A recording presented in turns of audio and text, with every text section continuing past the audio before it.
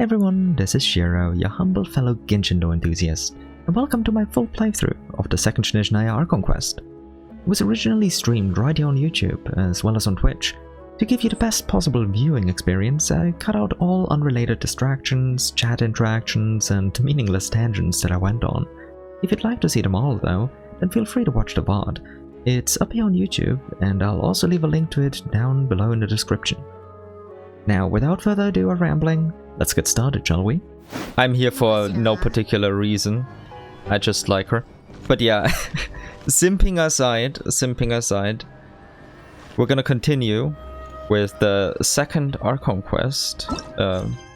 Archon quest Act 2 of Chapter 7, Wraith's Nocturne, and The White Curtain Falls. You suspect Odette of being a Lelek. To be sure of the truth and obtain more intel, you go to the Korolevsky Theater to take part in a test performance. During this time, the blizzard that sweeps across Snezhnaya seems to grow even stronger. So, a little bit of info in case you're not aware. We're going there with Tonya, which is Ajax's sister, or one of his sisters, so I'm really looking forward to that part. The last time, most of the stuff was a lot of setup and introductions, which is necessary. It's a new region, they're trying to set up a hell of a lot of stuff. I loved it, I enjoyed it, there was a lot of Sandrone, I was very happy about that. And a lot of Ajax, I was also very happy about that part. And this time, we've already seen in the live stream, there seems to be Ronova somehow. I don't know how it escalates to that, but let's figure it out, I suppose. So, thanks for coming along the ride. But yeah, I'm really excited to finish these Archon quests. I need to know more. I also want to see Anastasia.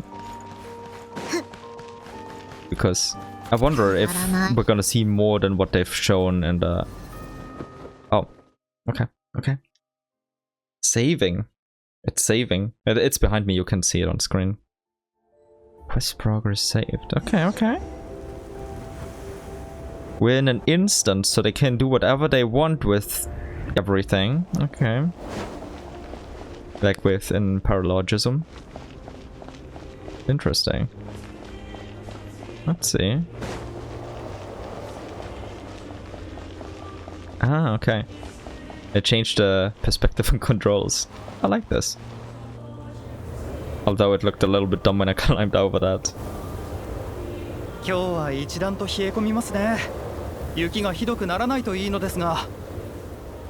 Hopefully it's gonna be alright, but if you're too cold, just go inside. I know this is the theater and it's your job to receive and control and check people for dangerous items out here, but don't get sick.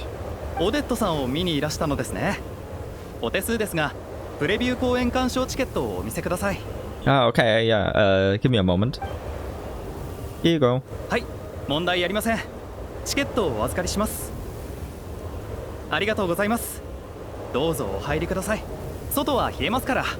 Thanks, man. You warm up too, okay? Like, get a Kresnik's torch, like a civilian use one, and put it outside.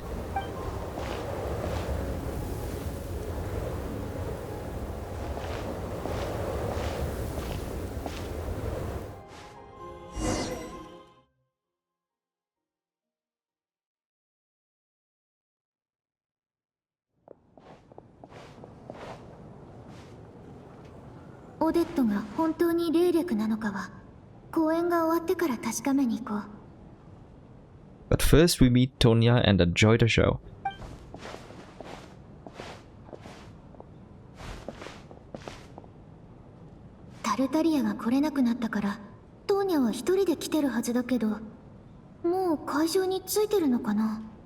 I also saw Mitya. Of course he is here.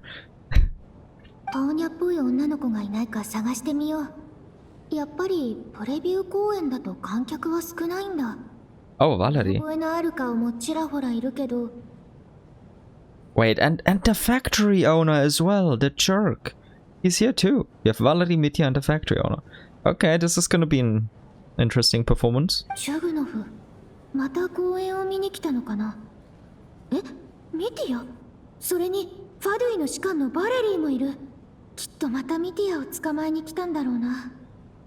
Actually, considering how peacefully they sit next to each other, maybe they're just observing Jugunov?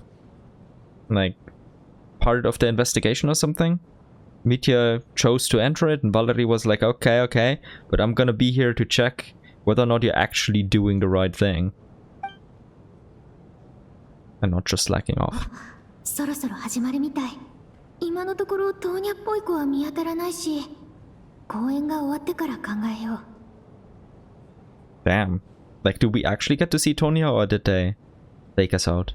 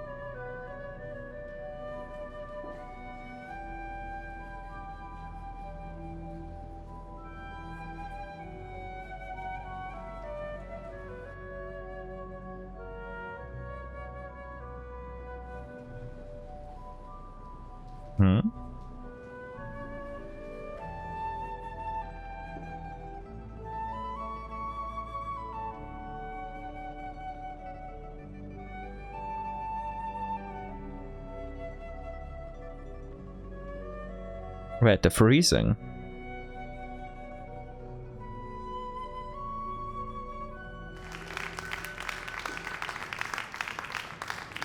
Something was weird there. Something definitely happened. And maybe it's because of the cold that Tonya couldn't be here? Like, if she even is here? I didn't see her in any of the audience they showed. ご来場の皆様、こんにちは。劇場のスタッフです。 Hi, Rampana. 本日の公演は、スネージナヤの古典バレエ、精霊を訪ねての記念すべき初めてのリバイバル上演です。Wait. We didn't see these two closely. Maybe this is Tonya. Hair color could kind of match, or maybe this is a hat. Oh, my eyes aren't good enough to see that. ぜひとも全キャストおよびスタッフ、そして観客の皆様で記念撮影をさせていただきたく存じます。皆様、どうぞ舞台をお上がりください。Wait. Does this mean I get a picture with Mitya's Oshi? Because Vodyanitsa is here? And he also gets a picture with his Oshi? Beautiful.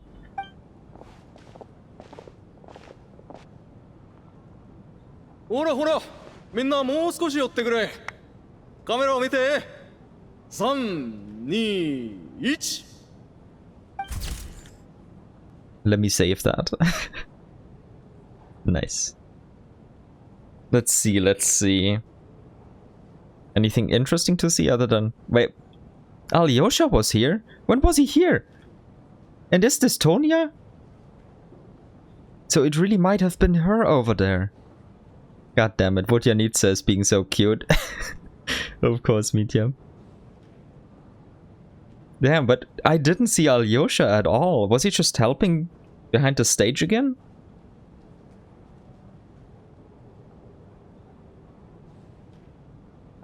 Go manzoku itadakimashita ka?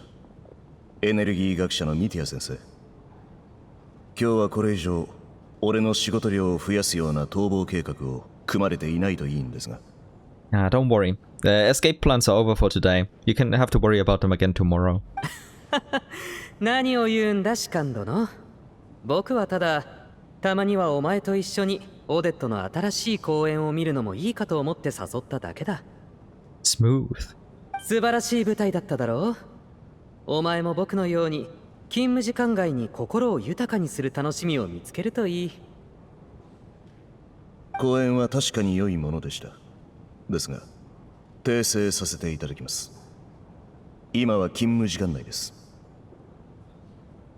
I mean, I guess you're technically correct, but you're not at his usual working spot, so maybe he thought of it as time outside of work, if work is a place. 時間内か時間外かなんて結局は自分で決めることじゃないか。そんなに頭が固くては人類の科学技術は永遠に進歩しないぞ。I like this guy. もう行きますよ。早くないか？もう少しここの雰囲気を味わっていたかったが、少しやりすぎたか？そんなことはないと思うが。Yeah, stay safe out there, Mitya. それでは行こう、士官殿。案内は任せたぞ。勤務時間内に戻ろうじゃないか。This is definitely Tonya.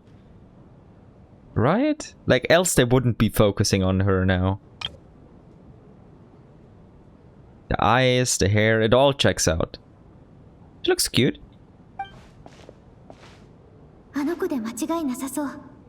この会場で唯一それっぽい年齢の観客だし。Yeah, her physical features as well, Lumine. あなたがトーニャ？あ？ It is Tonya! Ah, my sister is adorable. I'm happy to finally see her. お兄さんは休養ができたから代わりに私が来たの。お兄さんのことは心配しなくて大丈夫だよ。そうなんだ。ありがとう。Hey, no worries, no worries. Wait. Tatalia said something about Tonya always being sick as a child and then getting over it as she grew older. But also her putting on a strong front back then. So maybe she's been sick for a while, just like Paimon, or just because she's a bit frail. With Paimon it's a different reason. And she's just been putting on a strong face whenever he's been around. Damn. I hope she's fine. 大丈夫？具合が悪いの？ああ、大丈夫。心配しないで。It's definitely something. この寒さだし、来る途中に風邪をひいちゃったのかな。Oh no. こんな大雪は久しぶりだ。本当に珍しいな。Yeah. Like, it's excessive at this point. Is the battle between the Tsaritsa and the monster maybe coming closer and affecting this place more severely? ああ、外が真っ白で何も見えないぞ。ここまで吹雪くのは初めてだろう。雪が止むのを待とうぜ。今外に出たら道に迷うどころじゃねえ。凍え死んじまうぞ。こうなるとそんなに急いで帰る必要もなさそうだな。お前はどう思う？しばらく様子を見ましょう。He's reasonable. I like this. なあ、そう難しい顔をするなよ。運命が与えてくれた素敵な休憩時間なんだ。しっかり楽しまないと損だぞ。そういえば近くに小さな宿屋があるんだ。そこなら宿泊客用に毛布がたくさん常備されてる。道はよく知ってるからちょっくら行って何枚か借りてこよう。急いで帰りたいやつはそれを羽織って帰れるぞ。後でちゃんと返却してくれりゃいい。Damn, that's really kind. いや、そこまでする必要はないと思うが。Yeah, also it would be putting him in danger. It looks pretty bad out there. なに心配するな。お前たちはここで待ってな。Death flag. And he was never seen again. Rest in peace, Dimov. Or Dimov. Nah, he'll probably come back, right? 感心するほど親切なやつだ。妻と娘が家で待っているからな。毛布を借りたら早く帰らなければ。Ah, he's being performative again. まさか僕たちも毛布を羽織ってオルジェイナヤパラタに帰るのか？ I mean, if they're heated blankets, maybe. ご心配には及びません。事前に手を打っていますから。劇場作戦開始から3時間半以内に俺がオルジェイナヤパラタに戻らなかった場合、迎えの武装チームが派遣されることになっています。Yeah, proof of his preparations. They're pretty good. 彼らを待って護送してもらいましょう。あなたは軍の要人ですから、天候によるリスクも排除しなければなりません。Yeah, that's fair. 劇場作戦。抜け出した僕を連れ戻すだけでわざわざ作戦と名付けなくたっていいだろう。The more impressive part is just that he hasn't run out of code names yet. Maybe he's always using the same code name? まったく余計な罪悪感を与えてくれる。吹雪が落ち着くまで少し待とうか。あなたの体調も心配だよ。Yeah, we don't want Tonya to get even more sick. もしかしたら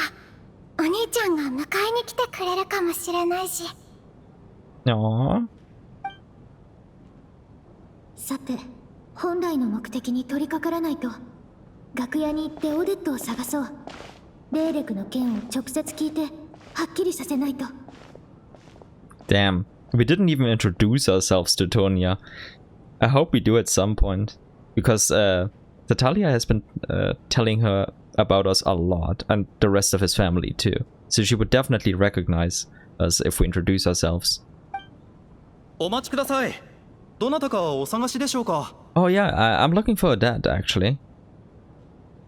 Should I say Odette, Vodyanitsa, or Alyosha? Nah, I'm looking for Odette. ああ、ファンの方ですか? 本日はプレビュー公演ですので、ファンサービスの時間は設けていないんです。オデットさんは今ご休憩中ですので。Actually, I'm a colleague. Like, technically, I really am.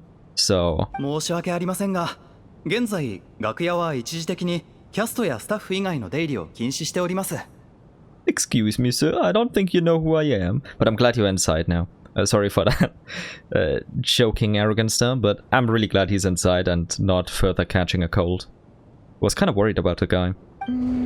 タイミングが悪かったか。少し待ってみよう。どのみち雪が弱まるまではオデットもここを離れないだろうし。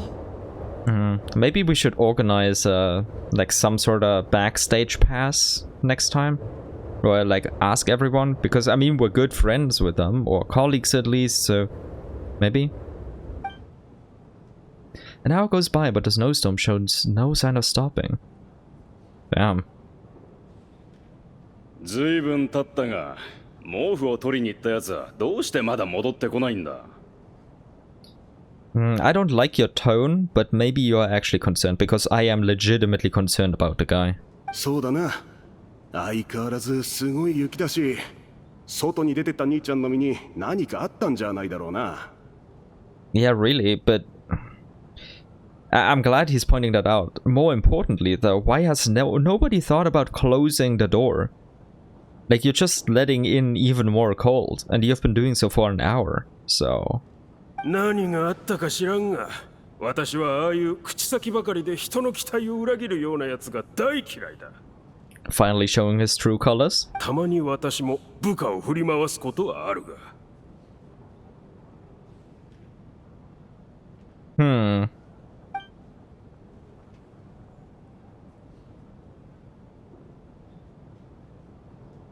焦りの色が見えるぞ、バレリーさん。It's probably because the people he thought would be coming and getting them still haven't arrived, even though it's way past the time when they should have come here, so something maybe even happened to the soldiers and the situation is more serious. That's just my guess from his expression and the time that has passed. 俺がオルジェイナヤパラタを離れてからすでに4時間近くが経過しています。予定通りであれば今頃軍の者が迎えに来ているはずなのですが。I'm glad I got that right. 彼らは俺が最も嫌うのは時間を守らないことと計画を狂わせることだと知っています。未だに現れないということは予期せぬことがあったのかもしれません。この猛吹雪は予期せぬことじゃないのか? Nah, definitely not. That's not enough. ミティア様、このようにスネージナヤの軍隊の歩みを阻める者はそう多くはないのです。吹雪ごときに足を止めることなど決してありえません。ちょっと外を見てきたらどうだ? もしかしたら連中は外でお前の指示を待ってるのかもしれないぞ。 I don't think you believe that yourself, Mitya. またデタラメを。あなたをオルジェイナヤパラタへ連れ帰るまでは一歩たりともそばを離れるつもりはありませんよ。この吹雪、ただの吹雪じゃないかもしれないわ。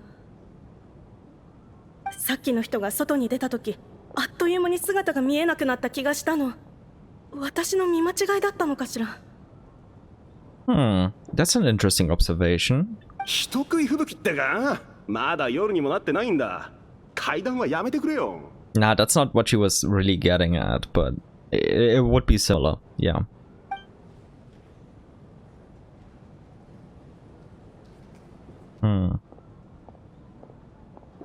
旅人、今日来るなら言ってくれればよかったのに。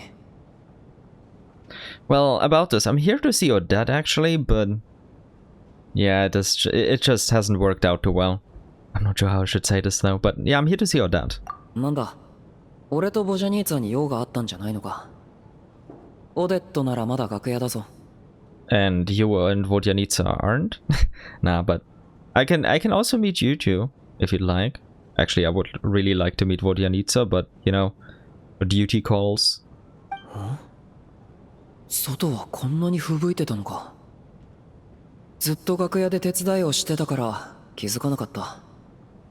道理で観客がはけてないわけだ。Yeah, I'm still baffled that nobody's pointing out the fact that we haven't closed the door. ここまでの雪はスネージナヤでも珍しいの？ああ、これほどの吹雪は街の外じゃ見かけるが、こんなところでは初めてだ。Yet massive Krasnik torches should be preventing this, right? いや、外でも見たことないかもな。異常なほどに降り積もってる。両者でさえ異常に感じるほどの大雪。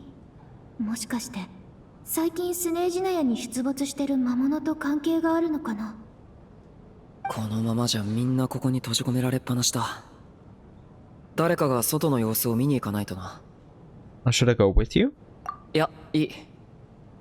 吹雪の中での行動には慣れてる。それに俺はここのスタッフで、あんたは観客だろ。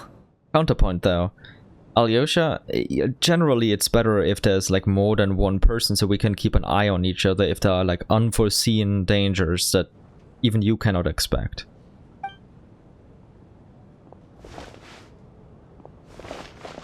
入り口近くの奴らは雪で靴を濡らさないよう気をつけろ。吹雪の中じゃ足先を守るのが何より大事なんだ。And your fingers too. 外に出るのか？気をつけろよ。さっき姉ちゃんが言ってたが、この吹雪は人を食うらしいぞ。ご忠告どうも。外の状況を少し確認してくるだけだが、慎重に行動する。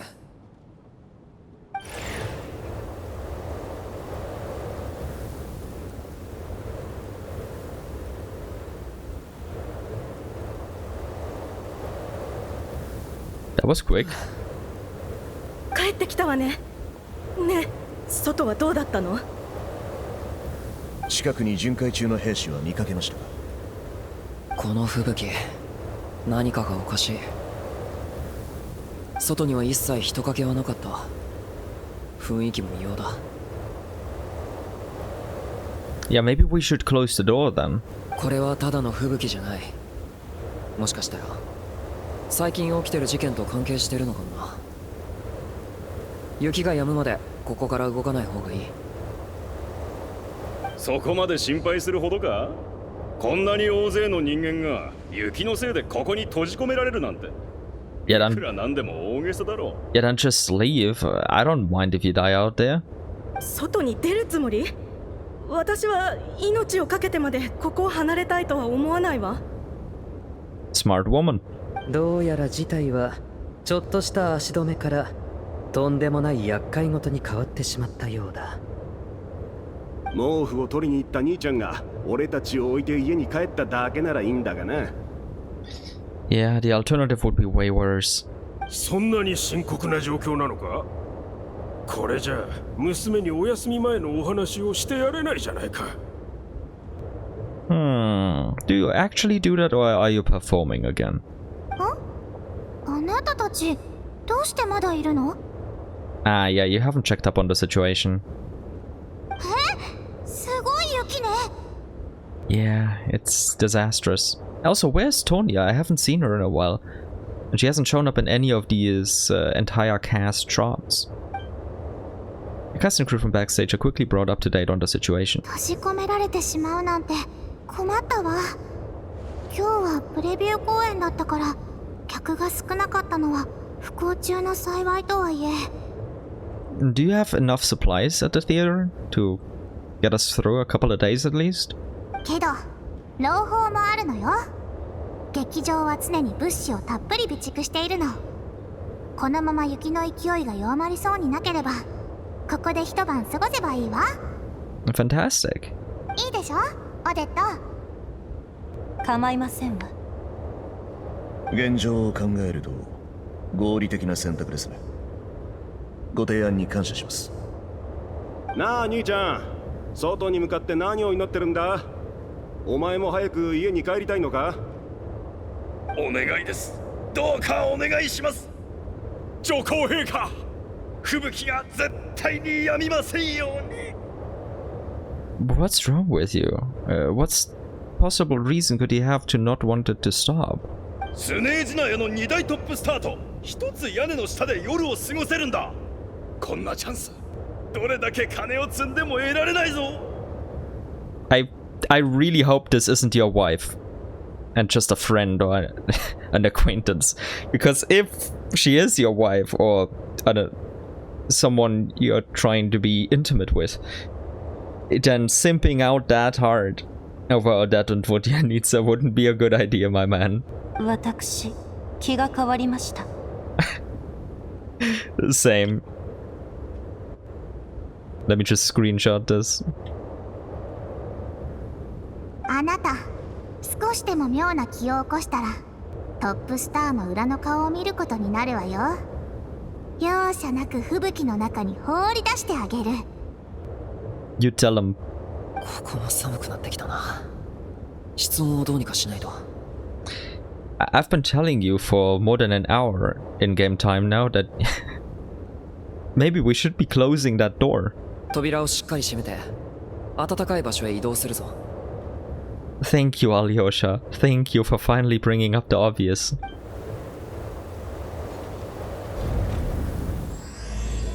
Wraith's Nocturne.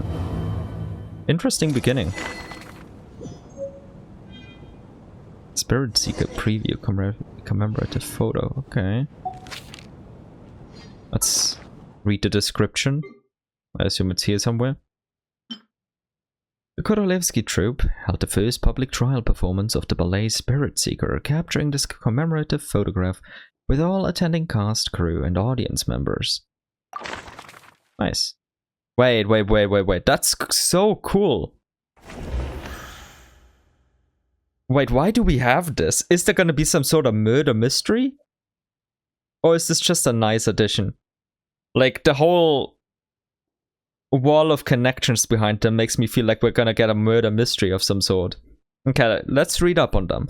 Rampana details a staff member at the Korolevsky Theatre. Drawn there by dreams of a celebrity lifestyle, she now handles duties such as announcing performances and hosting events. She can occasionally get a little too fixated on things. I like her. Question mark.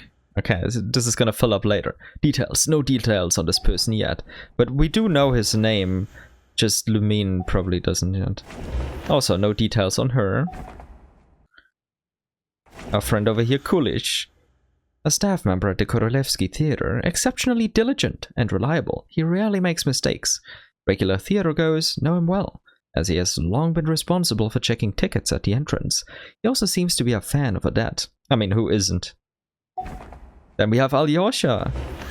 Alyosha, a hunter from Alatir and a member of the Rokot. Finally, they're acknowledging it. He often takes part-time jobs at the Korolevsky Theatre to make ends meet. He may well have been the first friend you made after arriving in Snezhnaya. You mean after Piero, right? Although we didn't really make friends. No details on this chap yet.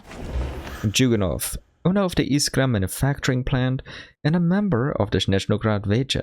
He carefully maintains the image of a devoted family man and deeply loves his wife and daughter. The factory he operates is known for excessive energy waste. Okay. Tonya. I love her. She's my little sister, so I'm contractually and familiarly obliged to, but still, she's adorable. The younger sister of Tatalia. He talks about her so often that this is the first time you've actually met her in person. Though in poor health and prone to coughing, she's excited about spending the night away from home. Oh, okay. So we're probably gonna chat and learn this in a bit then, and they just let us know in advance. Mitya, an expert with the Energy Commission and a prominent figure in the military, he has an exceptional command of all manner of energy-related technologies. Though he can be rather talkative at times, his scarf more than makes up for it. Valerie, head of the Special Assignments Battalion, Armory Palace Royal Grenadier Guards 1st Regiment. As a soldier, he places great importance on planning and timing. He is currently assigned to protect Mitya, an important figure within the military. Then, Podyanitsa, the prima donna of the Korolevsky troop, a mysterious Rusalka whose extraordinary singing has captivated countless audiences. A member of the Rokod, she cares deeply about the welfare of ordinary people. Such a good girl. Odette, the principal ballerina of the Korolevsky troop, also a member of the Fatui and a candidate to become the next Harbinger, the Fair Lady. She's additionally suspected of having another identity, Lelek, who operates from the shadows. Odette over here cosplaying as Rhine-daughter, picking up titles and faction affiliations. Prima ballerina of the Korolevsky troop, that's 1. Member of the Fatui, 2. And then, well, candidate for the next Harbinger is like 2.5 because she's still part of the Fatui then. And then member of the, or suspected member of the Rokod. Yeah. What do we have as a description? Shiro, me, the 4th Descender, a traveler from beyond the stars. Okay, I love this. It's just me. Hello, you two. How you doing? だからあの金持ちの旦那たちを相手にするのに武力なんて全く必要ないんだ。縛り上げるための縄を見せるだけでいい。なぜだかわかるか？ That sounds highly illegal. What the hell are you talking about? どうしてだ？勝手に想像するのさ。一モラの価値もない粗末な縄が数十万モラもした上着をシワだらけにする様をな。それでおとなしくついてくるってわけさ。Yeah, giving him advice feels bad. Like, this guy is already infamous for being a horrible person. And clearly you aren't that good of a person either, unless you're like a Robin Hood type, but... なるほどな。他にも聞かせてくれ。That really didn't feel like a joke to me, but maybe I just arrived at a bad time and they were genuinely just exchanging jokes. If so, then my bad. よう、新しい聞き手が来たみたいだな。よし、自己紹介といこう。俺はシュラム、傭兵だ。要は金持ちの旦那から金をもらって仕事をしてる。Hi there, I have a lot of mercenary friends. Like, do you know Dia?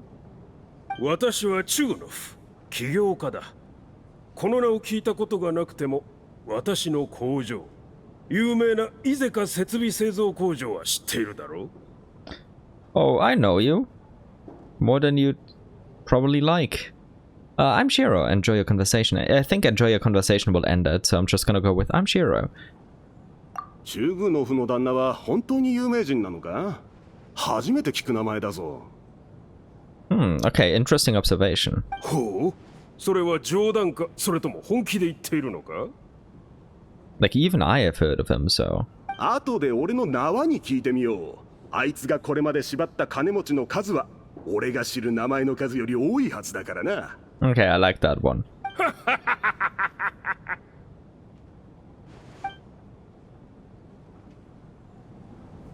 Do they say something new if I talk to them again? ほう、それは冗談か、それとも本気で言っているのか？ Okay. Does this update the photo? Ah, okay. An independent mercenary unaffiliated with any mercenary organization. Shram. Flexible in the jobs he takes, he often works for Snezhnaya nobles. Outgoing and humorous, he has an endless supply of mercenary jokes.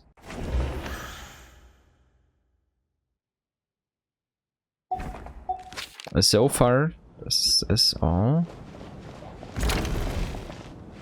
Oh, okay. Tonya! Okay, I'll talk to these first. I'll be with you in a moment, Tonya. Don't you worry. I'll take care of you. Ajax isn't here right now, so I'll protect you. Hopefully. And before I'll eat my words and she...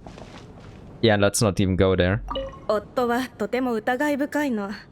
もし私が吹雪を理由に外泊すると言っても、この人は許可しないでしょうね。Okay, okay. So, you are not husband and wife. How do you know each other? Maybe I also have major trust issues here. 名家に嫁ぐ代償なんてそんなもんだ。慣れればどうってことない。帰るなら止めないが、俺まで巻き添えにしないでくれよ。Okay, good. Looks like I don't need to have major trust issues here. They just happen to sit next to each other. ん？何か用か？ Don't mind me, I was just listening in. 夫はとても疑い。名家に嫁ぐ。ん？ Okay, nothing major. Let's see, it should have updated the photo again. Zoboleva, a wealthy businesswoman who began a career selling fashionable cold-weather clothing. Later, she married into a prominent family to expand her business. Nowadays, however, it seems that her business has instead been absorbed by that family. Damn. I feel bad for her. Torgov, a wealthy businessman who made his fortune in the energy industry. With support from the Northland Bank, his business grew larger and larger. At some point, however, it began to feel as though the Northland Bank had become the one truly calling the shots. I also feel a little bit bad for him. Tonya, can I sit with you? Tonya, 具合はどう？大丈夫だよ。心配かけてごめんなさい。でも、もうすっかり慣れっこなの。いつもお兄ちゃんが薬を煎じてくれるしね。Do you still have enough for today, or do you need to get like a daily dose delivered? Or maybe this is just bad timing and Ajax was supposed to deliver it today? タルタリアってやっぱり面倒見がいいんだ。でも、トーニャの体調の話は聞いたことなかった。Not entirely correct, Lumine. He has mentioned that she was really sick as a child. And then it has also to consider that he always gushes over her even more than most of his other siblings, so there's gotta be a reason for that. If she was always really sickly and needed his help and support more than others, then obviously he would be a bit more concerned. It's like the sick child that he has to take care of. 実は今、ちょっとだけワクワクしてるんだ。Oh? How so? 吹雪でよく知らない建物に閉じ込められて、面白そうな人たちと一緒に夜を過ごすなんて、絶対に楽しいと思わない？ You're right, it's certainly a novel experience. I'm sure most kids share that wish. How old is Tonya again? I think she's a teenager at this point, but how old? Well, I don't know. Let me guess. Like maybe 15? That's the kind of vibe she gives. Like maybe 16? But nah, that feels a bit too old. But maybe she's just sheltered because she's always been sick and she's actually older? I guess I could have gone with that too. Let's see if we learn more about her.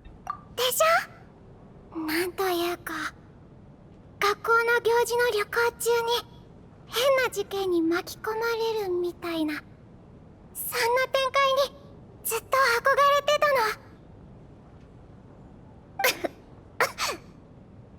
You still have your medicine with you? 大丈夫。ちょっと興奮しすぎただけ。しんどくなったらすぐ言ってね。あなたに何かあったら私がお兄ちゃんに怒られちゃう。He'll come after you anyway, just for a duel whenever he gets the chance.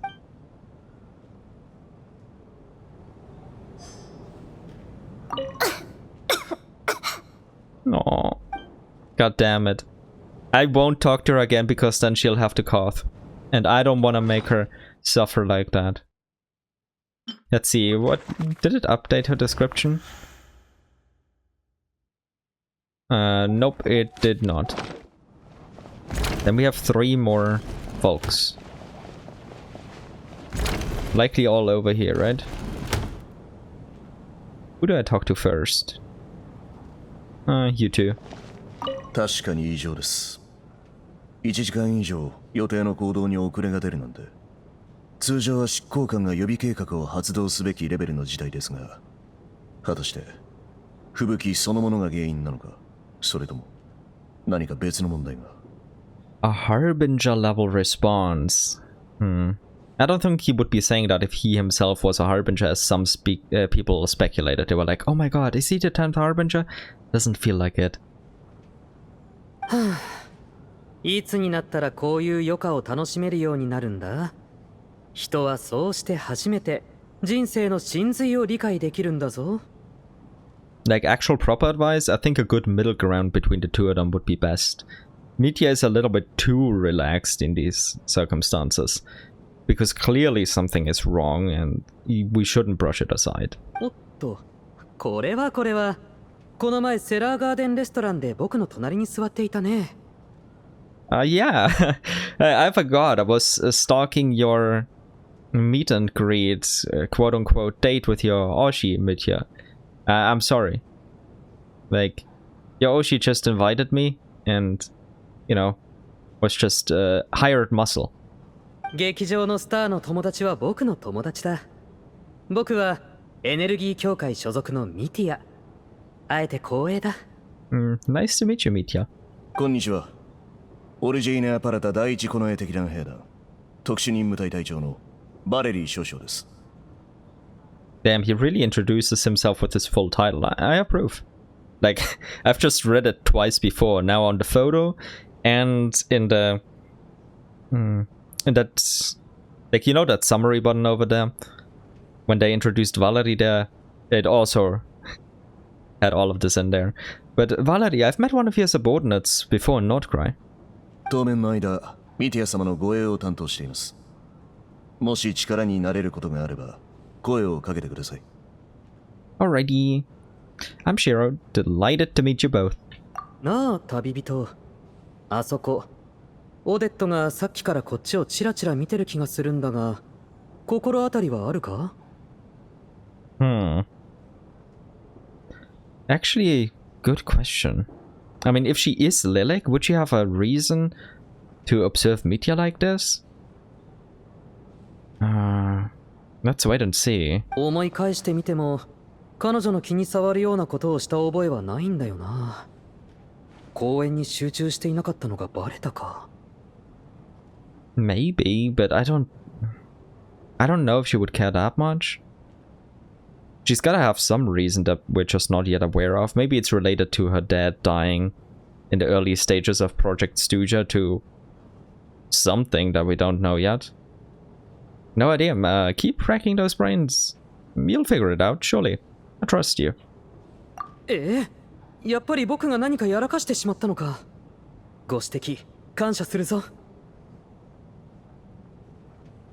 Damn, that's not what I intended, but okay, Mitya, at least you have something to do. そういえば、ミティアの仕事って幻冬計画と関係してるの？ You're bringing this up in front of him as well as Valerie. Valerie is gonna be like, hey, who are you to ask this question? ああ、ファドゥイ上層部が僕をエネルギー協会からオルジェイナヤパラタへ派遣したのは。God damn it, Scarf. Oh. He's on edge. これも言えないのか？僕の認識ではこの会話は私生活の範疇なんだが。Yeah, he's not having it. わかった。すまないな、旅人。見ての通り、僕たちの楽しいおしゃべりはここまでのようだ。To be fair, I was the one who ended this pleasant chat by bringing that up. Should have maybe prefaced it by saying, hey, I'm a bestie with most of your Harbingers. I'm pretty much a Harbinger in law at this point. So how about sharing some of those details? It's all in the family, you know? 確かに異常です。1時間以上予定の。Okay, it just repeats that line. Let's talk to you two then.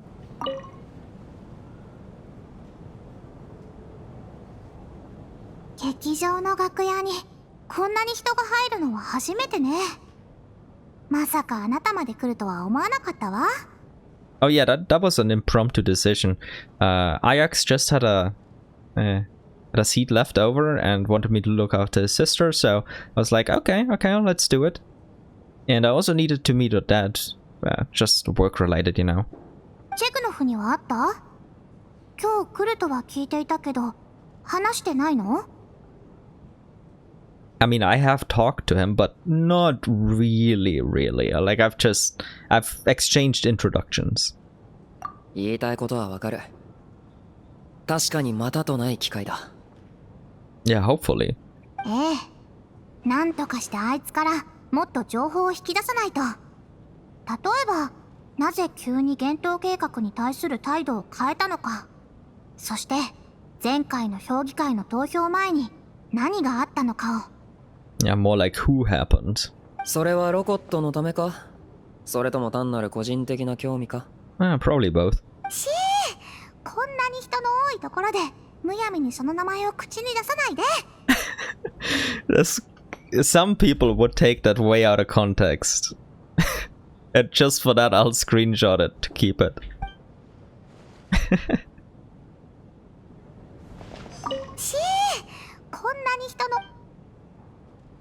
So cute. Hello, you three. 本日はあくまでプレビュー公演で少々のハプニングもありましたが、オデットさんの演技はいつもよりずっと素晴らしかったですね。愛と後悔のような深いテーマは誰にでも演じきれるものではありませんよ。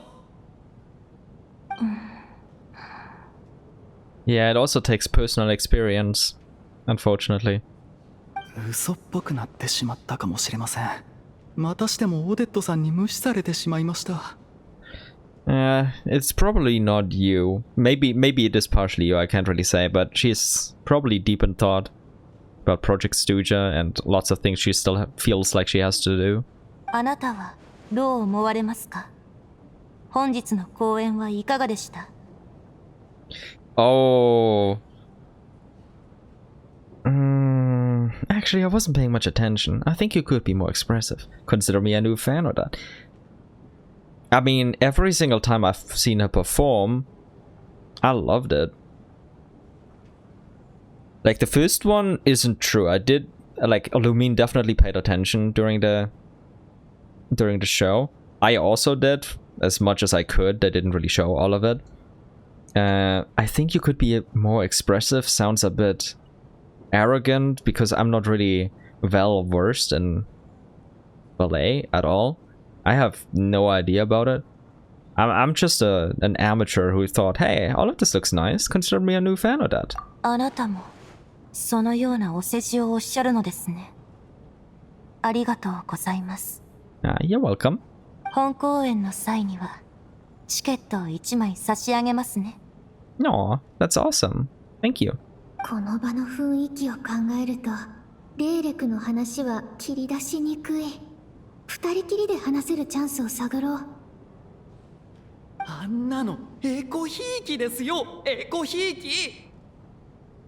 I was about to say maybe she's just into women, but your colleague also got ignored, so maybe she's just into Lumine. But no, jokes aside, it's probably because we have been on her mind quite a lot, considering our complicated status in our heart due to our history with Rosalyne. それに、なんだか注目されてるみたいだし。Yeah, kinda.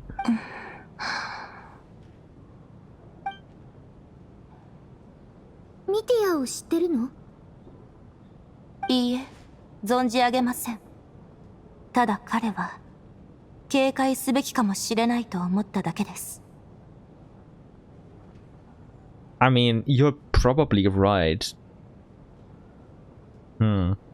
Like, the guy is hella sus.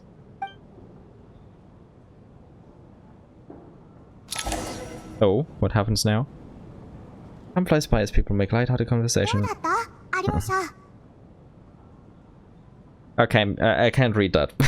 It disappeared completely. What a shame. But I guess Alyosha looked outside again. 相変わらずの大雪で弱まる気配もなしだ。So it's now after afternoon, probably evening or even early night now. みんな、私の話を聞いて。今夜は吹雪が止みそうにないわ。外は昼間以上に危険よ。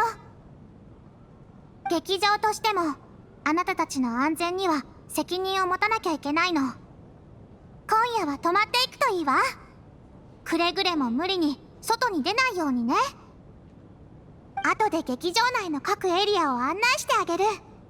貴賓室でも執務室でも舞台裏でも好きな場所で寝ていいわよ。舞台の上で寝たい人がいたとしても私は止めないわ。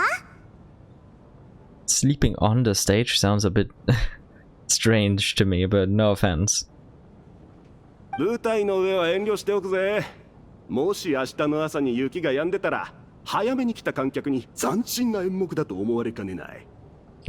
Okay, yeah, that is actually not a bad point, but a very optimistic one. 眠る芝居か？そいつは面白い。演劇に名前をつけねばな。Oh, those options. Sleeping Beauty, the slumbering heavenly principles. Yeah, I'm saying it. ん？なんだそれは。Are you serious? Or are you just being a sussy baka? 舞台の上で寝たくない方はこちらへ。お部屋へお連れいたします。Like, is anyone actually sleeping on the stage? Doesn't look like it. 今夜はもう休もう。パイモンがそばにいないとなんだか落ち着いて眠れない気がする。Aww. Yeah, I hope Paimon is okay. パイモンは私が帰ってこなくて心配してるかな。でも窓の外を見れば理由は分かってくれるはず。Yeah, she's a decently smart cookie. She'll figure it out. パイモンの体調も少しは良くなってますように。少なくとも悪化はしてなかったみたいだけど、明日の朝は起きたらすぐに動こう。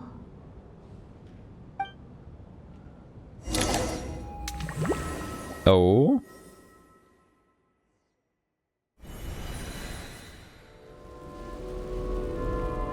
Floating candles? Where are we?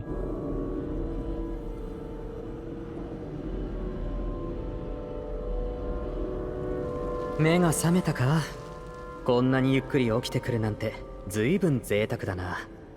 黒い霧が目前まで迫ってきてるからちょうど起こそうと思ってたんだ。What the hell happened? What black mist? Where are we? どうした？寝ぼけてるのか？黒い霧は僕たちが生まれた時からずっと足元を追いかけてきてるんだ。これ以上ないほど馴染み深いだろ？ほら、もっと上へ登らないと生き残れないぞ。黒い霧境の連中のザレ言なんて信じるなよ。Now I wanna listen to them. また移動するの？キリがないわ。状況はよくわからないけど、あの黒い霧、なんだか嫌な感じがする。それに近づいてきてる。Yeah, for now heading up is... 少しでも離れよう。For now heading up is definitely not a bad idea, I would say. 黒い霧境の奴らは黒い霧に飲み込まれれば永遠の安らぎが得られると思い込んでいるようだが、僕から見ればただ自分を騙しているだけだな。もはや黒い霧に飲み込まれるのを拒む異教徒は僕たち数人しか残ってないんだ。絶対に諦めるなよ。どうして奴らが間違ってると言えるんだ？その質問は危険だぞトルゴフ。信念というものは一度揺らぐと意志まで連れて行ってしまう。そんなことは考えるんじゃない。とにかく黒い霧に飲まれたら死ぬんだと固く信じるんだ。そうだな。まだ心の方は。Damn, that was a bit too fast. もう限界。逃げても逃げてもキリがない。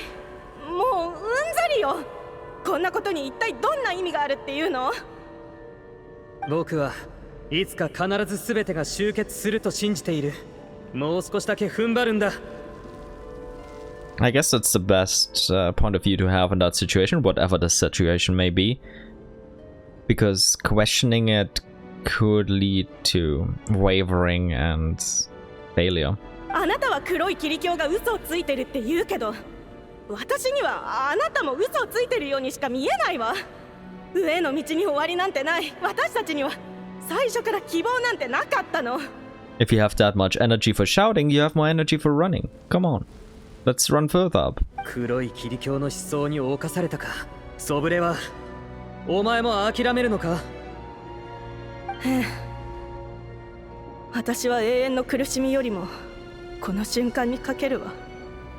I guess the black mist could stand for death, and the perpetual torture of running would be life. So it's like, do you just continue running for no real reason, perpetually all the time, never stopping? Or do you accept death? I guess that could be what it means. Just my personal guess, though. 俺も奴らは嫌いだが、もう疲れ果ててしまった。And yeah, you didn't have that much energy to shout, so I kind of believe you. そういうことならさようならだ。今だけは立場を忘れて、お前たちが黒い霧の中で安らぎを得られるよう祈るとしよう。So we're just gonna give up on them? 運命というのは常に複雑に見えるが、その本質は時として単純だ。疑念が生じた瞬間に結末は決まる。あとはもう不可逆的にそこへ向かっていくだけだ。さあ、行こう。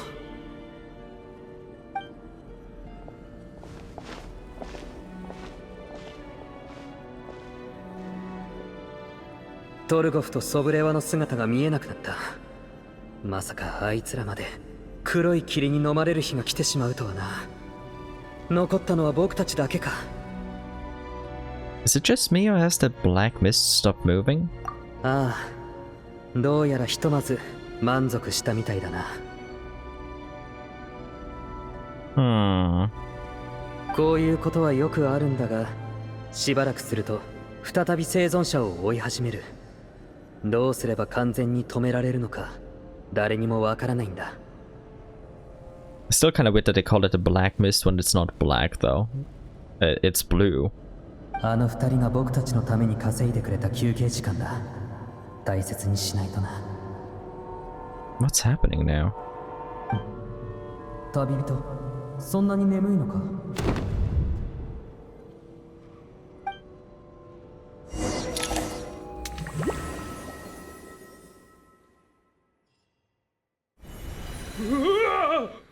誰か早く来てくれ。どうしたんだ、旦那。もう朝か。どうして外がこんなに騒がしいんだろう。Is it really a murder mystery? 音は隣から聞こえてくるみたい。何があったのか見に行ってみよう。If so, then it's the two merchants that died. Or that just won't wake up, or whatever it may be. That's my best guess.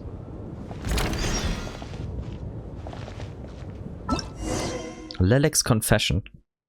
The blizzard has forced you to stay the night in Korolevsky Theater, but as you all awaken, a complication emerges.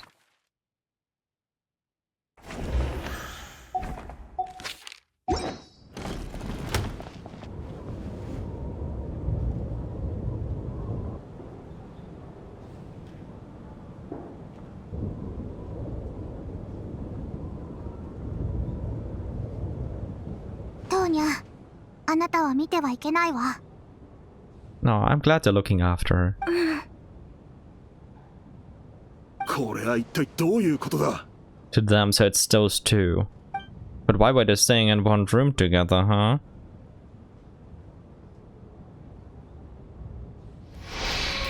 Two people are lying down in the room, completely still, as if they're still asleep. But your gut tells you that they're not sleeping. Somehow you can sense it in your bones. This is what death looks like. The OST. 二人は死んでしまった。理由はわからないけど、こうなることをなんとなく知ってた気がする。どこかでこの光景を見た？それとも予感してた？思い出せない。Ah, so Lumin forgot after waking up. 見せてください。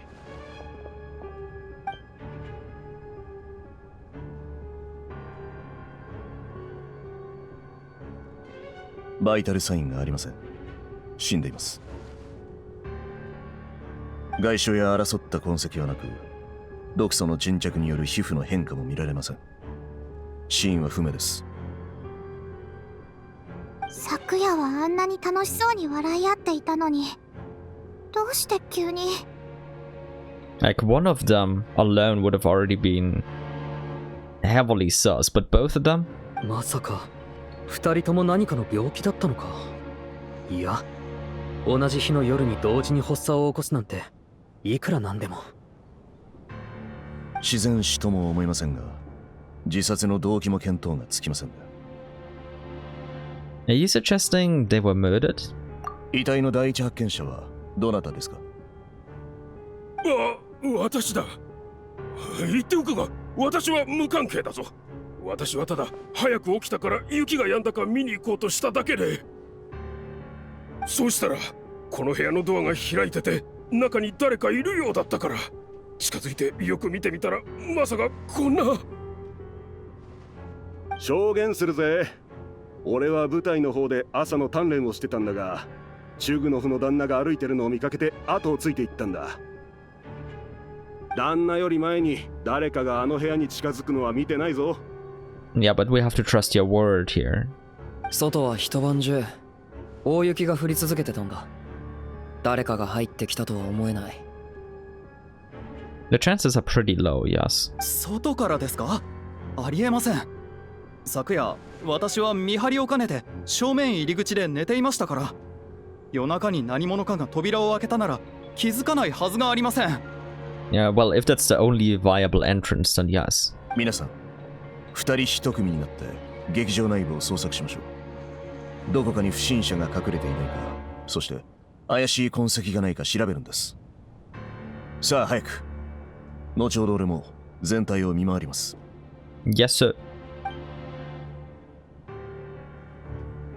You pair up with Tonya. After thorough research, you're satisfied that no one else from outside the group is in the theater, and everything is exactly as it was left last night. そっちも異常なし？舞台裏には特に異常や何かの痕跡は見当たりませんわね。地下室も確認しましたが、不審な点はありませんでした。侵入者がいたとしても、この劇場で誰にも見つからないよう隠れるのはそう簡単なことではないはずです。 I didn't find anything either. 裏口はありませんか？あるいは人が通れるほどのトンネルなどは？そんなものはありませんよ。もしチケットを買わずに入場できる通路なんてものがあったら、とっくに私たちが塞いでいます。 So there's no staff entrance or anything like that? 窓はすべて内側から施錠されていました。確認しましたが、何者かが出入りした痕跡もありません。よそ者が出入りした可能性はほぼほぼ排除できるな。よく考えてみれば、外はあんなに激しく雪が降ってるんだ。足跡や水の一滴も残さずに侵入するなんてまず不可能だぞ。 Fair point. わかったぞ。これはそういう殺人事件だ。小説や劇でありがちな、犯人は私たちの中にいるってやつだろう。まだ結論を出すには早すぎます。 True, we can't be certain that they were murdered. まさか本当にそうなの？そんなことが現実に起こるなんて想像もしなかった。吹雪、劇場、殺人事件、犯人はこの中にいる。あまりにも定番な展開すぎて逆に信じられない。 Yeah, and we also entered an instance the moment we approached this quest. We had that dream. Like, I'm not 100% certain this is all even real. Like I'm suspicious of it a little bit. 犯人の標的にしても痕跡を残さない手口にしても全部辻褄が合うな。こう考えると全貌が見えてきた気がするぞ。何が分かった？話してみろ。被害者の2人はこの辺りじゃ名の知れた大商人。わざわざドアを開けていたのは私にいち早く現場を目撃させるため。Yeah, so you think it's Lelek trying to intimidate you? But you've already changed your vote, so... なんて悪辣な手口だ。あんたの仕業だな。レーレク。レーレクですって？レーレクが俺たちの中にいて、奴が犯人だと。コードネームレーレク。オリジェイネア・パレタの関連資料には、幻冬計画に反対するロコットのメンバーで、常に単独行動を取るとありました。But as far as we know, they've never killed anybody.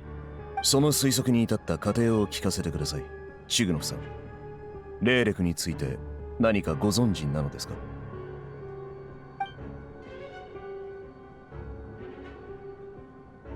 レーレク、これ以上何を望むんだ？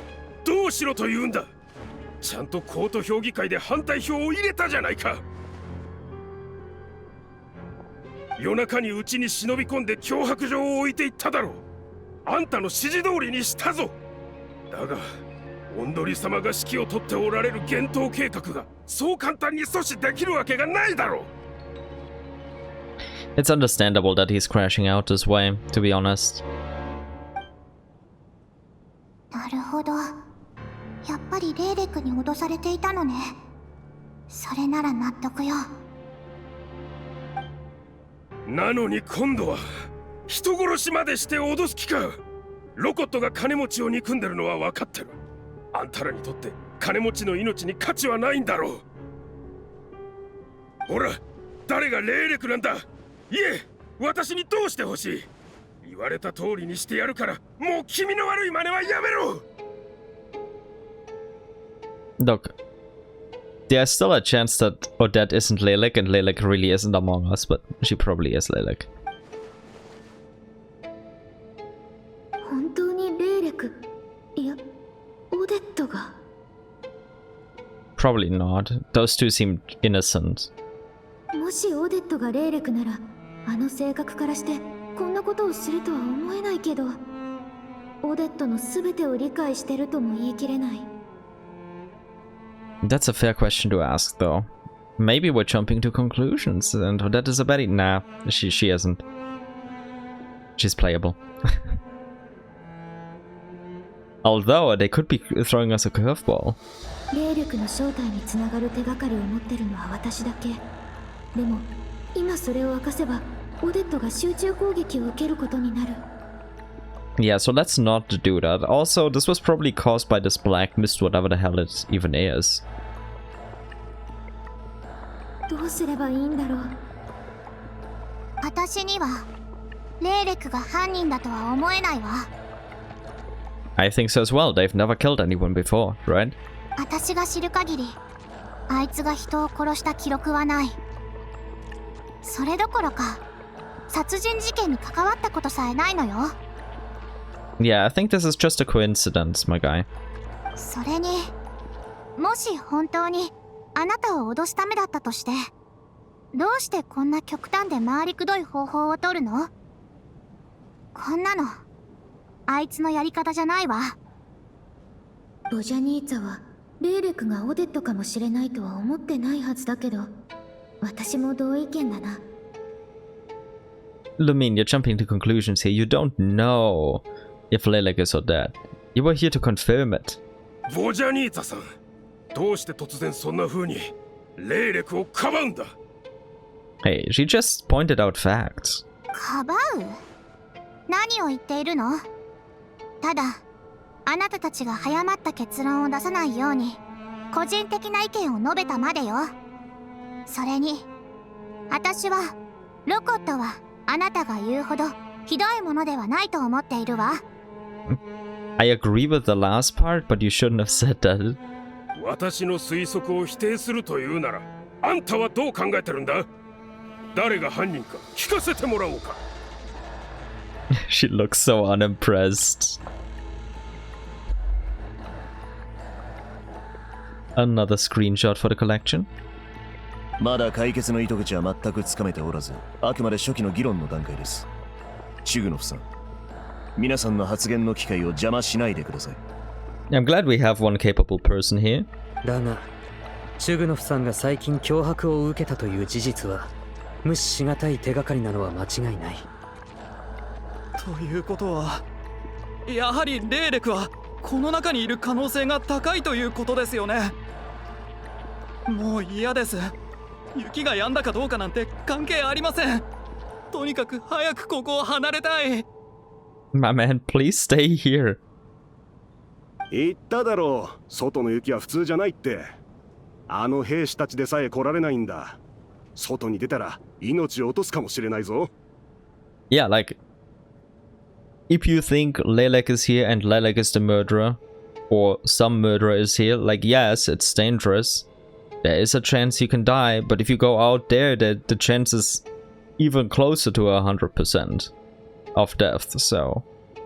そのレーレクってやつも、いくらなんでもみんなが見てる前で人殺しはしないだろう。悪いことは言わねえ。残った方がいいぜ、兄ちゃん。皆さんもうしばらく劇場の中でご協力ください。あまりこういうことは言いたくなかったのですが。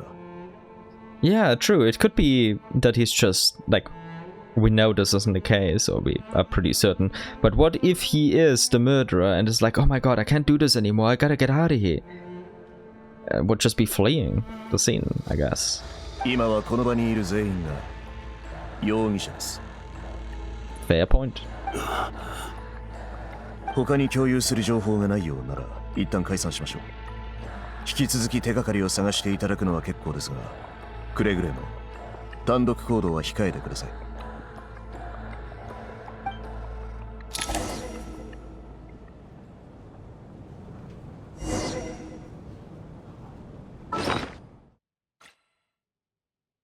Yeah, wait. Oh, it's over here now.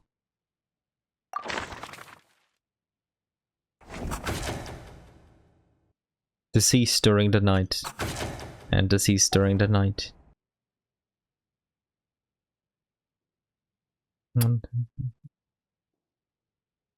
Only 11 of us left. Oh, we started at 13. Okay, okay. I see what you did there, Hoyo. I see what you did there. 事件が起きてから随分と自然にみんなを指揮し始めたな、少々殿。I mean, he is a capable soldier and a leader, so. 独断ではありますが、軍人としてこの場をまとめる必要があると判断したまでです。お気にす。いえ、とても心強いです。ところで、少々とはどのような階級なのですか？お偉い方なのでしょうか？ Good question actually, but damn, I skipped that voice line accidentally. 独断ではありますが、軍人としてこの場をまとめる必要があると判断したまでです。お気に障りましたか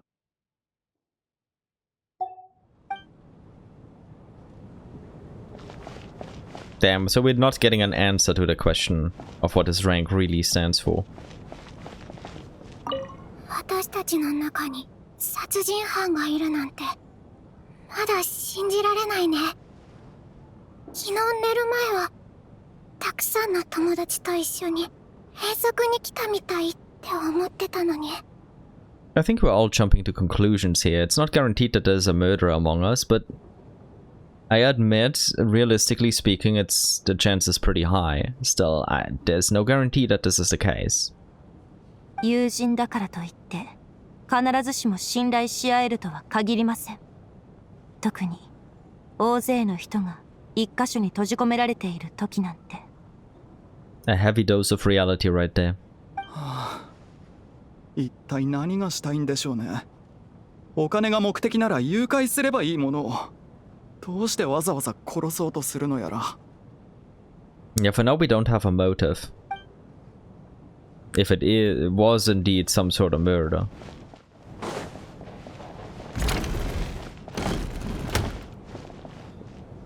少し感情的になりすぎてしまったわね。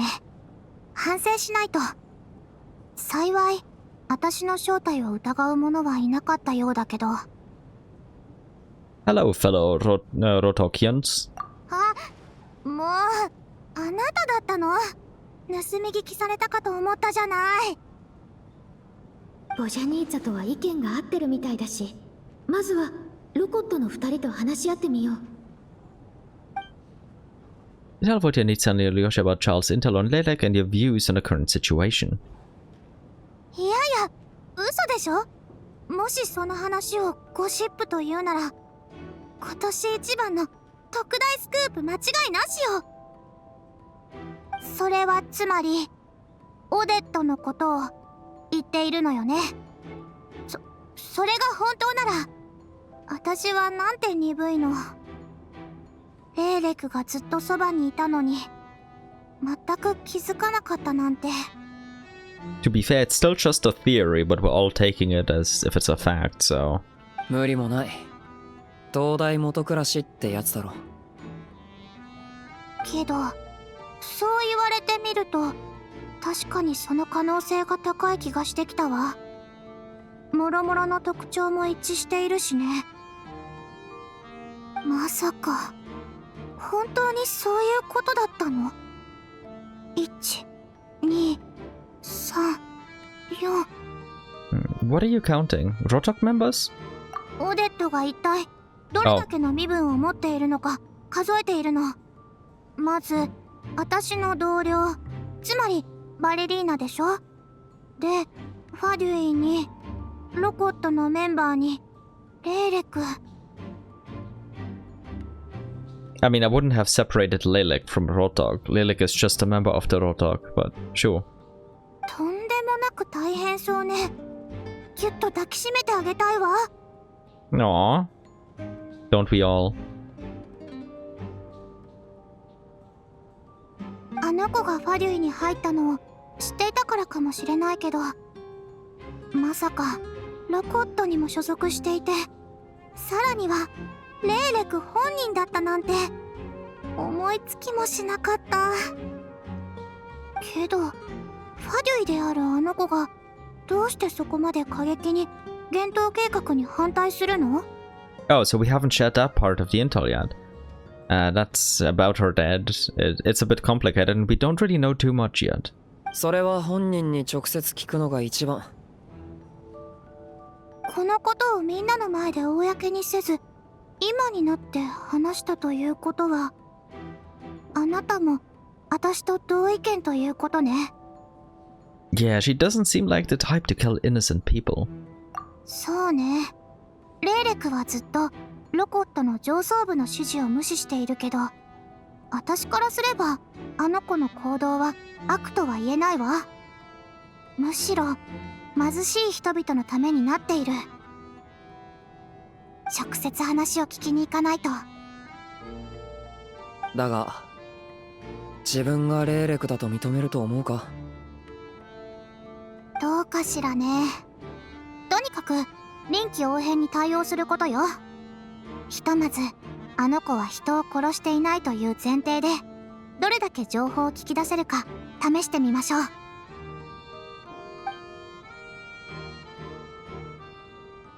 But we should just talk to her without anybody else around. チャンスよ。ちょうどオデットが一人でいるわ。行きましょう。We're looking kinda goofy there. オデット。Hey, your dad. あら、あなたたちどうなされました？ It's time for an intervention. 声が大きいわ。ちょっとあなたに聞きたいことがあるの。Damn, she looks so angry here. I need another screenshot. I think I have like 30 Vodyanitsa screenshots now. あなたがレーレックなのね。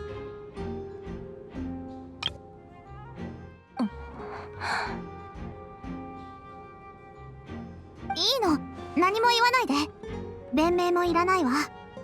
まずは私の話を聞いて。私たちはあなたが罪のないものをむやみに殺すような人ではないと信じているわ。昨夜あの二人を殺した犯人はあなたではないんでしょ？ Yeah, I agree with that. 旅人はあなたの正体に感づいていたようだけど、さっきの話し合いではあえて黙っていたのよ。今議論の方向性はレイレクが犯人だということで固まりつつあるわ。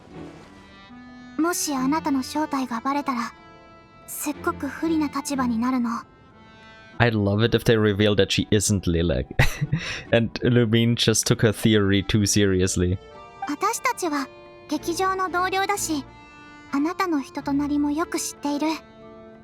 間違った非難は受けてほしくないのよ。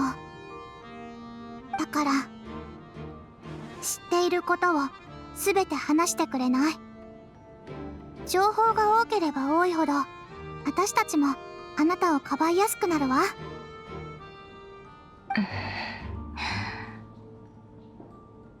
おっしゃる通りです。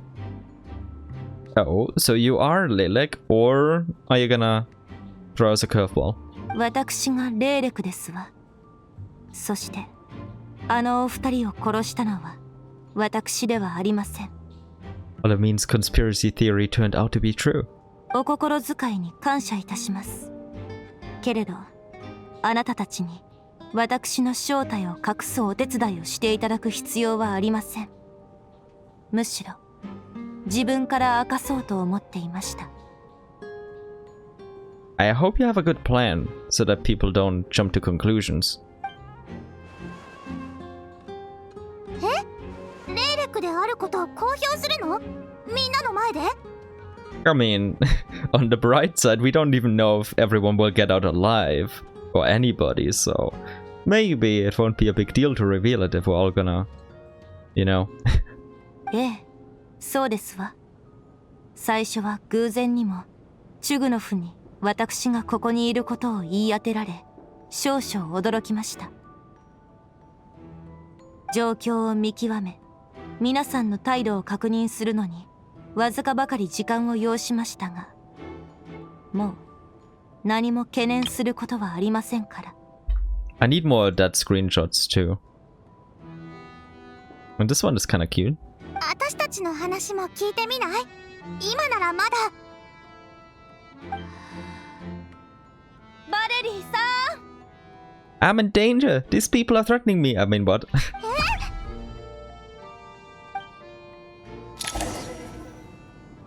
Valerie gets everyone to reconvene, or that gets straight to the point and announces that she is Lilac. オデットさんが。Yes, she is, but she's not the murderer. 何を企んでいるのか知らんが、大した度胸だ。My guy, she can literally beat you up in a microsecond. I don't think you should speak here. 所詮、単なる身分ですもの。公表したところで、どうということはありませんわ。Fair いざと point. なれば姿をくらまして、別の身分で生きていくことだってできます。レイレクになった時から覚悟はしておりました。ですが本当に犯人は私ではないのです。他に真犯人がいるはずですわ。どうしても私が犯人だと言い張るのでしたら証拠をお出しください。そうでないなら軽率な言動は慎んでいただくよう忠告いたします。もし私が音もなくあのお二人を殺せたのだとしたら、私に濡れ衣を着せようとする方も無事では済まないでしょうから。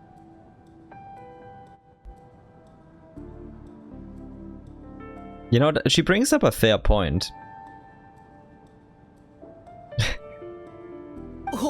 本当なんですか、オデットさん。I mean, you do know her better than me. Apparently, you're also her fan, so. 悪くない気迫だ。俺は信じるぜ。オデットは淑女の称号を継ぐかもしれないってサンドローネが言ってたっけ。この強硬な姿勢を見ると納得かも。It's Speaking about that again, like inheriting the title, I wonder if we see like properly in-game Harbinger title bestowment ceremony or whatever it may be. Like considering that Tsaritsa comes back and maybe the ranks need to be filled again.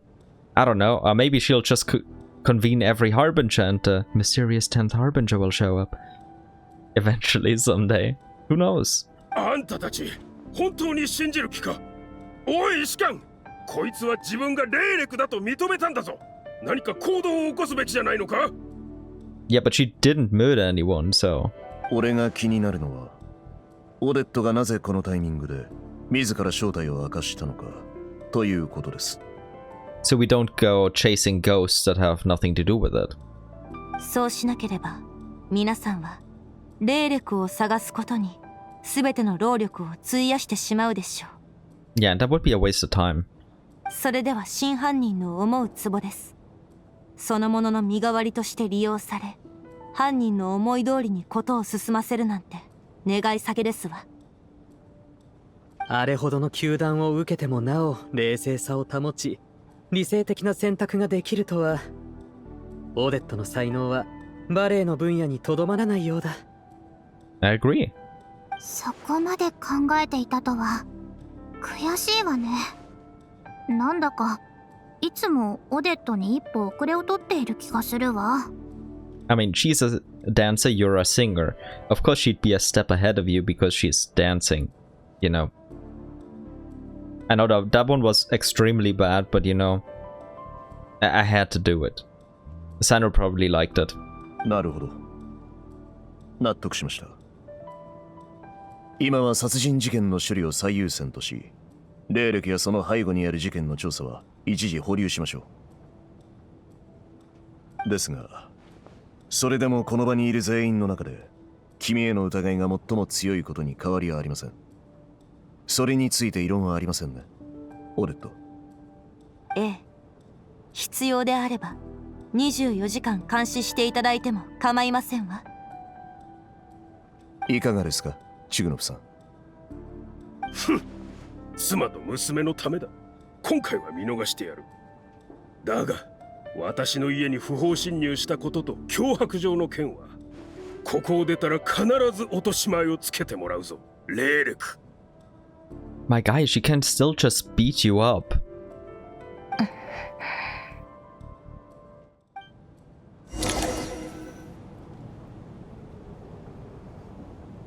What?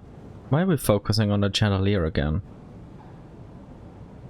監視招待のみんな、お疲れ様。霊力も白湯を飲むといいわ。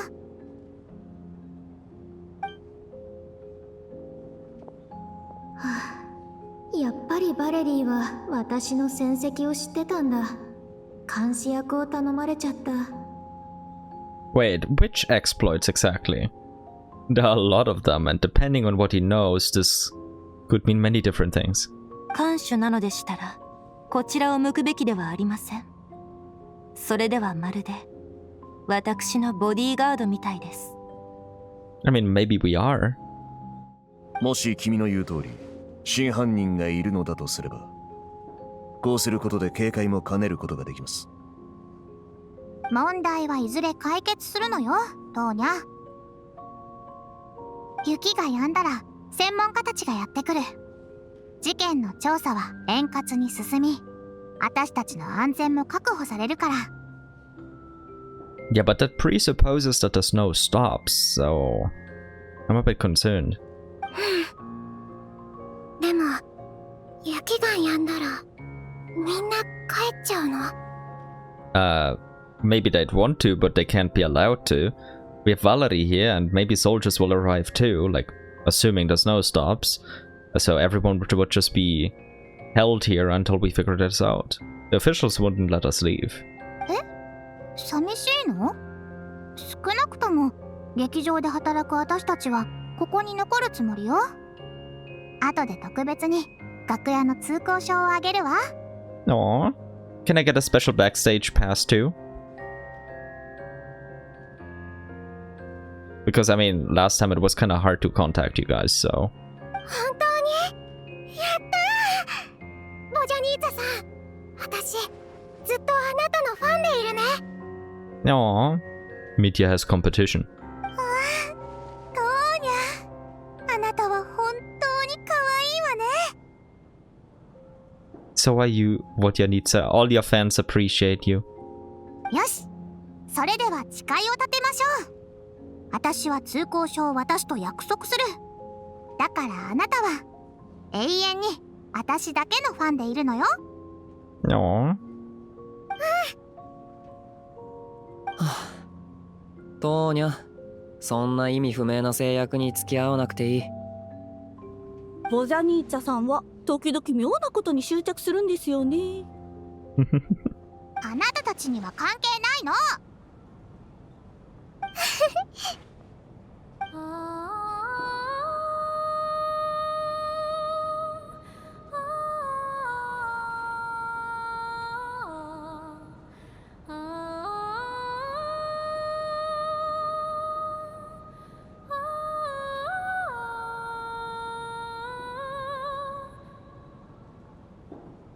そう緊張するな、ルサルカの嬢ちゃん。ここにはみんないるし、何も怖いことはないぜ。Yeah, but technically, everyone suspects one of the people here is a murderer, so there is something to be afraid of. But yeah, I don't believe one of them is. Or if there is, then it's not a real person. Maybe they're possessed by something, like this black mist. 私が緊張しているって？あなた、何を言っているの？ん？いやいや、俺にははっきり聞こえるぜ。その緊張がな。え？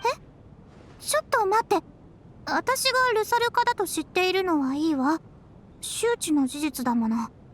だけど、どうしてあなたが素顔を聞き取れるの？ Yeah, that is a bit sus. Maybe you're just well traveled and have water imp friends. Also, wasn't she a siren? Is it like a sub category of water imps then? 素顔？なんだそれは。初耳だぞ。なんというか、水の精は表情よりも歌声で感情を伝え合うことに慣れているのよ。そしてその感情は表情より本質的なものだから、水の精の素顔とされているの。見直したぞシュラム。ガサツなやつかと思ってたが、そんなことまで知ってるとはな。知る知らないの問題ではないわ。普通この表情はルサルカ同士でしか理解し合えないのよ。歌声から感情を推し量るような、そんな単純なものではないんだから。 So Shrum is kinda sus now. けど人間のシュラムがどうして？そんな大したことじゃないぜ、嬢ちゃん。きっと俺には才能があったんだろう。そのなんだ、仲良くしてるルサルカのお嬢様がいてな。誰にも言わないでくれよ。Maybe you're telling the truth. まあとにかくしょっちゅう一緒にいるうちに彼女の表情を聞き取れるようになってたのさ。そう、納得できなくはないけど、それより驚いたのは、まさかあなたにルサルカの友人がいたなんてね。ならこれからはあなたの前では気軽に歌えないわ。おい、あんたの歌声にはどんな感情が込められてるんだ。こっそり聞き手を罵ってるんじゃないだろうな。As long as you don't understand it, what's the problem, man? さあ、どうかしらね。Aww. Also, I'm kind of concerned she's not naturally growing tired, but maybe it's just the day has already passed. もうこんな時間ですか。そろそろ今夜の就寝の段取りについて話し合いましょう。犯人を警戒するためにも誰かが4番を務める必要があります。今夜は全員一緒に寝た方が安全だと思うが。That is true. That is true. That would be a good way. 私としては霊力を見張ってさえいれば何の問題もない。Also, two people should always be on watch at once. それはつまりオデットが犯人であることに命を懸けるということですか？そういう意味じゃない。変なことを言うな。では提案します。俺、旅人、オデットの3人で4番小隊を組み、常に2人で監視をしつつ交代で睡眠をとりましょう。Yeah, fine by me. Wait, let me think about this for a second. No, that's fine by me. 絶妙な采配だな。4番をしながらレーレクも見張れる。おまけに旅人とバレリーを完全に信用できるとは限らないって問題も2人1組で証明し合うことで解決してる。 We also can't trust you, really, my boy. 思いつくのにかなり時間がかかったんじゃないか？ Nah, that's a pretty basic plan. 部隊野外作戦ハンドブックにこれとよく似た考え方が載っていたので、もっともそこで想定されている状況は野外作戦における夜間の捕虜の監視というものでしたが、ただこれだけは言っておかなくてはなりません。この監視は決してオデットへの不敬を示すものではありません。 What a gentleman. レーレクの数々の秘密工作もまた軍の特務にとっては教科書レベルの事例ですから。あなたからの敬意よりもたった今睡眠時間の3分の2が奪われたことの方が気になりますわね。Fair point. それでは私が最初に休ませていただきます。おやすみなさい。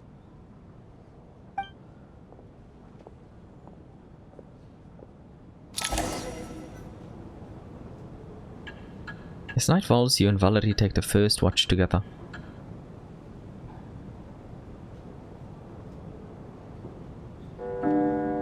Everyone is sleeping on the stage, making for a scene right out of absurdist theater. Eventually, the time comes for the first shift change. そろそろオデットと交代する時間です。次は君が寝ますか？ I'm not sleepy. You should get some sleep. I'll go after you. では、お言葉に甘えさせてもらいます。少し仮眠を取ってきますので、もし眠くなったらいつでも起こしてください。Will do. やっとオデットと一緒に4番をする時間だ。彼女を起こさないと。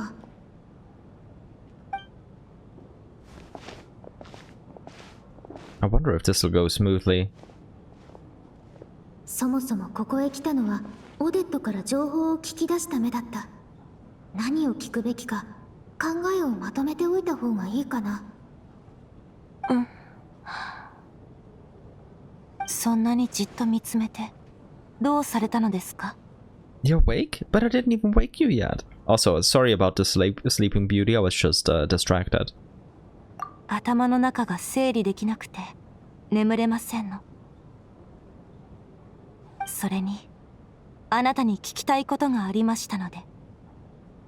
You too? やはりあなたも私に用があったのですね。この機会にはっきりさせておきましょう。That would be ideal.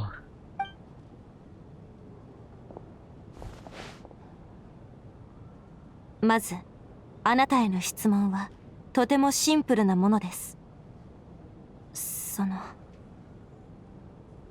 ロザリン様は最後の瞬間に何か遺言のようなものを残しましたか？ Not anything I would call last words. Like, she wasn't happy with what was happening and was desperately trying to prevent it and lashing out, but she wasn't like, oh my god, tell my protege to look under the third rock next to the seventh tree or something like that. No, she didn't say anything like that. It all happened so fast. はあ、そうですか。気がかりだったのはそれだけです。Do you miss her? いいえ。Damn. あんな目的のためなら手段を選ばない人に思いを馳せるなんてことはありません。Nah, I miss her. ロザリン様のやり方には賛同できませんし、その性格も圧力を生みやすいものですが、それでも恩があることは変えようのない事実ですわ。I heard a little about that from Sandrona. あの方から。確かに、傀儡様はロザリン様と仲が良かったようですものね。Still, she didn't know the full details.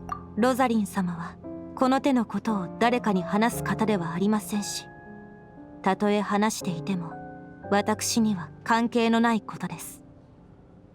幼い頃、私と母が生きていくためにはファデュイに加わり、ロザリン様の指導を受けるしかありませんでした。今も訓練の過酷さを覚えています。優れた才能もない私は雪と氷に囲まれながらただひたすら鍛錬を積むしかありませんでした。偉大なる執行官の注目を浴びる新兵として期待された通りの成果を出す必要がありました。淑女様の顔に泥を塗るわけにはいきませんでしたの。あの頃は毎日疲労と寒さによる苦痛に耐えていて、なかなか寝つけない日も多くありました。それにより痛覚のほとんどを失ってしまいましたの。これも生きていくための代償なのでしょう。 Reminds me a bit of Skirk circumstances, just way less hardcore. Because, you know, Cetology. そのような経験をした子供が自身の運命を憎むのは当然のことではありません。 Yeah. Fair point. You really paid an enormous price. バレエに同等の努力を注いできたのは、それが幼い頃の私にとって運命に抗える唯一の手段だったからです。 So it was between duty and breaking free of the shackles, or just enjoyment. 私はロザリン様に伝えたかったのです。ファデュイの要求も、あなたが私に抱く期待も、私は欲しておらず、いつか必ず自由を得てみせると。おそらくあの方は、私の訓練成績が芳しくないのは、バレエのことで気を散らしているせいだと思っていたのでしょうね。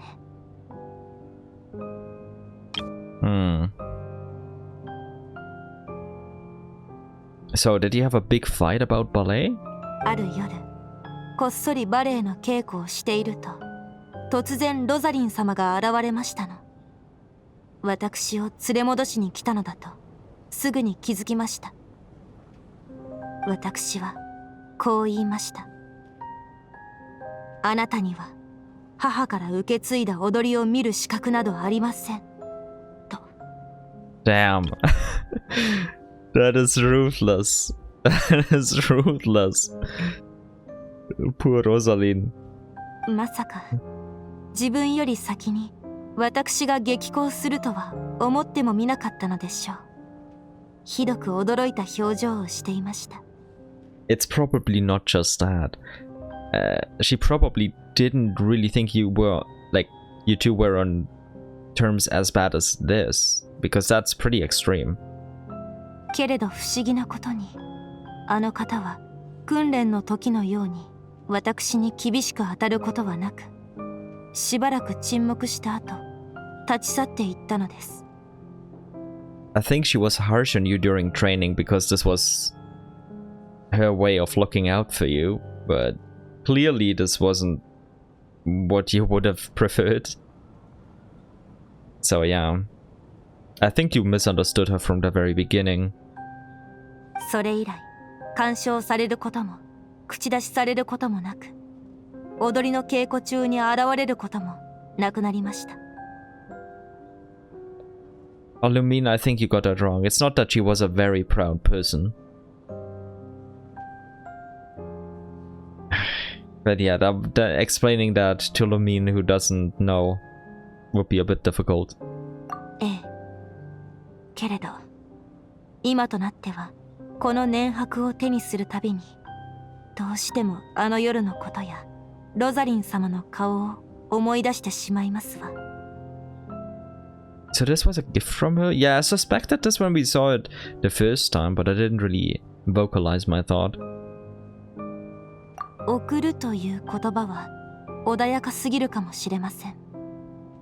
ロザリン様は自身の炎を氷の中に封じ込めたのです。これは相手の能力を高く評価する証であると同時に一種の監視の手段でもあります。So she can sense the surroundings of the flame then? Is that what you're implying?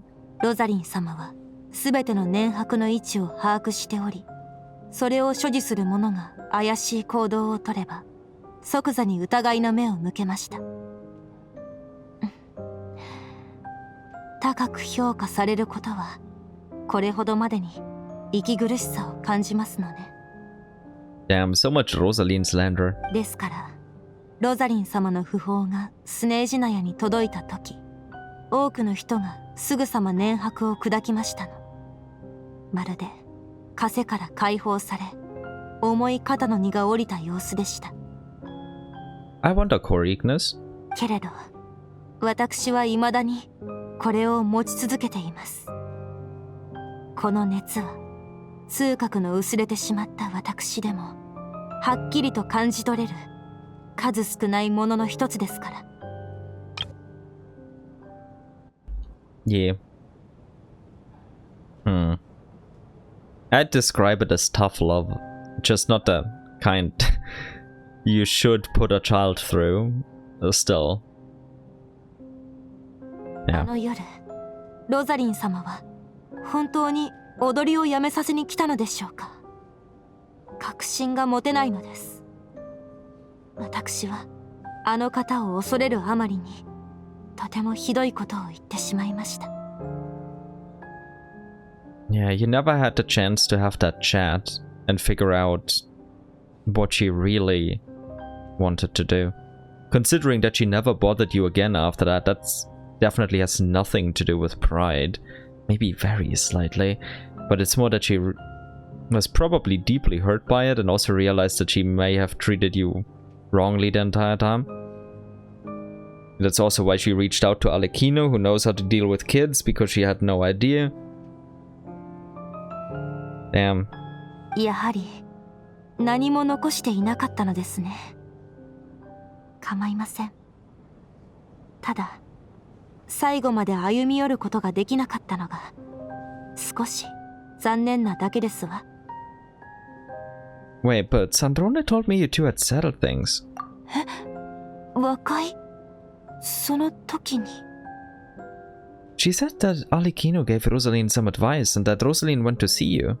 いいえ、あの日以来、ロザリン様が訪ねてきたことはありません。モンドへ向かったこともしばらくしてから知りましたの。Okay, that's weird. That is very weird. まさか。I think you should go and see the knave. ええ、そうしてみます。感謝いたしますわ。But really, what happened there? How did they not meet? ところで、一つ聞いていい？パイモンの不調は幻冬計画のエネルギー研究の影響なの？パイモンは大切な仲間なの。レーレクならもっと詳しいことを知らないかな。True, that was why we were pursuing Lilith in the first place. あのエネルギー実験の最終目的は決戦用の武器を製造することです。すでにナドくらいで構築が完了しており、今は十分に強力なエネルギーの注入を待っている状態ですわ。Wait, didn't Yahoda read a file in the research institute, like the Fatui Kawaki Research Institute? Well, during the Archon quest, one that we couldn't access? I'll have to have a look at that at some point, but I think this might be talking about that weapon. Oh, so that's what they were doing at the Experimental Design Bureau. So this is the purpose of the energy experiments. Oh, okay. So I did associate it with the correct thing. I just don't remember the exact details that we got back then. But as far as I remember, it was almost nothing. ええ、武器に関するすべての実験や開発はオルジェイナやパラタの奥深くで行われており、道家、ピエロ様が管理なさっています。なぜこの実験がパイモンの不調を引き起こしたのかは分かりません。けれど疑問の答えを得るには自ら足を運ぶのが一番でしょう。 Are you suggesting that I break in there, or do you have a way to get me inside legally? ここを出ましたらあなたの入場許可を申請してみます。 You would do that for me? Oh, thank you. Are you sure? Let's not forget that you're also a Fatus. お話しした通り、その肩書きは好きではありませんの。ロザリン様のことを教えてくださったお礼がしたい。ただそれだけのことで。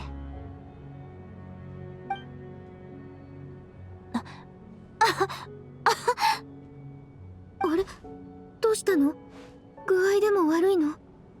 Yeah, this is a bit weird. Oh. Oh, it was fake coughing. I understand, Valerie. 随分と話が弾んでいるようですね。You made me jump. Stay calm, just act normal. 寝ていなかったんですの？いかなる過酷な環境下であろうと、速やかに眠りにつき体力を温存する。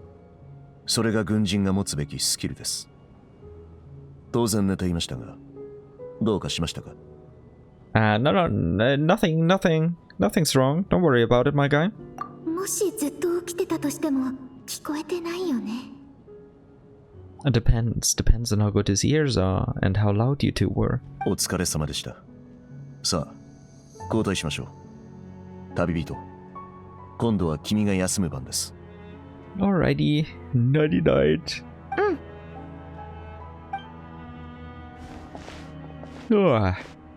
Let's sleep well. And run away from the black mist again. ここに来てからもう2度目の夜。幸い、パイモンの体調に関する手がかりは得られたけど。Well, not that much, but it's better than nothing, I suppose. パイモンはこの2日間、ぐっすり眠れてるのかな？なんだか視線を感じる。Okay. Not what I expected. もしかしてオデットの寝顔を見つめたことへの仕返し？ Well, I guess it's fair. To mean. まあいいや、もう寝よう。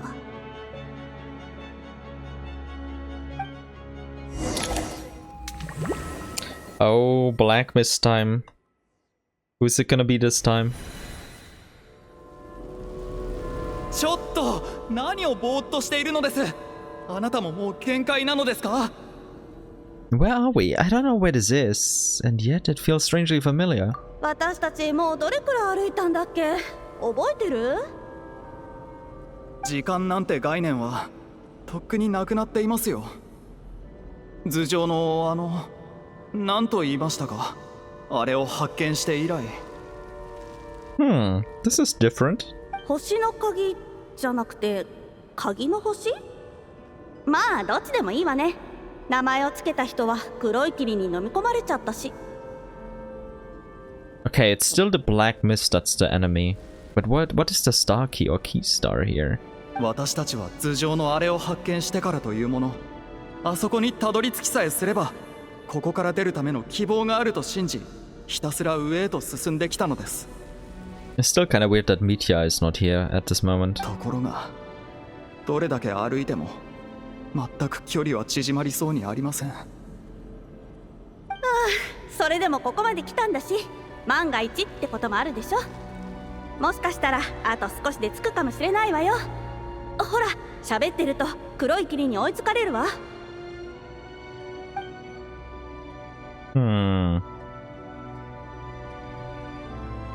Still not sure what a black mist is.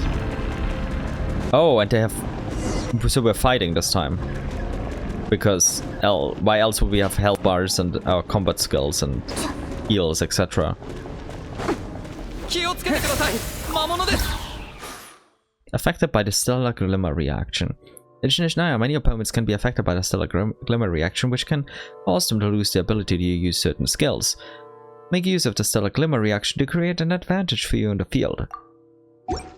あれクルー完封よ。これで何度目。慎重に対処しないと。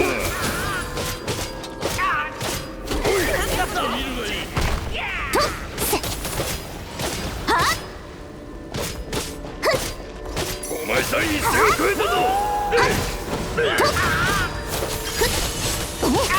なんだと。見るがいい。早く逃げて。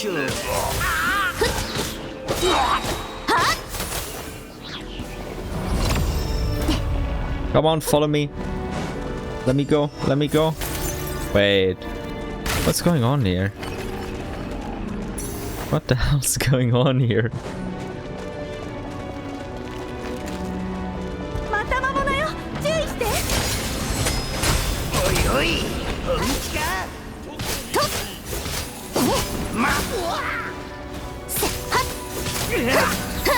なんだと。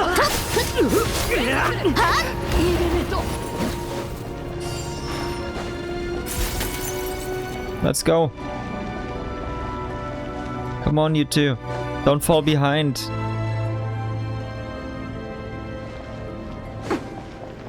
前には魔物、後ろには黒い霧。最悪な気分です。面倒だな。早く逃げて。はい、はっ、やっ、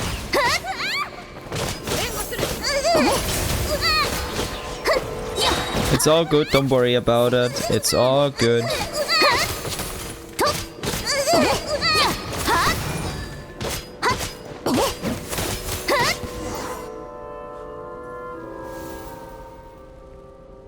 クリッシュ、怪我したの？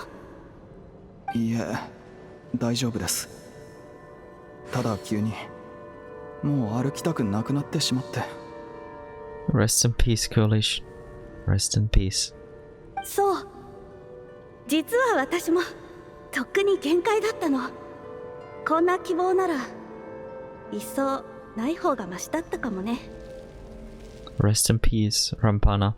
あの星が示す希望を信じてここまで来ましたが、あれはそもそも実在せず、私たちは集団幻覚を見ているのではないかと思えてきました。そうでなければどうして永遠に手が届かないのでしょう。 Are you really going to give up like this? I actually feel like we're slowly getting closer to it. お気遣いありがとうございます。私たちを励まそうとしてくださったんですね。No, I actually think we're getting closer to it. 感謝します。ですが、もう十分です。これ以上希望を与えないでください。ここでは希望は毒なのです。Now, hope is the flame that keeps you going. あなたはまだ進まれるおつもりなのでしょう。心より敬意を払います。私はもう諦めましたが、いつかあなたが本当に星をつかみ取り、この忌々しい場所から抜け出せるよう祈っています。 Thanks, man. You're a good man.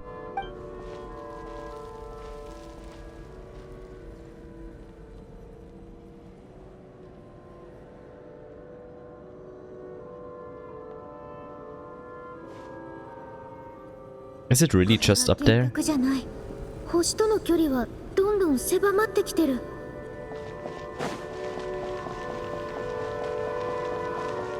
Hmm. おめでとうございます。ここまでたどり着いたのはあなたが初めてですわ。 But that shouldn't you be awake? How are you here? I thought only sleeping people can come here, and two of us have to be awake at the same time. I actually made it. But how did you get here? The closer I get to the star, the more familiar it looks. 私は星の使者ですの。 And Rosalyne's flame was the star. Okay. これ以上黒い霧は昇ってきません。どうやらあなたの仲間を2人飲み込んで一時的に満腹になったようです。今のうちに少し休んで、それからまた出発いたしましょう。Continue? Aren't we going to leave? あら、ここから出るとは何のことですの？この星はスタートラインを意味する目印ですわ。Okay. よくぞスタートラインまでたどり着かれました。準備が整い次第、上へ向かって出発いたしましょう。私がどこまでも付き添います。After everything I went through to get here, this is just the start? Yeah, it's a bit extreme and rough.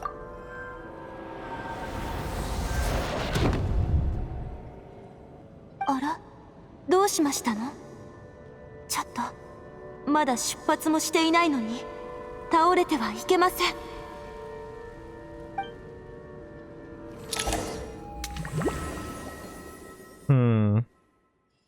I wonder what those dreams like mean in their roles. Damn. Yeah, 2 more to the count. ロジャニーツァが叫んでる。一体何が？クリシュ、早く目を覚まして。 A drama about sleeping, which began as a joke the other day, is now playing out on the stage. No one counted on it being a tragedy.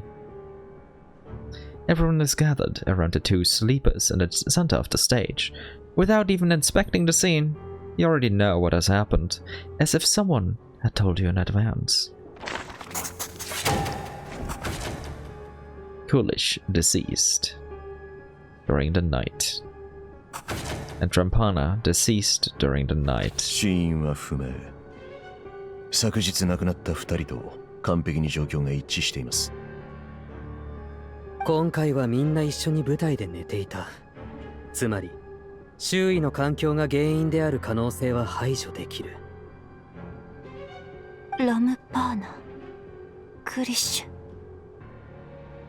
ュ。でも昨べは4番がいたんだろう。3人もいたのに何も気づかなかったのか。Yeah, that's the thing, they weren't killed. 私も不思議でなりません。少なくとも私が起きている間に異変はなかったはずですもの。俺もです。そして個人的な意見ですが、オデットと旅人は信用できます。No incidents during my watch either. I have no reason to suspect Valerie or Odette either. 実は昨べはずっと眠れなくってな。なんだか自分が狙われているような気がして、ただ目を閉じているだけだったんだ。And did you notice anything? だから妙な物音がすればすぐ気づくはずだが、聞こえてきたのは旅人とレイレクが雑談する声だけだった。Yeah, I mean, we chatted a bit, yes, that's true. 私もです。みんなを起こさないように咳を我慢してたからよく眠れなくて、もし何かあったら私も気づいたはずです。 So 5 of us are pretty sure that nothing happened. So it can't be a murderer or a murderer we can detect. 一体どういうことなの？こんなことが2度も。 Powodyanica. ラムパーナとクリシュ、長い付き合いだったのに舞台の上であんな姿を見ることになるなんて。ポジャニーツァさん。たった2日で4人が被害を受けた。しかも今のところ何の手がかりもない。一刻も早く何が起きてるのか解明して、せめてトーニャの安全は確保しないと。この子に何かあったらタルタリアに申し訳が立たない。 Yeah, we need to keep Tonya safe no matter what. Oh, why are they? まだやまないのですか? Wait, so that means Alyosha left every single day and came back every single day. But other than Alyosha, nobody ever came back from outside. Hear me out, are we sure this is still like fully Alyosha, or did he bring something back? Maybe he doesn't even know. But he's the only person who went outside that came back. He's the only variable that contacted the outside, highly sussy world in some way, shape, or form. I'm a bit suspicious. あ、確認した。外に人影もない。俺たちだけで解決するしかねえのか。おそらく犯人は手を下そうと思えばいつだって下せた。4番なんて最初から何の意味もなかったんだ。Maybe it's not even a killer. 霊力は毒を使ったに違いない。死体を見ても全くわからないような毒を。But why would it be her? またですの。昨日からずっと考えていたが、霊力が正体を明かした時の言葉、あれは真実なのか。いや、絶対に違う。断言するぞ。My guy, at this point I'm almost thinking it's you if you continue like that. I don't really think it is you, but come on, man. 明らかに私たちをもてあそんでいる。正体を明かした上で殺人を続ける方がスリルがあるからな。そうだろう。そんなことを考えるのはあなたのような変人だけですわ。Fair point. なんだと？もういいわ。昨日あなたが霊力を疑ったのは被害者が大商人で霊力に動機があるかもしれないという理由だったでしょ。けど今日の被害者はどちらも一般市民で、私とオデットも同僚なのよ。彼らが罪を犯す理由がどこにあるの？またあなたを怖がらせるためだとでも言うつもり？Yeah, the world doesn't revolve around you, man. Like, that's just extreme. If you really think somebody would eliminate their friends just to mess with you, when you're not even their worst nemesis. どうだかな。あんたはこいつのことを完璧に理解していると言えるのか？ふん、考えてもみろ。世の中に本当に人を殺す度胸のある人間がそう何人もいるか？Far more than you would like to know, unfortunately. その上、冷酷非道な霊力が名乗り出てきたんだ。こいつ以外ありえないだろう。Yeah, but what do you really know about everyone else here? You have a mercenary there. Mercenaries are known to be highly sussy, gray area people who may or may not eliminate others on occasion, you know? ここまでの発言はどれも推測の域を出ておらず、手がかりにはなりません。証拠を提示してください。Yeah, you can't just spout nonsense and expect everyone to believe it. どうして士官までこいつをかばうんだ？4番の時に何か言われたんじゃないか？ Man. 考えてみればわかることだったな。軍は私のような金持ちを目の敵にしているから、こういう犯罪者と結託するんだ。My guy, you are a rich criminal. I don't know what to tell you, but come on, man. そうして財産を奪って言いなりにさせようとする。ファディオイだの、ドルジーナだの、ロコットだの。どいつもこいつもろくな奴らじゃない。This guy really has a victim complex, huh? なんだ? Hey, Tonya, that's cute and all, but can you please let him beat the guy up? 昨日、他人の発言を邪魔してはならないと言ったのはバレリーさんですよ。That's a fair point. もう4人も亡くなってしまったんです。昨日までは普通にクリシュさんとお話ししてたのに、こんなことになって。今は内輪もめなんてしてる場合じゃないはずです。Also true, but this guy is the one who turned against the others. Aww. Poor Tonya. Tonya. たとえチュグノフさんが独りよがりでへりくつばかりの威張ることしかできないダメな人だったとしてもYou tell him. この人だって被害者の一人なんですよ。 True. See, even a little girl can tell you. Although she is like a teenager, but yeah. 俺は手を出そうとしていたわけではありません。ですが、確かに君の言う通り、彼の発言を遮るべきではないですね。シュグノフさんも落ち着かれたはずですので、話し合いを続けましょう。Yeah, but what were you planning to do earlier, Valerie? I thought you were gonna beat him up. その必要はないだろう。もう話し合うことなんてないからな。明らかにこの状況は異常だ。Have you noticed something, Mitya? Have you figured out that it can't possibly be any kind of killer? 何か思いついたの？あなたはこの中で一番頭が切れるのよ。早く言って。さっきから考えてたんだが、今ある手がかりはどれも劇場の外に関することばかりだ。オーデットの正体もチュグノフが受けた脅迫も。だが肝心の2件の殺人事件については一切手がかりがない。これはあまりにも不自然だ。どんなに用意周到な犯人でも何かしらの痕跡は残すだろう。何が言いたい？これは心霊現象なのかもな。生身の人間がやったとは思えない。Finally, someone points it out. あなたは科学研究者なのよね。そんな結論を出すとは信じがたいわ。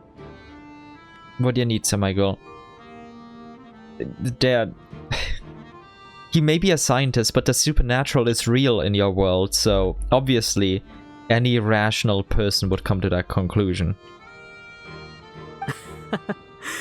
僕の研究は好奇心を満たすためのものだ。この状況を科学で説明するのは無理そうだから、その好奇心を幽霊へ向けたに過ぎない。Damn, Mitya is growing on me. He best not continue growing on me, else my primo jump stash will be in even more danger. And I might have to e-beg to be able to afford them too. そういえば、この劇場に来たばかりの頃、幽霊が出るという噂を耳にしました。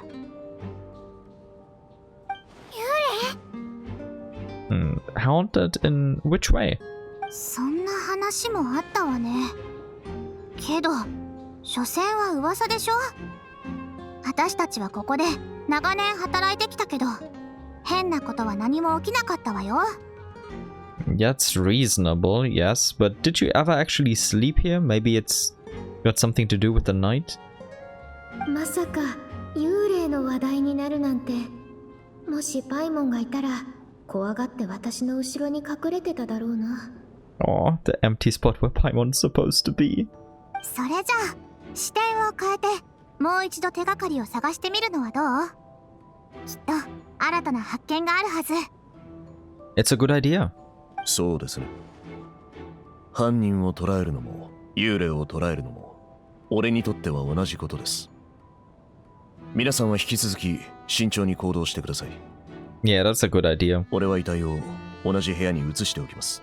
I keep the rotting corpses in one place so that they don't stink and pollute up more places.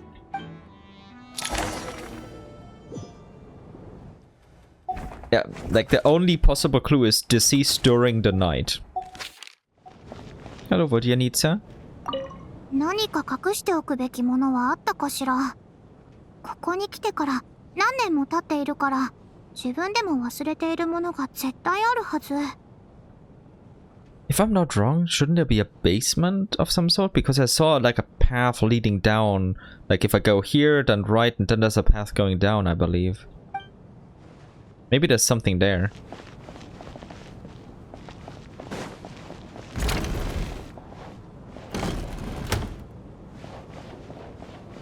Yeah, like this one.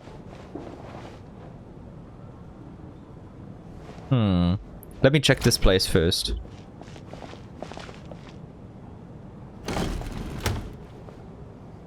Valerie さん、こちらをご覧ください。旅人さんも。Okay, what did you get? このノートは何を記録するためのものですか？劇場の当直用ノートです。大抵クリシュが使っていましたの。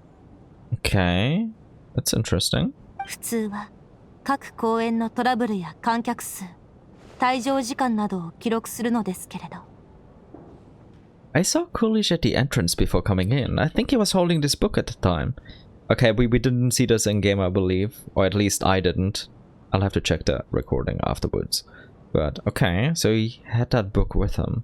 ええ、彼はチケットの確認をする際、いつもこのノートを持っていました。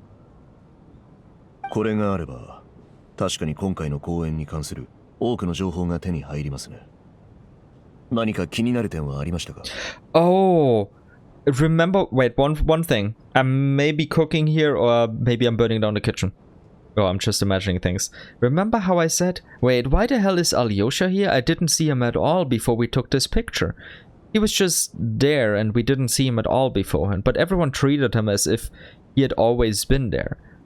But if there really is something out of place, especially if we're looking at like the numbers here and like who even entered,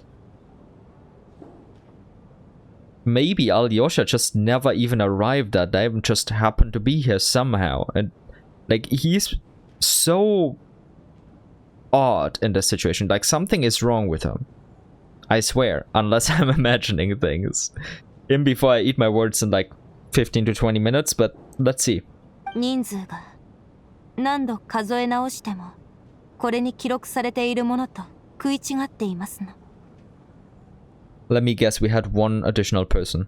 私たち入場者数より一人多いようです。Oh my god, I might really be on the right track. ノートの内容は間違いなく正確なのですか？不正入場や何らかの事情があったということは？ I mean, we know that there is no staff entrance, so Alyosha could never have taken a staff entrance. All windows were closed. Well, he could have closed it afterwards. Maybe he could have snuck in somehow, but yeah, Coolidge would have noticed it, and Coolidge would have realized, oh, wait, I didn't see Alyosha come in, but he never did. Okay, that's kind of weird. クリッシュは真面目で仕事熱心でしたから、ミスをすることはほぼ皆無でした。それに、今回はプレビュー公演なので、もともと観客は少なく、チケットの販売数も厳しく制限されていましたもの。彼にとって管理は容易だったはずです。That's very true. ですが俺たちのチケットは入場の際に回収されてしまいましたので、改めて確認することはできません。I guess we could try to find the tickets and see which tickets were obtained. ええ、この劇場はチケットを再利用していますから。終演前に観客が外に出ることはめったにないので、確認の際に回収するのです。Yeah, damn. Too bad Coolidge is dead. If he was still around, we could just ask him. ええ。けれど、この人数の誤差は、今の私たちにとって大きな手がかりになると思います。Yeah, like I said, I think Alyosha is the odd one out. Like, I don't think this is Alyosha, or if it is, then he's possessed or something. Like she said, it's haunted, so maybe he is possessed by some sort of ghost or entity like that.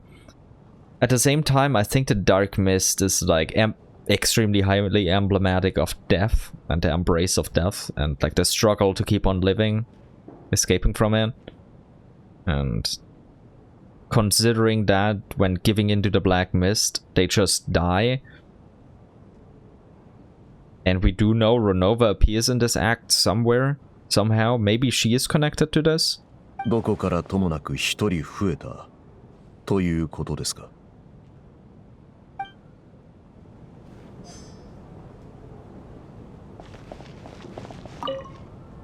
どこからともなく一人 Okay, so they wanted to empathize this even more.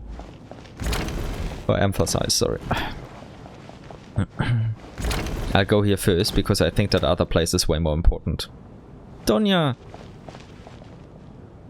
ドーニャ、何か見つかった？まだ何も。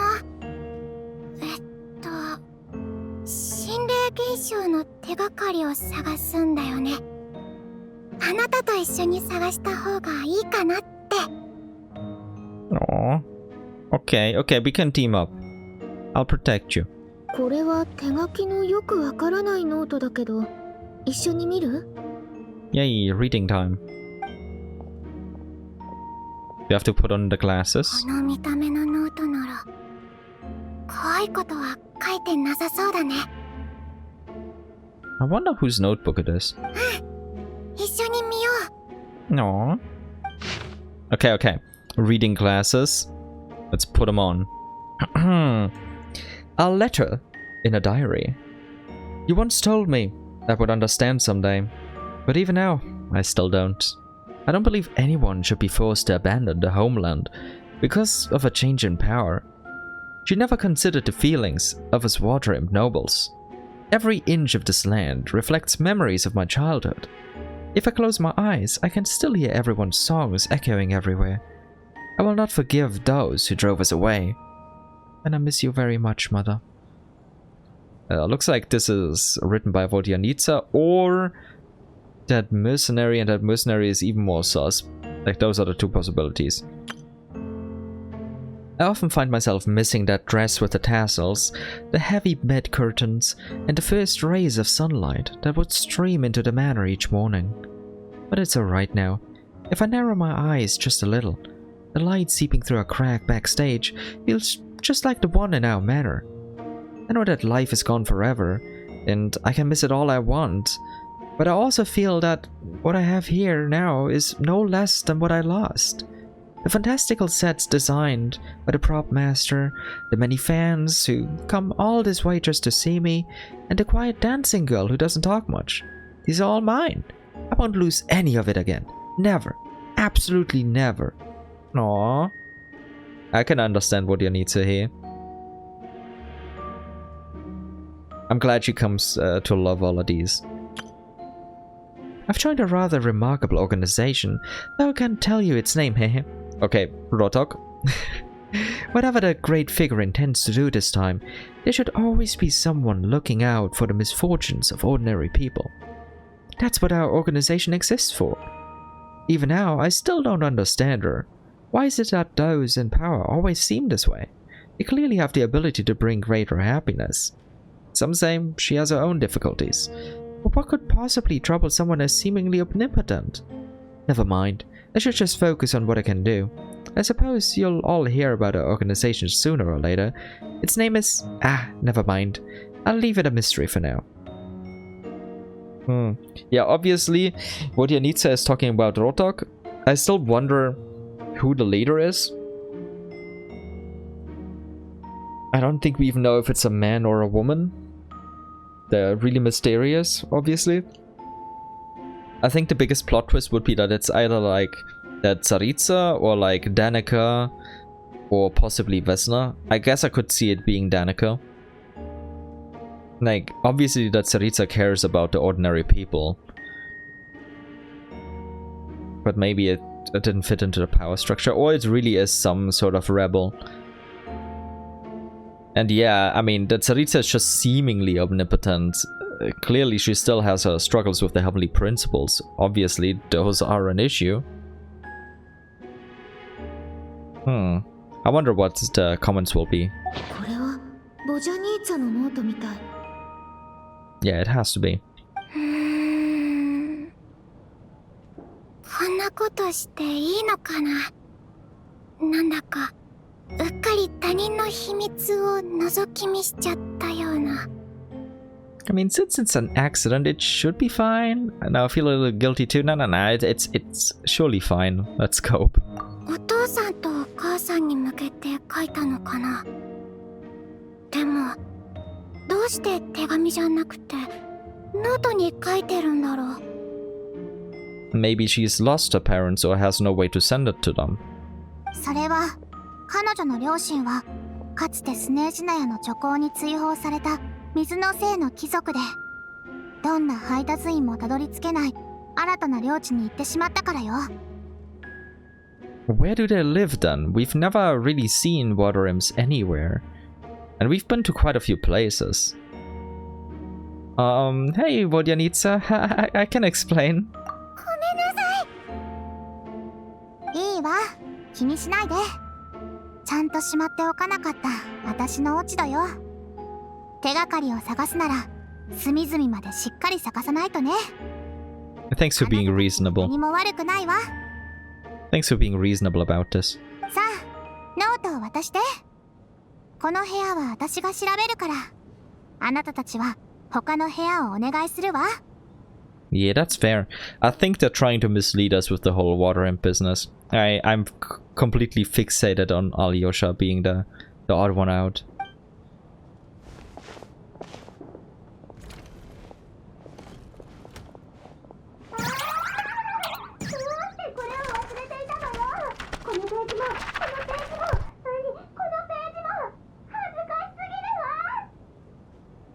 I like her more and more.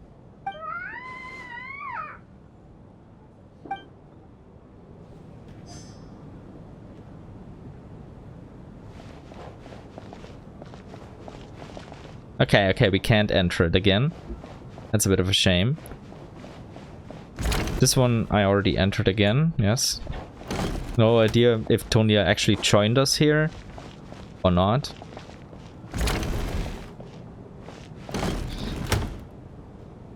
Alyosha, huh? Sussy boy. いいところに来たな、旅人。これを見てくれ。Okay, what do you have? アリョーシャが見つけたんだが、お前の意見も聞いてみたい。これはおそらく調査報告書だろう。ちょうどさっき話に出た幽霊と関係あるみたいだぞ。If it came from anyone other than Alyosha, I trusted. Oh, reading glasses again. Investigation report into supernatural sightings at the Opera House.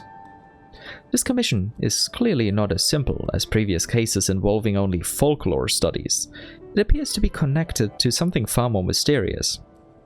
An extinct civilization? The creations of ancient gods? Or powers from beyond this world?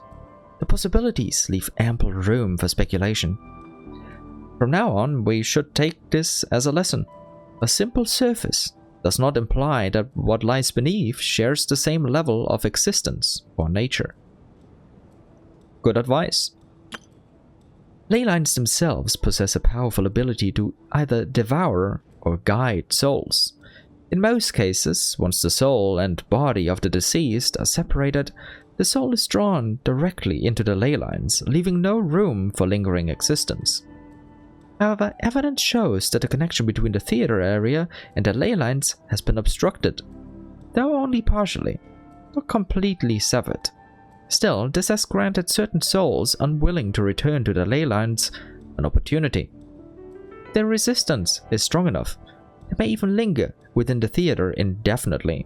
In theory, however, these souls within the theater are incapable of influencing the physical world. Only under extremely rare circumstances can it produce phenomena observable to the human eye. Overall, they can be considered harmless. This assessment may be conveyed in advance to the theater's management to reassure them. Okay, what's on the last page then? But for me, the investigation does not end here. Uncovering the reason why the ley lines have been obstructed is the true focus of this inquiry. After consulting multiple sources, the most reliable hypothesis at present appears to be the existence of an angel civilization and its preliminary attempts at ley line renovation. There's too little information available here. I must return home as soon as possible. Okay.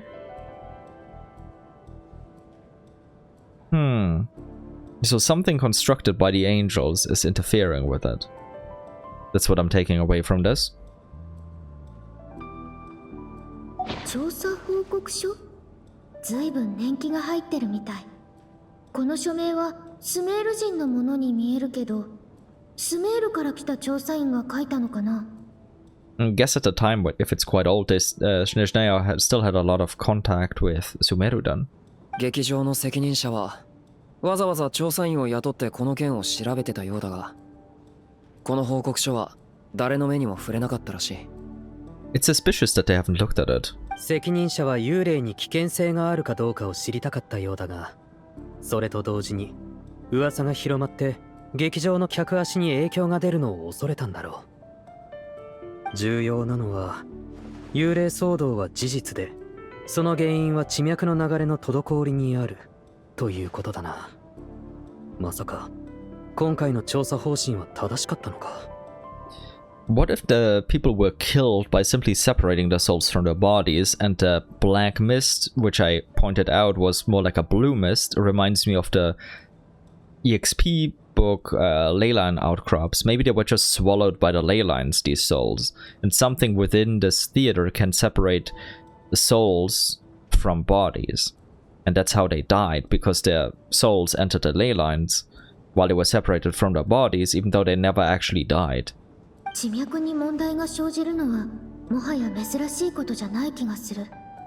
確かに魂に関わる問題を引き起こすこともあるし、でも本当に今回の事件と関係あるの？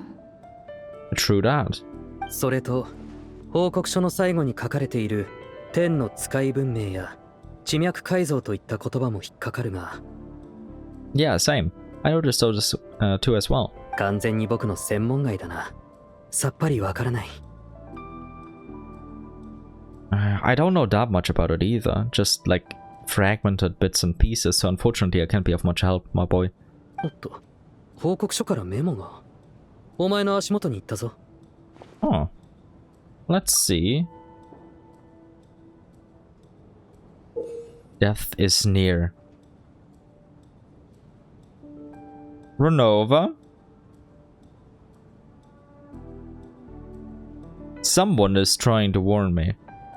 Somehow. I just got goosebumps. It's pretty ominous no matter how you look at it. なんだか気になるな。報告書に挟まってたということは、それを書いたやつが残したメモだろう。It can be. It doesn't have to be. 死はすぐそばに。僕たちの現状を示唆しているのか。だが、報告書はずっと昔に書かれたものだろう。一体どうやってこんな予言めいたことを。事態は想像以上に複雑なようだ。They clearly are. Alyosha, if that is even you. それにしても妙だな。報告書とメモ。それぞれの内容は矛盾しているぞ。True. 報告書には、劇場の幽霊騒ぎに実害はなく、現実には何の悪影響もないと書かれている。一方で、そのメモは警告のように思える。死とは一体何を指しているんだ？ Is it simply describing our situation? Is it referring to the victims, or could it refer to the perpetrator? ああ、言葉の解釈次第で結論へ至る過程は大きく異なる。ひとまず分析はここまでにしておくか。もっと情報が必要かもしれない。We do indeed.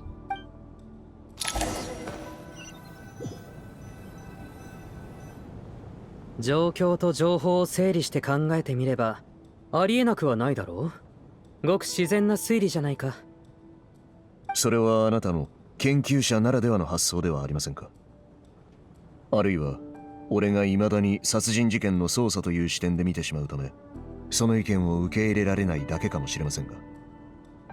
So I guess his theory is that that surplus person is some sort of ghost that couldn't return to the ley lines and is eliminating people now. 確かに少し非現実的だったか。わかった。ひとまず推測の域に留めておこう。そっちの言うことにも一理あるしな。とりあえずお前が考えている方向性で推理を進めるか。ええ。そろそろ他の皆さんの調査も一段落ついた頃でしょうか。ようやく有益な手がかりが手に入ったことですし、一旦集合してもらいましょう。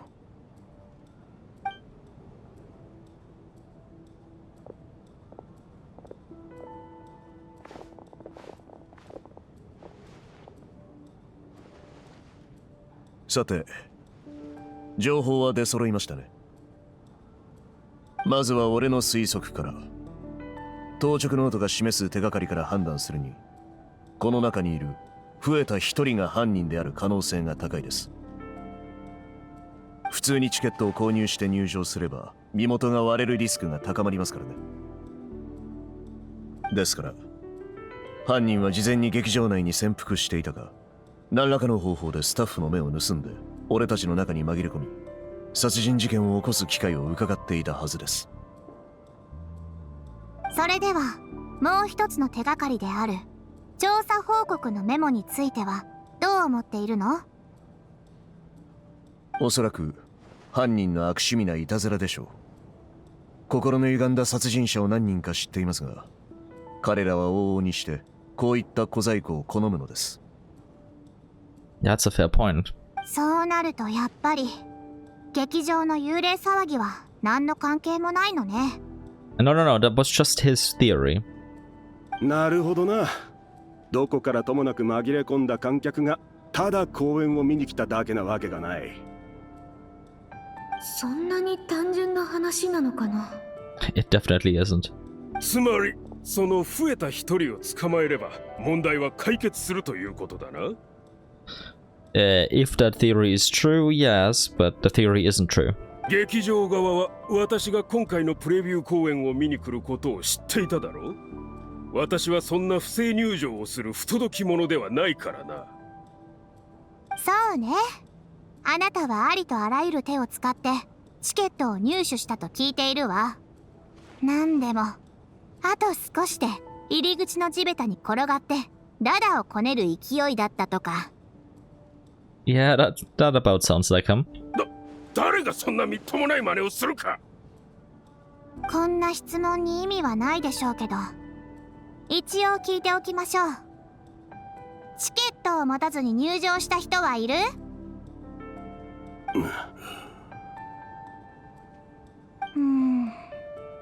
自分から名乗り出るのを期待するのはさすがに考えが甘かったわね。That point. 霊力が自ら霊力だと認めるような奇跡はそう何度も起きることじゃない。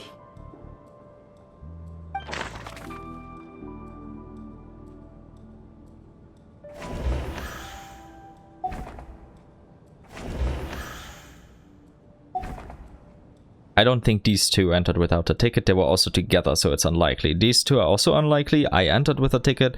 He entered. Tonya had the ticket from Ajax, so this one is still a bit sus. But Alyosha, I'm selecting Alyosha, even though they probably want me to select him and then reveal Alyosha later. I'm revealing Alyosha. 今問題なのは観客の数に誤差があるということ。だったら劇場のスタッフは犯人候補から外しても良さそう。Damn, but it's definitely him. I swear it's him. I swear it's Alyosha. Then it has to be him that they want me to choose.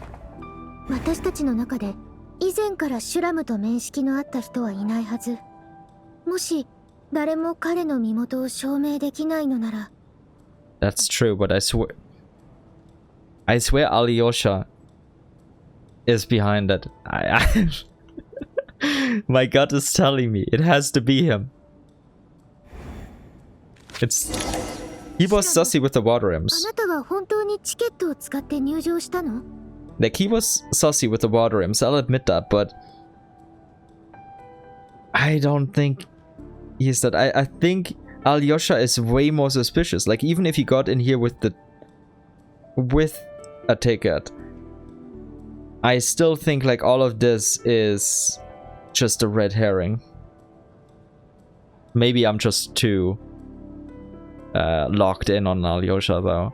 But ever since I started noticing small things about him, it was just so sus. Like, Shrum was here from the very beginning, Alyosha just wasn't. なんだ？どうして俺にだけそんなことを聞く？そんなに怪しく見えるか？あんたが怪しいというより、他の連中には信用できる理由があるだけだ。たく、もう2日近く一緒にいるんだ。いい加減俺がどんな性格かくらい分かってくれ。こんなに真面目なやつが不正入場すると思うか？ And to be fair, Coolish probably would have noticed. Like, let's think about it. If somebody completely unfamiliar or a rare theater goer just appears here. Coolish, who is always taking notes, who's always aware of everything. He would have noticed, oh wait, this person, I didn't check this person. Like, even in this situation, he would have noticed that. But he didn't. So what kind of person would Coolish not notice? Someone he's accustomed to. Someone who's always around. Alyosha. Alyosha has been here a lot. He's been helping out a lot, so it's reasonable to expect him to be here. Coolish could overlook him. Now, it's unreasonable to think that Vodyanitsa or Dad are the ones, because Vodyanitsa is getting so much focus, just like him with the water and stuff, which I completely think is just a red herring. Odette was the main performer, so obviously it couldn't be her. Alyosha, though, is just a part-time hire that helps out. He's just unassuming enough to slip under the radar for Coolish. But he's also not someone who necessarily would have had to be here. Maybe I'm coping. 私もあなたを信じたいけど、この場にはあなたを知る人も身元を証明できる人もいないのよ。That's true. そういえば昨夜、ルサルカのお嬢様と知り合いだから素顔を聞き取れると言っていたわよね。Yeah, the water imp stuff. 私の知る限り、この町にルサルカは数えるほどしか残っていないわ。その知り合いのことを話してくれるかしら？おそらく私も知っているはずよ。それに、みんながあなたのことをよく知るきっかけにもなるでしょ？いや、それはその。どうした？恥ずかしがっているのか？ヘラヘラするな。気持ち悪いぞ。状況を考えろ。That's a bit rough. おい、言い過ぎだろ。わかった。白状するぜ。実はそのルサルカのお嬢様と付き合っててな。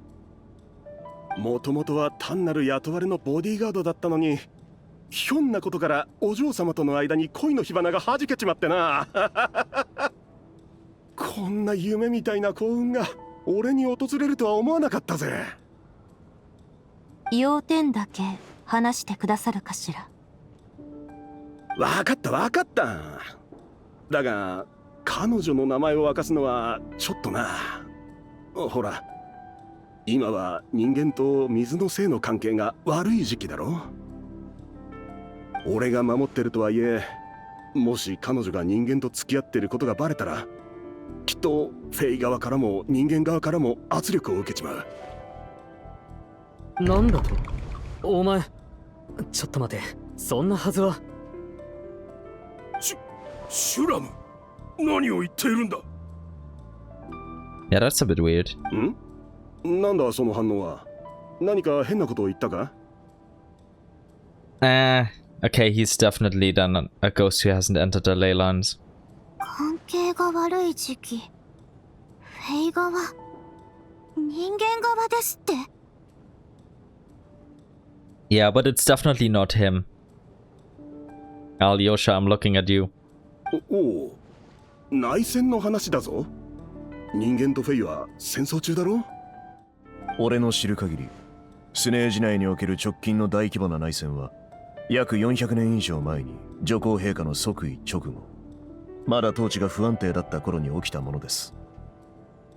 I'm actually impressed this guy didn't notice that nothing fit his time period for so many days. 400年以上前だと？どういうこと？シュラムは過去の人間なの？ミティア様のおっしゃる通りでした。あの高等無形な推理は正しかったようです。I think they're both incorrect, although I don't really know what Mitias is yet. I'm just throwing it out there. 正直、僕も驚いている。自分でも半信半疑だったからな。誰か説明してくれ。状況が把握できない。It's pretty straightforward, isn't it? 旅人はなんとなく理解できてきたようだな。Indeed.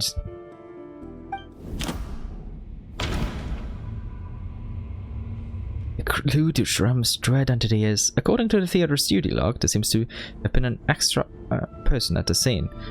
Option 2.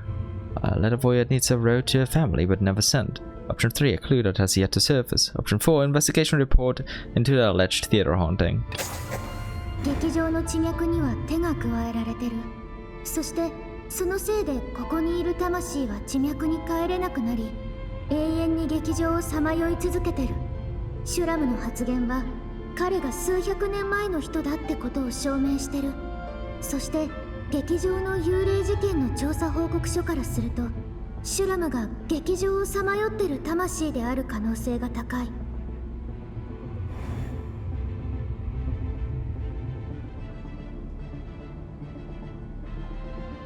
A soul wandering the theater, the killer who hid in the theater ahead of time, just an ordinary ticket dodger. I personally... Yeah, a soul wandering the theater. 地脈の問題でずっと劇場をさまよってた魂がどういうわけか私たちの中に紛れ込んでる。うん。これがチケットの数とこの場にいる人数が合わない原因なんだと思う。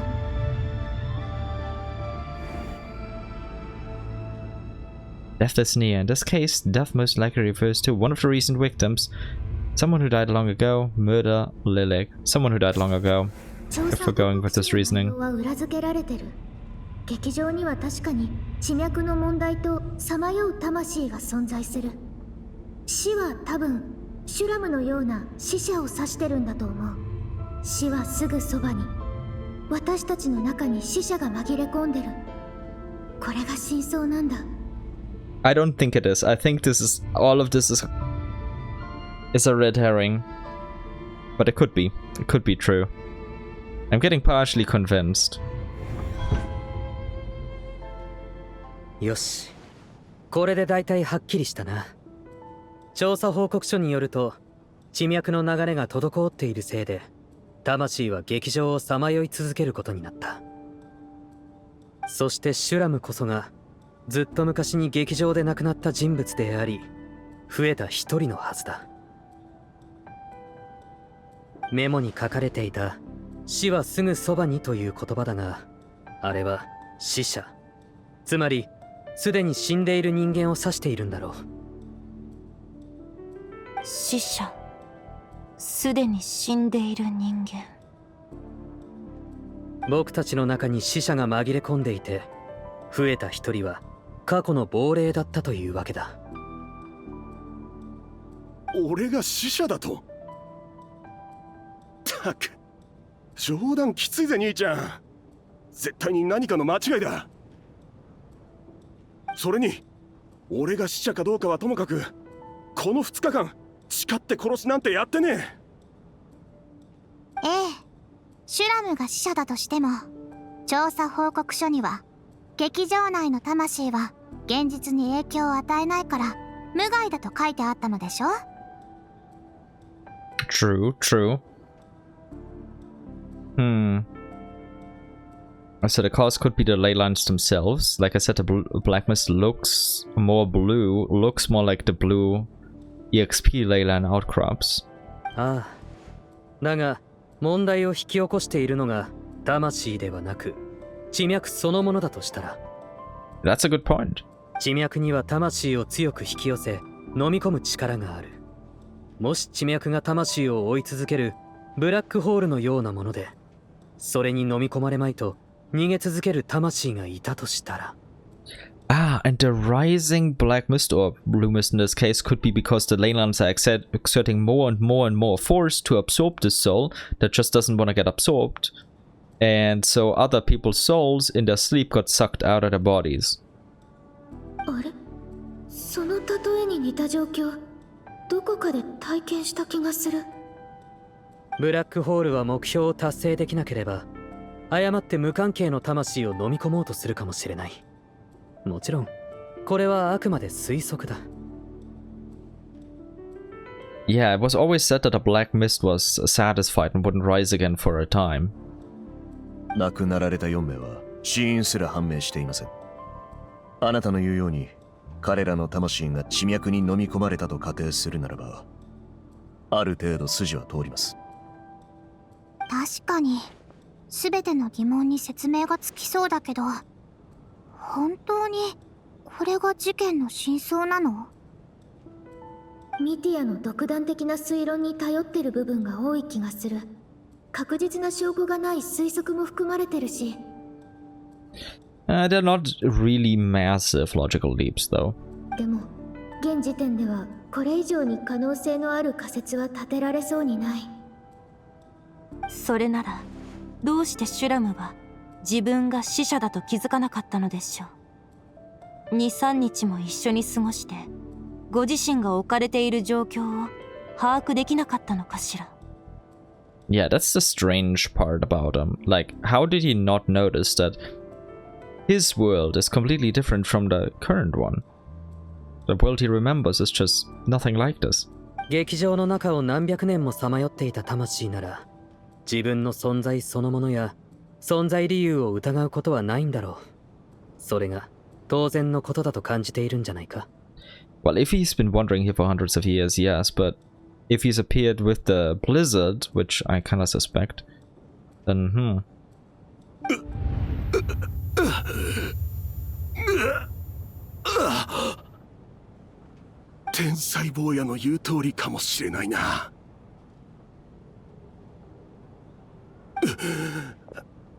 頭が割れそうなぐらい痛いが、何か思い出せた気がするぞ。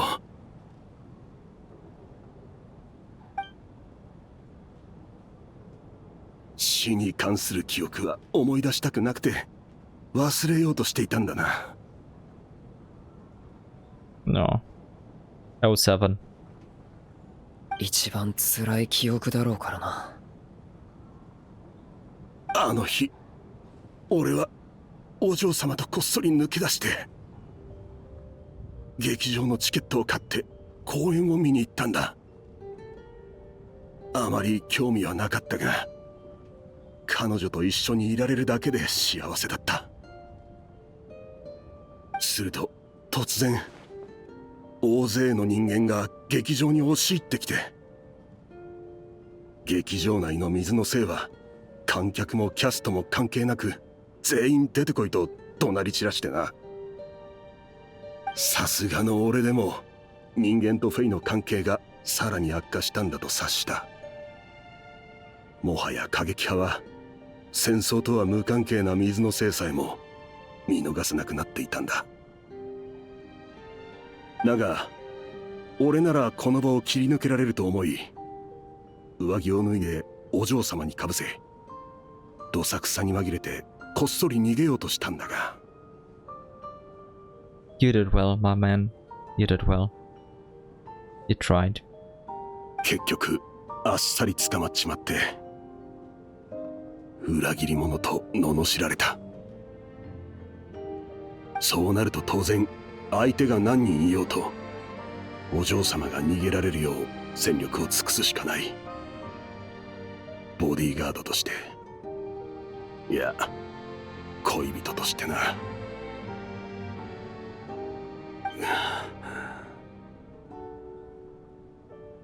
もう十分だ。それ以上思い出さなくていい。なんていうか、やっぱり少し受け入れがたいぜ。俺本当に死んでるんだよな。みんな悪かったな。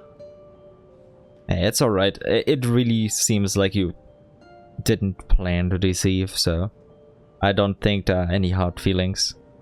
自分が死んでるなんて思ってもなかったとはいえ、結果的にお前たちを巻き込んじまった。もし俺があの4人に死をもたらしたってんなら、どんな罰でも受け入れる。シュラムさん、もうこれ以上迷惑はかけられない。どうすべきかは腹が決まってる。俺は何百年もさまよってたんだよな。That's just an issue. How have you been wandering the theater for centuries and nobody really noticed? Like, that's the sussy part, so I don't believe that part.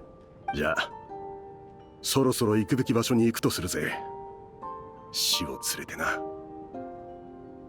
去り際くらいカッコつけさせてくれよ。シュラムさん、他の解決策を考える余地はあると思いますか？兄ちゃんよ、俺が死者であることは確かな事実なんだ。当然死を受け入れるべきだし、死に方なんてどうでもいい。それとも軍の規則に死者は死ぬなとでも書いてあるのか？いいえ、軍は関係ありません。俺個人がそう望むのです。もう俺のことは気にしないでくれ、兄ちゃん。ああ、そうだ。ルサルカの嬢ちゃん。恋人の名前はリディア。リディア・オゼロワと言うんだが、彼女がその後どうなったか知らないか？オゼロワおばさんのことね。みんなからはそう呼ばれているわ。たくさん子供がいる、とても優しいおばさんよ。I'm glad she survived. よかった、生きてたんだな。たくさんの子供か。 That part 最高 hurts. じゃないか。いつまでも俺のことを思って嫁に行かないなんてことありえないよな。幸せに過ごしてるならそれで十分だ。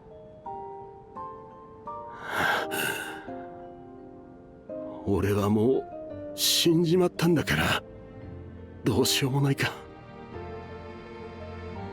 彼女のことが気がかりで長い間ここをさまよってたが、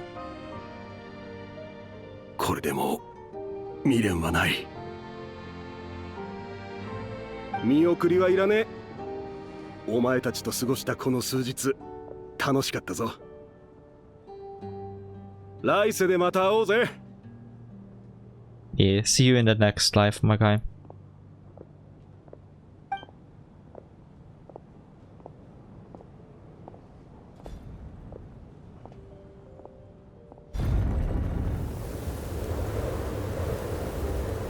Ah. またな。Damn. Even he showed respect. Damn. シュラムさんはもともと死んでるって分かっててもすごく悲しい。死という問題はどんな答えを出そうと残酷であることに変わりない。あの頃のフェイと人間との対立はそこまで激しかったのね。私はまだ幼かったから当時のことをあまり覚えていないの。そんなにも大勢の一般人が巻き込まれていたなんて。Yeah, we've read a couple of books, I believe, on it, and it was quite ruthless. Now, it's not the worst conflict we've ever heard of in Genshin, but it was pretty bad. けど、双方の衝突の詳細な記録はほとんど現存していないわ。It's no wonder that they don't. Very often, such tragedies are either downplayed or left out or just not really as well addressed as they should be.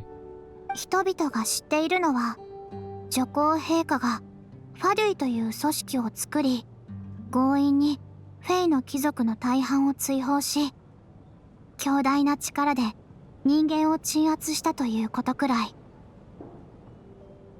女皇陛下は自ら全ての罪を背負われたのでしょう。対立を緩和し、双方の矛先をご自身に向けさせる道を選ばれました。A very respectable and smart way to go about it. I'm glad it worked, because seemingly, from what I've seen in Snezhnaya and the rest of Snezhnaya so far, humans and Fae seem to be getting along way better from back then. Like, almost perfectly. だからこそあれほど凄惨な内戦があったにもかかわらず、人間とフェイの間には大きな遺恨が残ることもなく、この数百年間はおおむね平和に共存できているのです。I'm glad they're explaining this part in the Archon quest so people can't be missing that part about the Tsaritsa. つまり陛下がフェイを追放したのは町で暮らすフェイを守るためでもあったの？みんなに憎まれることと引き換えに平和を手にされたのね。とはいえ陛下は民衆からの恨みなど気にも留められていないでしょう。そもそも心から憎んでいる民はそう多くいません。 True, who could ever hate Anastasia? I say as a complete simp. 私は何も分かっていなかった。さて、ミティア様の推測が正しければ死者の問題は解決し、事態は一段落ついたと言えますね。少し休憩しましょう。I don't think it's completely complete. I know I repeated myself there, but I think there's still something missing. This is just, like I said, probably a red herring, probably a missing, like one piece of the puzzle that's missing, but there's still at least one more missing.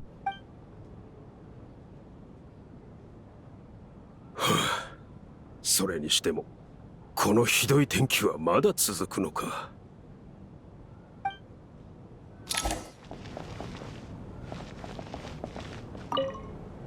たとえシラムさんが死者であったとしても、自ら吹雪の中へ踏み出した彼の行動はとても尊いものです。I agree. He looked death straight in the eye and said, "Show me what you got." 推理を的中させられたはいいが、少しも嬉しくないな。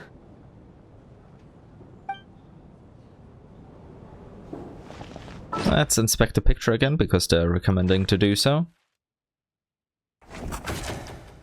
Confirmed to be one of the deceased, he voluntarily walked into the snowstorm.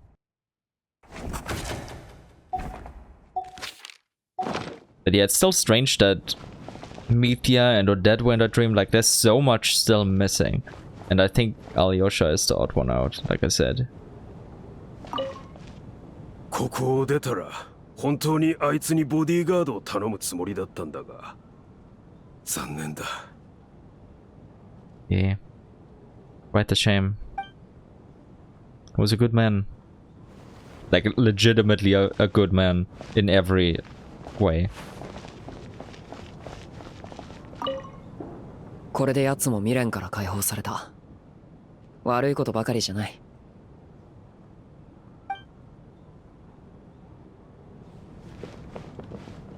Alyosha, I still doubt you. I'm probably not cooking, but who cares?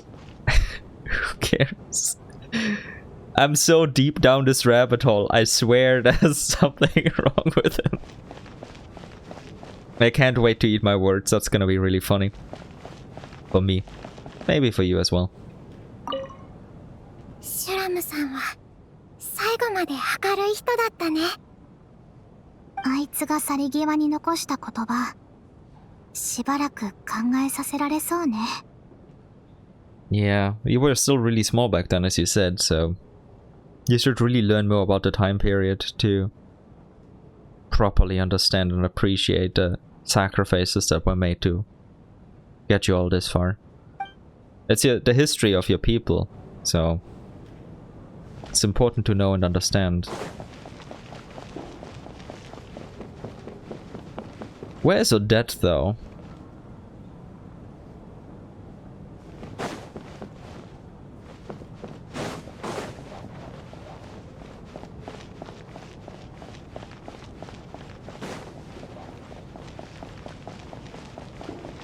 This is my room, so this is not my room. Let's go.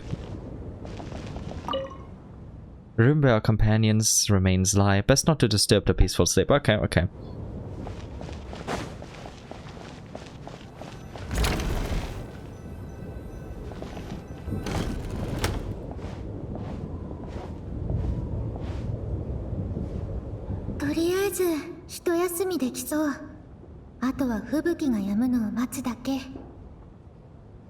Yeah, it doesn't feel like that to me.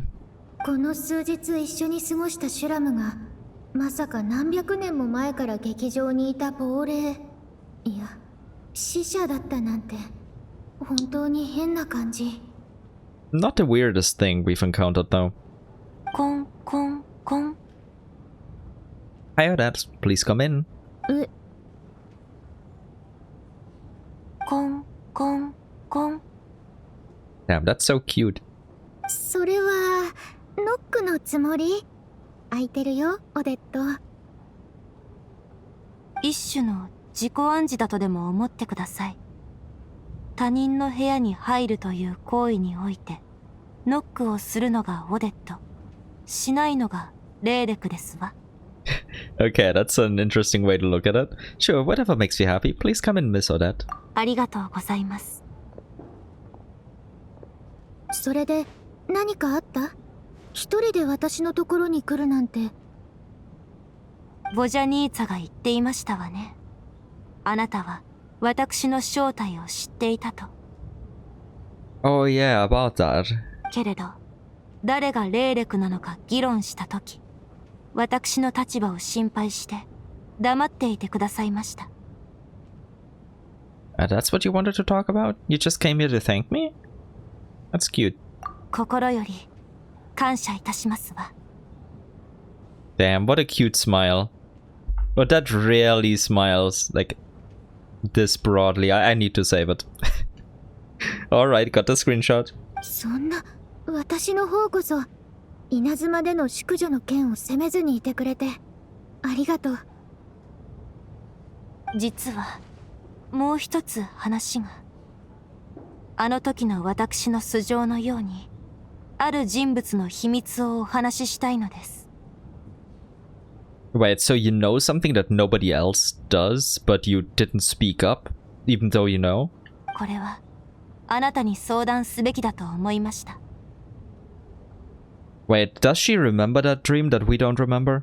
I'm honored. What's the situation? ミティアさんについてですが。 Oh, it's about Mitya. Yeah, she said he was dangerous and sus. 私は先日彼の死を目撃しましたの。 What? Yeah, okay, if you saw him dead and then he's alive, yeah, that is strange. レーレクとしての私が幻冬計画を阻止しようとしていたことはご存知ですわね。幻冬計画に関わる例の実験、その裏にいる技術リーダーがミティアさんだと知ったとき、私は真っ先に彼を探し出し、計画から手を引くよう脅迫するつもりでした。 I mean, yeah, that makes sense. I probably would have done the same in her shoes. 彼とは劇場で頻繁に顔を合わせますが、劇場内で手を下すとなると、私の正体が露見するリスクが大きすぎると考え、オルジェイナやパラタに潜入し、彼の実験室を突き止めることにしましたの。その方が脅迫の効果もより高まりますでしょう。 It must be basically the most classified place in Snezhnaya. If you manage to infiltrate it, you really do have what it takes to be a harbinger. ええ。と言っても、偶然が重なった結果でもあります。それに、私もファデュイですから、あの建物の構造はある程度把握しておりました。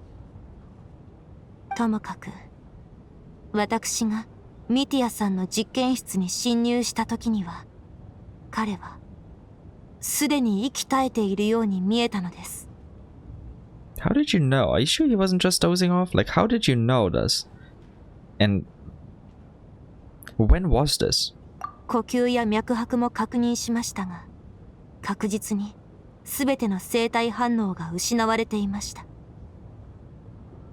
私はてっきり幻冬計画の阻止を企む他の者が私より先に手荒な手段で手を下したのだと思い、急いでその場を離れましたが。 Yeah, makes sense that you would flee in that situation. ここで過ごした最初の夜、ずっとミティアを警戒してたのはそういう理由だったんだね。Oh, so this happened like just before then? Like just before this performance done? Else it wouldn't really make any sense for her not to suspect him earlier. But she's only been weirded out at him ever since like we were stuck in this theater together. 今回の公演中、観客席に座る彼に気づいた時は、危うく表情を崩してしまうところでした。Yeah, I mean, I'd be shocked as well. 何せ、私からしてみれば、彼は死から蘇った不可解な存在ですもの。その後、殺人事件が起きたことで、事態が複雑化し、注意をそらしてしまいましたが。先ほどミティアさん自身が私たちの中に死者が紛れ込んでいるとおっしゃったことで、これ以上この問題を無視し続けることはできなくなりました。Yeah, this is all kinds of messed up. Like, what even is going on here? でも、もしこのことをみんなに打ち明けたら、レーレクが疑われた時みたいにミティアが標的にされるって思ったんだよね。ええ、もしかしたら何か事情があるのかもしれませんし。Yeah, there probably was, but what is it? Does it have something to do with his scarf, maybe? それに、あの時すでに死者はシュラムだということが分かっていましたから、増えた一人が彼だということは明白でしたもの。Maybe Mitya has a condition where he doesn't need to breathe and has no pulse under some conditions. Okay, that's weird. But maybe. まさか他の死者候補がいたなんて。Yeah, and Lumine, don't forget, I'm really sus about Alyosha for legitimately no reason at this point. But it was my first gut feeling, which it was probably completely wrong. So trust me, surely Alyosha is also sus. He probably isn't. あなたの気持ちはわかるよ。あの話し合いはたくさんの情報が錯綜してたから、急にそんな話を持ち出したら、みんなはもっと混乱してたはず。Yeah, well done, Odette. あなたはこの件についてどうお考えでしょうか。まず確認したいんだけど、あなたがミティアの死を目撃したのはだいたいいつ頃なの？ Oh yeah, that's a question I asked earlier as well. The when is really important here. 7日前の午後です。Okay, wait. Around a week ago doesn't mean that much because we've been in this theater for 2 days, so 5 days before then, and we had to wait 2 days before this Archon quest to start it.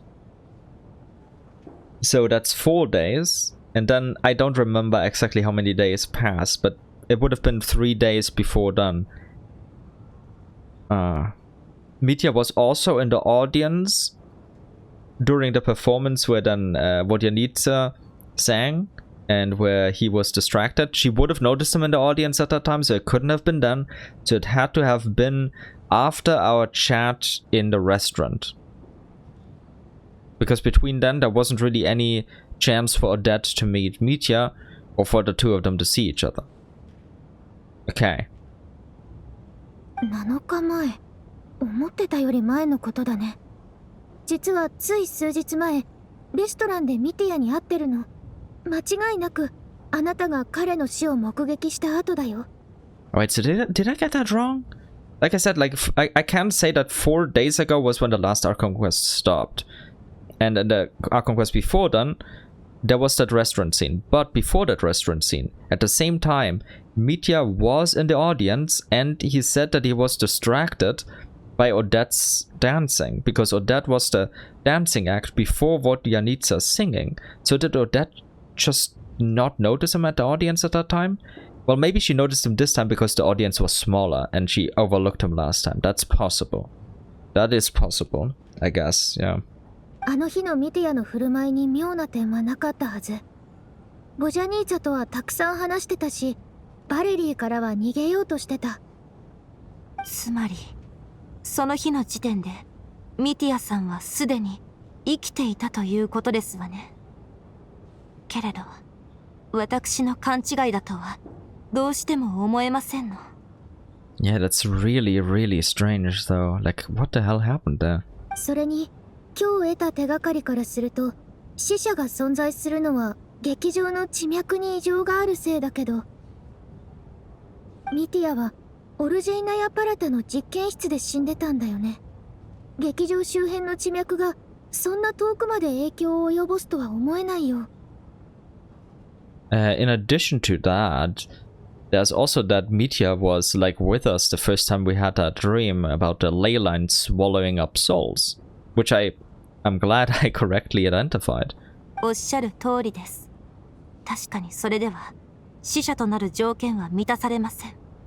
Yeah, but there's still something very strange about that whole situation. そう考えると、ミティアが死者である可能性は限りなく低いはず。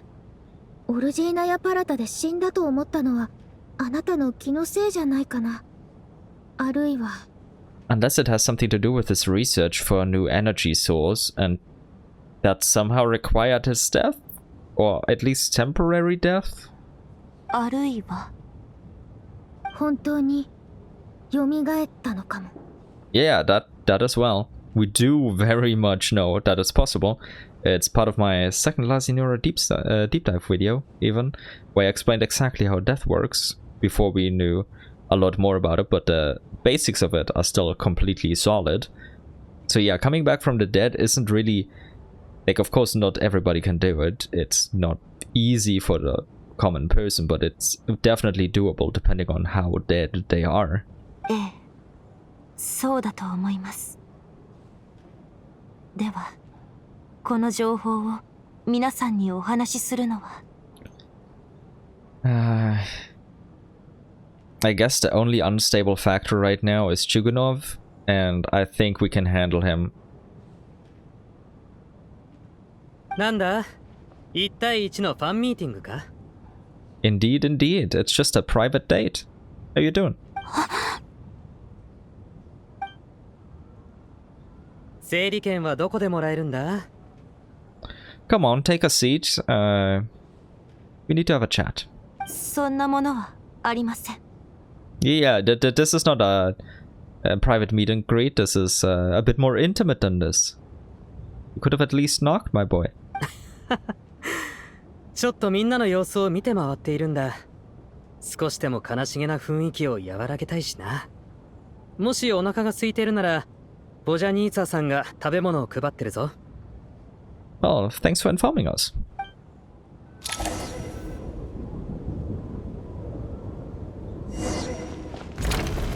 Let me see the description. Successive deaths occur within the theater, but there seems to be no clues as to the perpetrator. You gradually realize that this may not be some ordinary occurrence. Outside, the snowstorm continues to rage, and before you know it, night falls once again.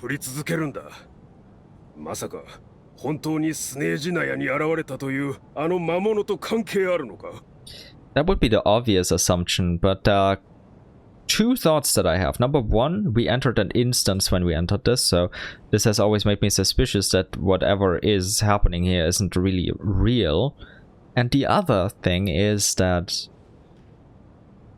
when we arrived in Snezhnaya, we also had a snowstorm like this. Maybe not on the exact same level, but even on the map it shows up as a complete snowstorm there. And Piero was in the area, so maybe there's something sus going on there. Maybe this is connected? 仮にそれが事実だとしたら、むしろ安心できますね。すでに女皇陛下自らが討伐に出陣なされましたから。俺たちはただ凱旋を待てばよいのです。おい、死後も寒さは感じると思うか？シュラムのやつ、この寒さに震えてなければいいんだが、コートの一枚でも持たせてやるべきだったか。Damn, that's awfully kind of him. Don't tell me I'm slowly warming up to him. 死はもともと冷たいものだ。吹雪が奴を受け入れてくれる。I mean, we can test it. Ronova, can you hear me? Can you give me a hug? I wanna know what Death's Embrace feels like. Is it cold? Is it warm? 私はシュラムのことを忘れない。あいつの行く末が平穏であることを祈るわ。ラムパーナやクリシュはあいつのせいで死んだわけではないの。Yeah, and the deaths of the two others that none of us knew. そう考えると、なんだか九死に一生を得たような気分になるわね。Don't jinx it. Don't jinx it. ただ、ここを出た後、彼らの家族にどう説明すればいいのよ。Yeah, that's gonna be rough. If what's happening here is real. I'm still coping a bit, but it's just so sus. I don't know. Damn. Junior, do you still have enough medicine? I've been worried about that since day one.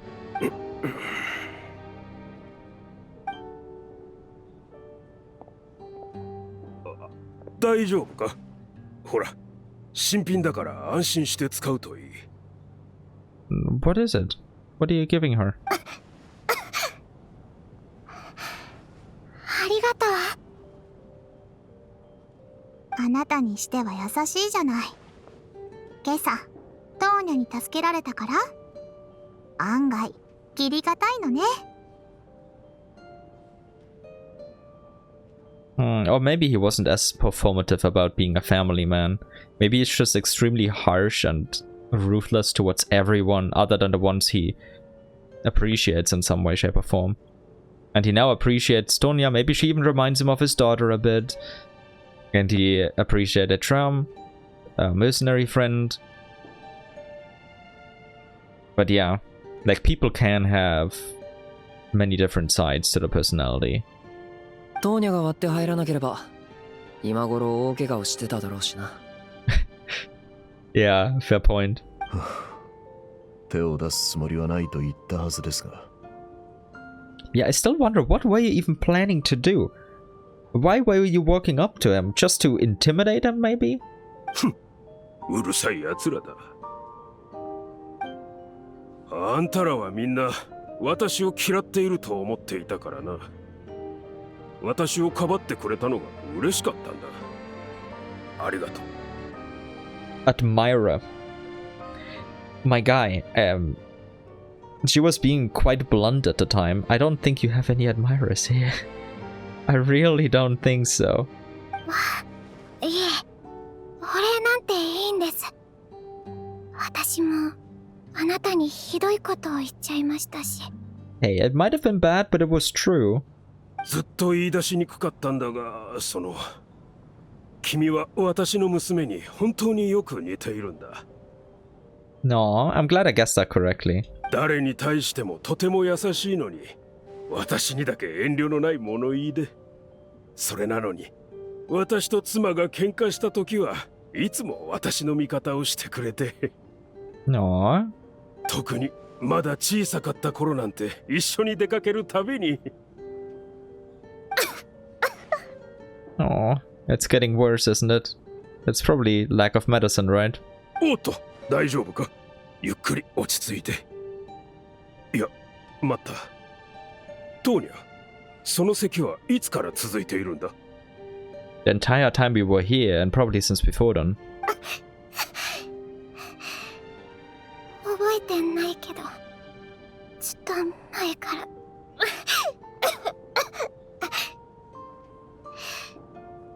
心配しないでください。平気ですから。Like Ix told us, she always puts on a brave front. 普段は薬を飲んでいるのか？飲んでます。本当に大丈夫です。お兄ちゃんがフロストフラワーの葉っぱを煎じて飲ませてくれるとすぐに良くなりますから。それを飲めばずっと楽になるんですよ。I guess it answers my question. She does not have a stash of that medicine, and at least not with her. そうか。それならいいんだ。そろそろ就寝の準備をしましょう。死者はすでに去りました。今夜はもう不測の事態は起きないはずです。Famous last words. とはいえ、万が一に備えて、今夜は俺が見張ります。Thanks, man. But don't forget to get some rest, maybe during the day, if nothing happens. Yeah, something will happen, but still. 交代は必要ありませんの？私もできますわよ。ご心配なく。夕方に少し仮眠を取ったので、万全の状態です。この2日間、皆さんも気を張り詰めっぱなしだったでしょうから。今夜はゆっくり休んでください。There could have only been one hell of a power nap, but thanks for your service, Valerie.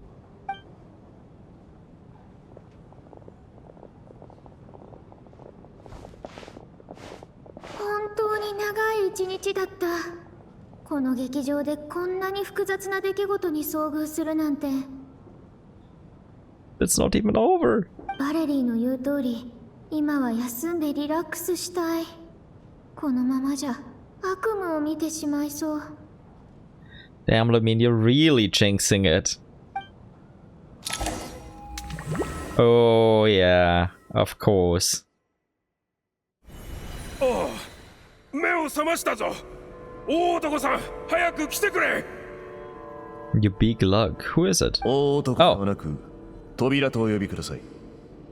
黒い霧が来ます。急ぎましょう。Mr. Door, okay. Where are we? Black Mist? Haven't I heard that before? おい、歩けるか？上に向かう最中に魔物に襲われたんだが、扉さんが私たちを守ってくれてな。Okay, so that's the backstory this time. どこから現れたのかはわからないし、口数も少ないが、魔物相手には容赦ないようだ。しまった。いつの間にか黒い霧がまた迫ってきているぞ。あんたも急げ。The ley lines are still hungry. Maybe Mitya is the reason that they've become so aggressive, and the other guy just happened to be here, too. If Mitya really was dead and revived. なあ、扉さん。あんたと会うのはこれが初めてで合ってるか？俺のことを気にかける必要はありません。俺はただの扉で、俺自身の扉を探さなければならない。扉さん、もう据えてやるか。早く退治してくれ。この程度なら突き落とせます。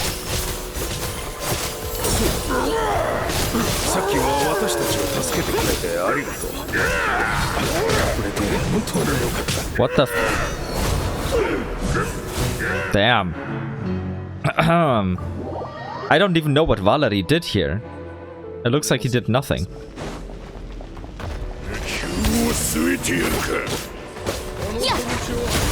Ah, okay. Okay, he did do something.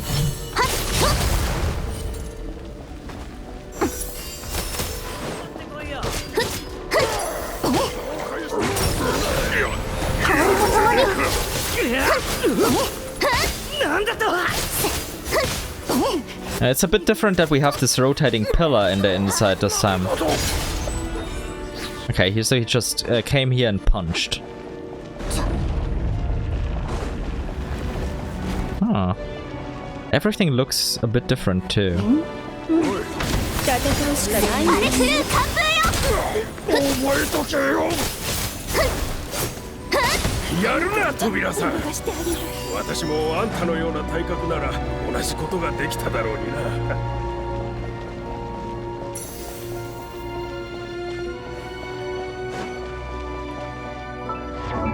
Wait. Okay, we do have the XI finally split, and holy hell, this is high refinement too. I haven't even got it to this height yet.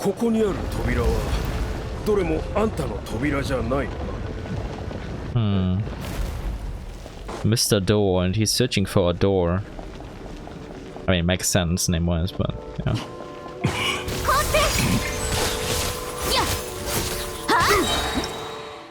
Snezhnaya Ice Coffin. When the fain known as the Snezhnaya feel threatened, they will ensconce themselves within an ice coffin. The ice coffin can be weakened by the stellar glimmer reaction and becomes more easily broken with electro or animal attacks. When the ice coffin is intact, the Snezhnaya inside can recover a certain amount of lost HP, but when the ice coffin shatters, the unfortunate Snezhnaya inside will go along with it. Oh, so this is a temporary heal, but if it gets shattered, it's just game over for it.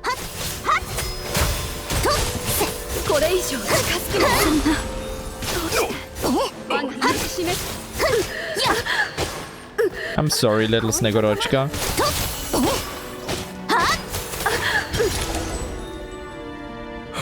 疲れた。黒い霧はまだ押し寄せてくるのか。Rest in peace, Chugunov. おい見ろ、下から魔物がたくさん来ているぞ。黒い霧から出てきたのか。まずい、あいつらすごい速さで向かってきているじゃないか。早く逃げるぞ。このままじゃ追いつかれる。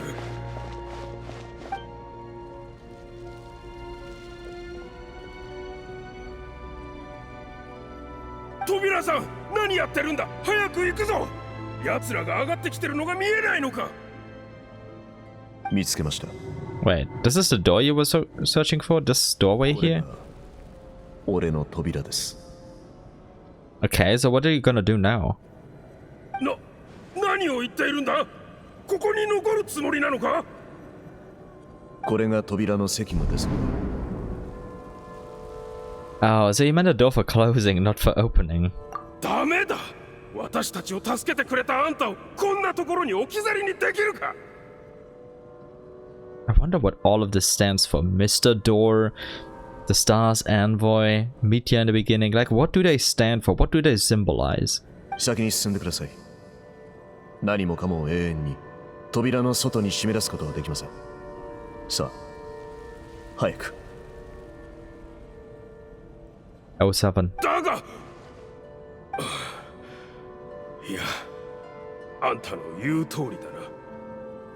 行くぞ。扉さんの犠牲を無駄にするなよ。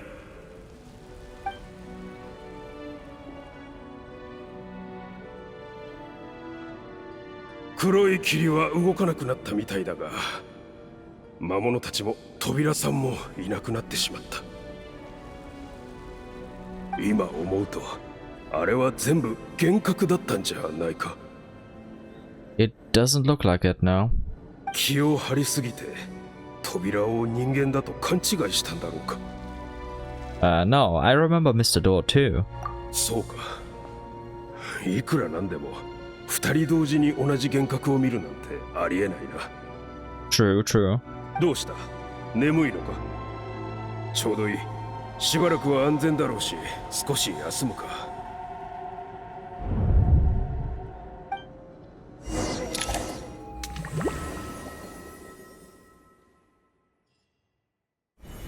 今何時だろう。もう朝かな。なんだか悪い夢を見てた気がする。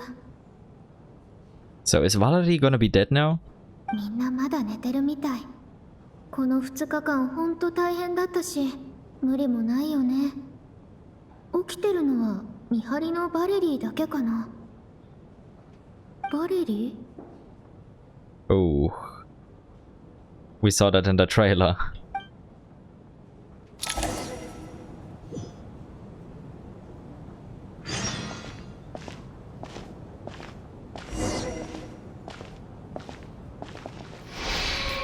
Looks as calm and composed as ever. Even now, it seems as if there's no burden he couldn't shoulder. Yet around him, time seems to stand still, as if the gods, in their mercy, finally granted him a moment of respite. Or respite. みんな起きて。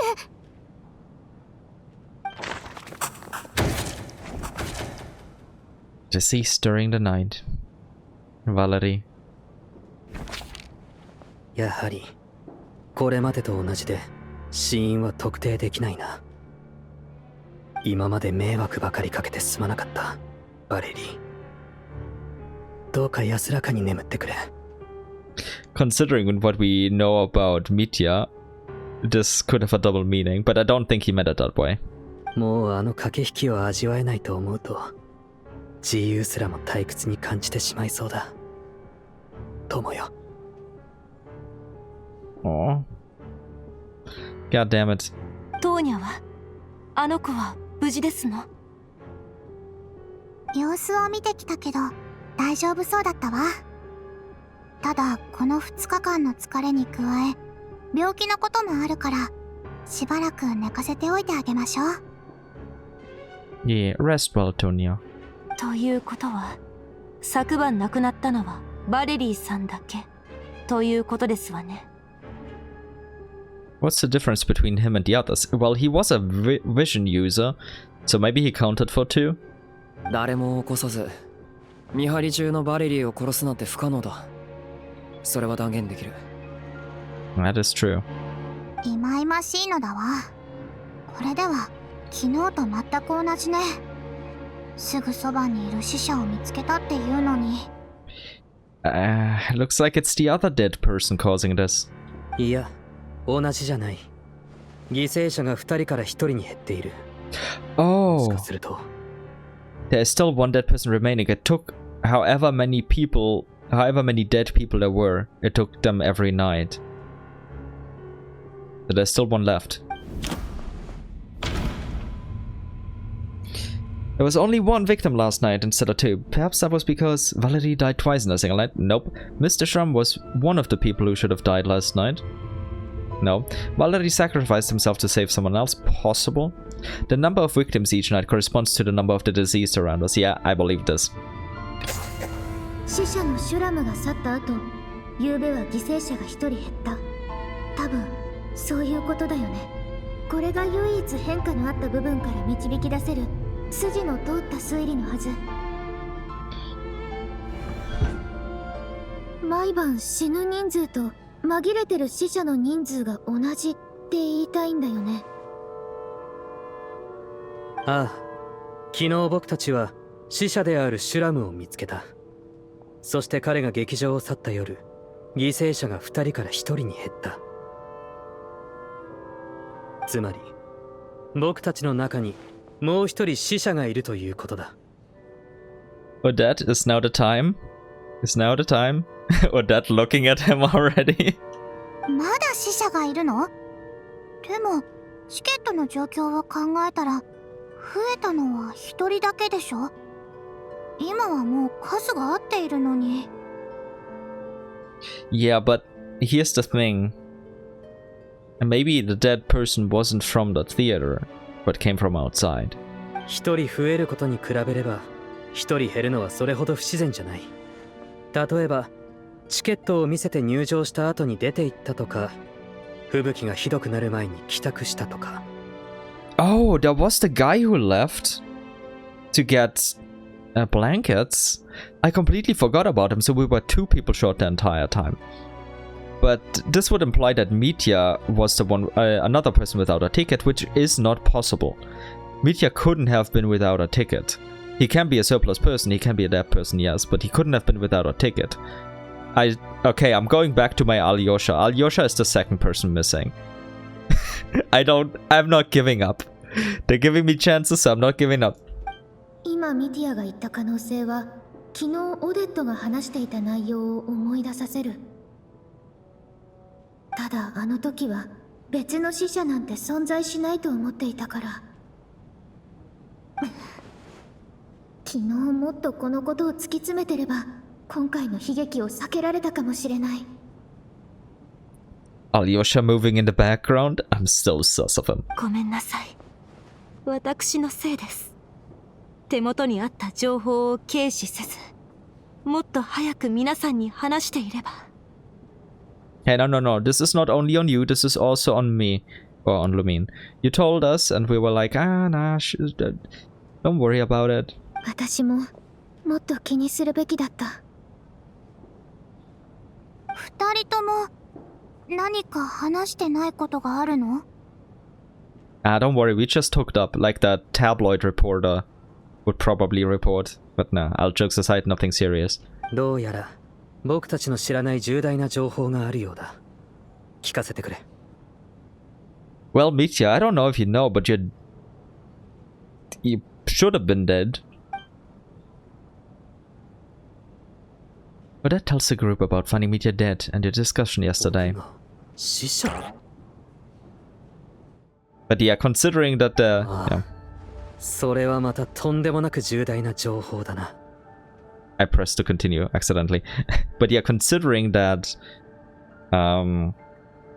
Valerie is currently dead and Mitya is apparently supposed to be dead, or maybe even pseudo dead, I'm pretty sure like all of this isn't real, like I've been suspecting from the very beginning, or at least not as consequential as it should be. Something is completely wrong here. Something is gonna change massively. I don't know how, but you know. 昨日話し合った時、やっぱりありえないと思って一旦置いておくことにしたの。ああ、その場に僕がいたとしてもきっと同じ結論を出していただろうし、あまり気にしないでくれ。どう考えても不可解だしな。とりあえず弁明させてもらおう。さっきオデットが言った午後のことを含め少し振り返ってみたんだが。Okay, what happened to you there on that day? 僕に死んだ記憶はない。この点がシュラムと異なっている。ええ、私も数日前にミティアに会っているし、彼が死者だとは思えないわ。Yeah, but what if he isn't dead in the same way that Mr. Shram is? For him, he just couldn't enter the ley lines. For Mitya, he could have died and come back. ミティアじゃないなら誰なんだ？投票でもして決めるか。No. What are we even planning to do? What are we voting on? Just saying, oh, is it him? Is it not him? That's kind of pointless. Why are we trying to vote on what are we gonna do now? 唐突な質問で悪いが、旅人。お前はトーニャの兄さんと知り合いなんだよな。トーニャとは前にも会ったことがあるのか？ No, I had not. いや、ないけど、それってつまり。おい、どういうつもりだ？妙な憶測はよせ。It could be possible though. But something ultra strange is going on here. And I still don't know what. 自分が疑われているからって他のやつになすりつけるつもりか？ It appears that way, but I think he has a reason for it. 困るな、チュグノフさん。これは真っ当な話し合いだ。そうやって声を荒げるのはやめてくれ。話し合うつもりがないなら黙っててもらえるか。このガキが！ミティアが急にトーニャのことを聞いたのはあの子を疑ってるから。確かに年齢だけでトーニャだと思ったけど、まさか。ただ単にあんたの疑いは筋違いだって言いたいだけだ。トーニャが死者なわけない。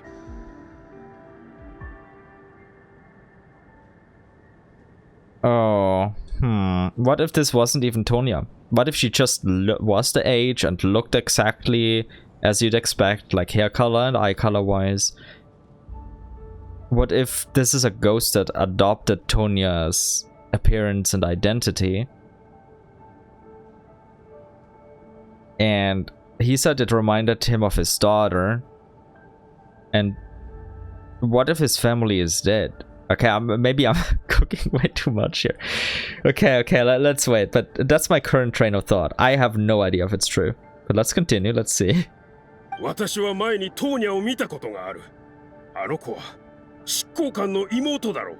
講師ってやつの。Okay, so he is vouching that she is Child's sister. So it's not some random person then. それは本当か？この劇場でトーニャのお兄さんが講師だってことを話した覚えはない。じゃあ、チュグノフは本当に会ったことがあるのかも。Yeah, that detail was interesting. Like, how would he know? Like the Tatalia part. チュグノフの証言が正しいなら、トーニャも候補から外れる。となると、やっぱり死者がいるとは考えにくい。No, Mitya, I think there's something very, very wrong going on with you. Or that was probably not wrong. I just don't know what exactly happened to you that time. オデット、すまないがもう一度確認させてくれ。僕が死んでいた時のことについて。ええ、構いませんわ。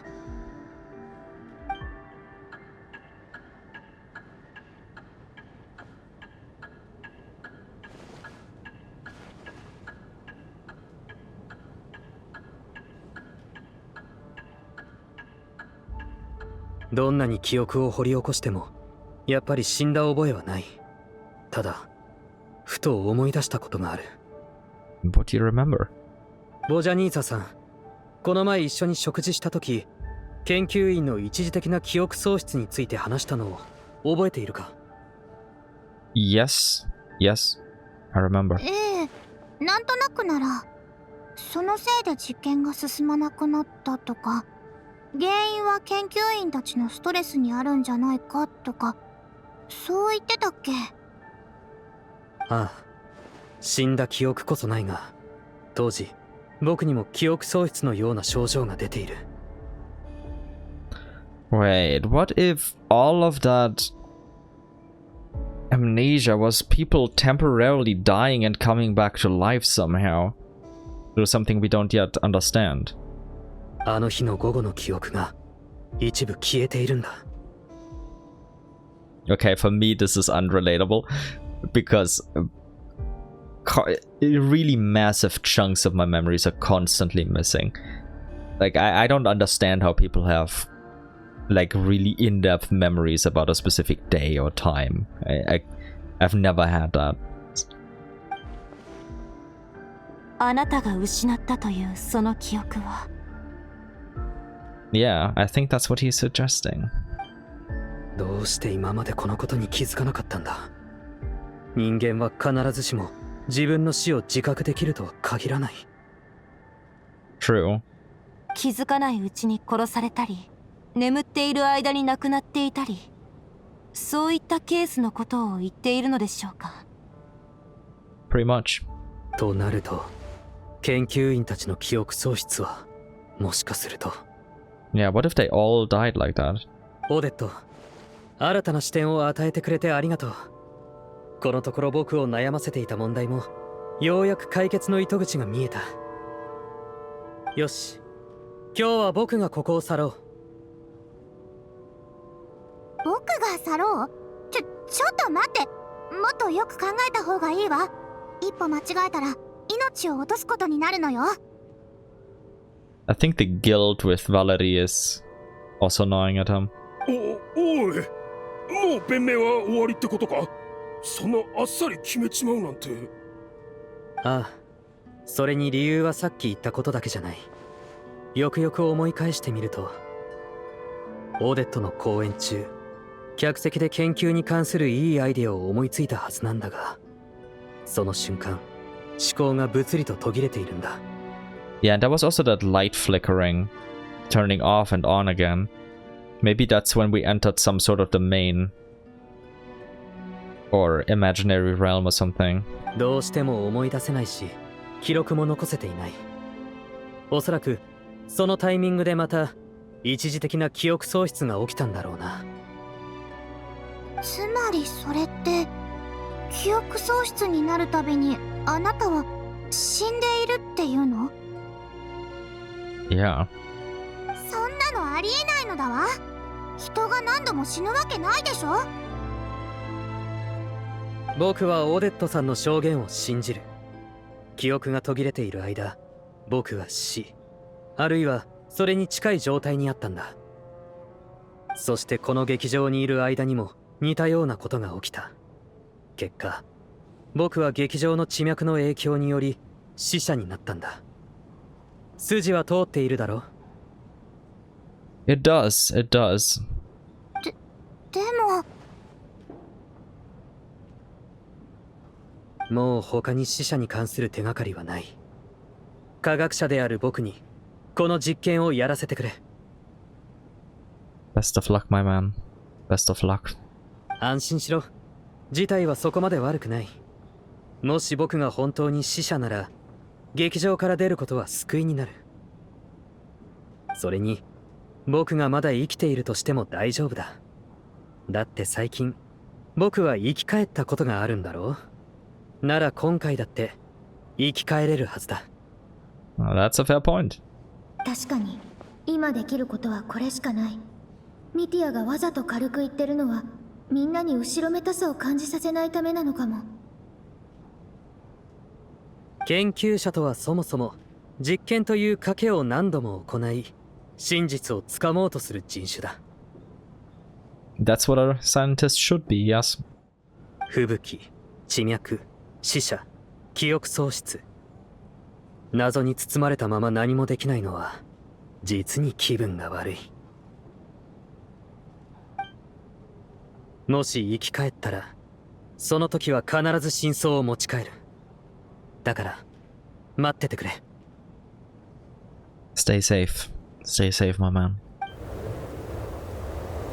We'll be awaiting your return.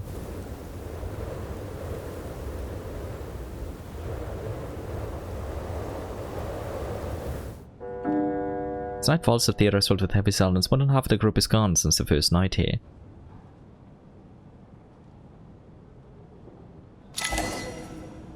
Beyond the loop. Oh, ho, ho, ho. Yeah, this is making me even more convinced that everything is absolutely not as it seems. Hello, Juganov. バレリーの野郎、見かけ以上に筋肉がついてたな。あんなに重いと運ぶだけで死ぬかと思った。Yeah, I can believe that. くそ、忌々しい吹雪め、さっさとやみやがれ。Yeah, nobody deserves this stuff. なんだ、むしゃくしゃしてるんだ。話しかけないでくれ。Yeah, sorry to bother you. Just wanna get all the voice lines, you know, my man. I'm sure you understand.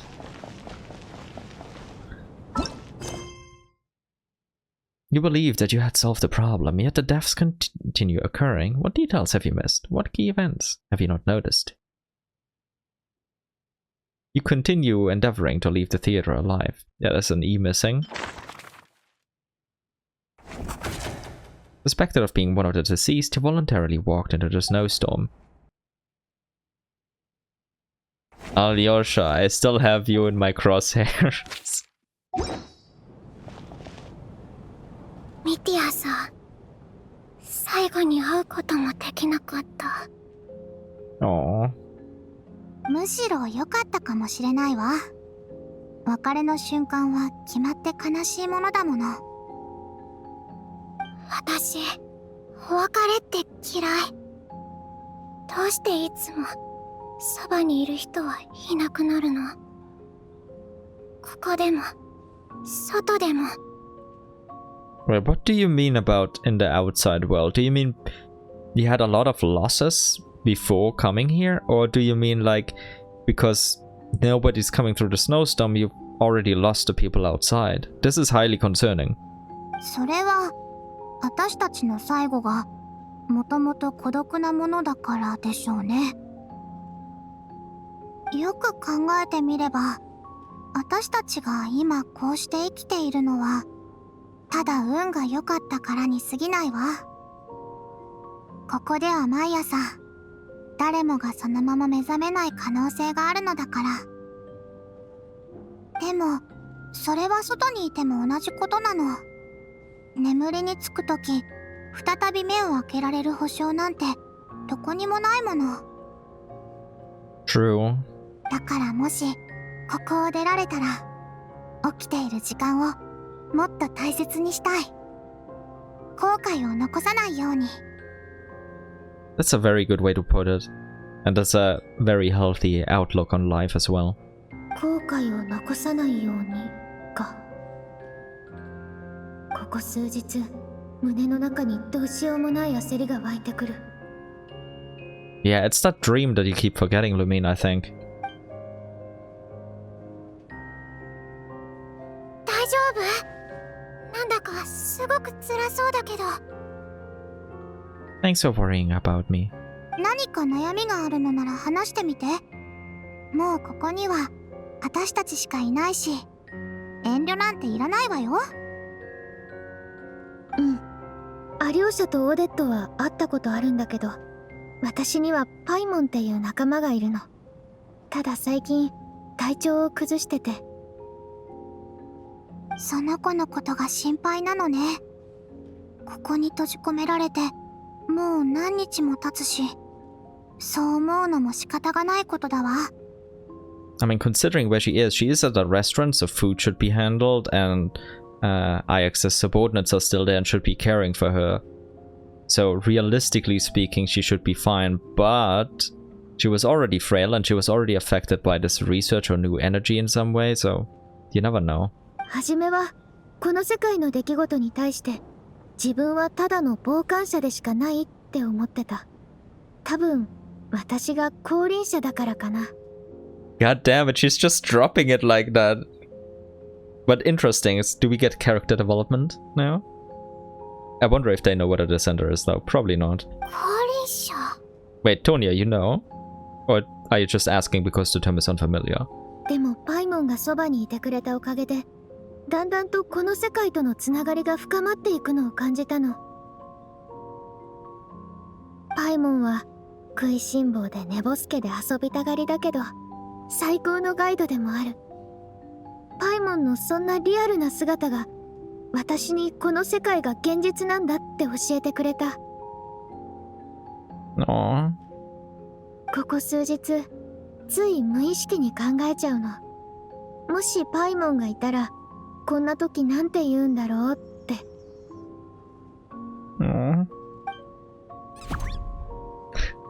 Aww. そしてそんな想像から戻ってくると会話は先に進んでる。私だけが自分の世界に取り残されてるの。この孤独感を乗り越えようとはしてるけど、それでもやっぱりパイモンに会いたい。私にとってパイモンはある意味この世界そのものだから。 God damn. I'm almost tearing up here. きっとその子もあなたに会いたがってるはずだよ。もしかするとその子にとってもあなたがこの世界のすべてかもしれないね。 Yeah, I'm pretty sure she feels that way. 慰めになるかはわからないけど、水の精の多くがスネージナヤグラードを去った時、私も世界が空っぽになったみたいに感じたわ。周りの笑い声や喧騒がどれも自分とは関係のないものに思えたの。だからあなたの気持ちはよくわかる。もしかすると人は一生をかけて愛する者がずっとそばにいるわけではないという事実を受け入れていくのかもしれない。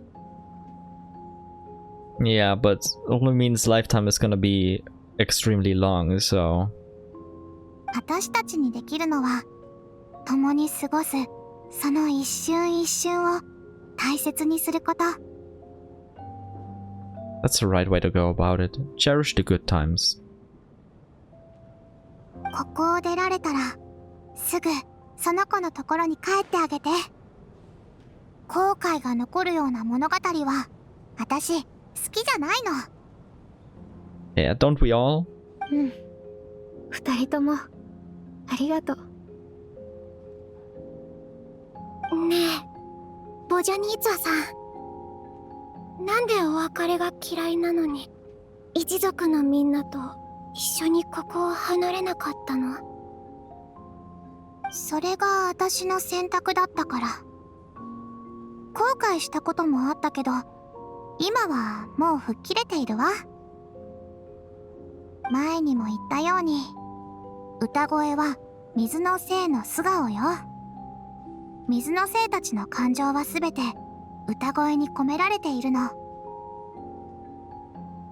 みんなの歌声は数百年もの間この劇場で響き続けた。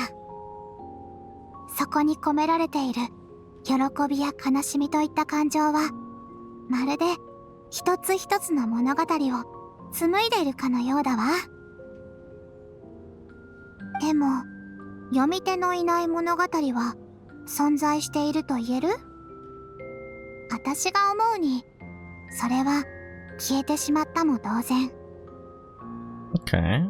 だから私は残ったの。歌い手として、そして同時に聞き手として。そうすればあの歌声は永遠に消えないから。 Yeah, that's a fair way to look at it. いつか水のせいの歌声を聞き取る方法を教えてくれる？私もシュラムさんみたいに特別な聞き手になりたい。ありがとう、トーニャ。あなたは最高のファンだわ。なら試しに一曲歌ってみるから聞いてみてくれる？私頑張る。 No, best of luck.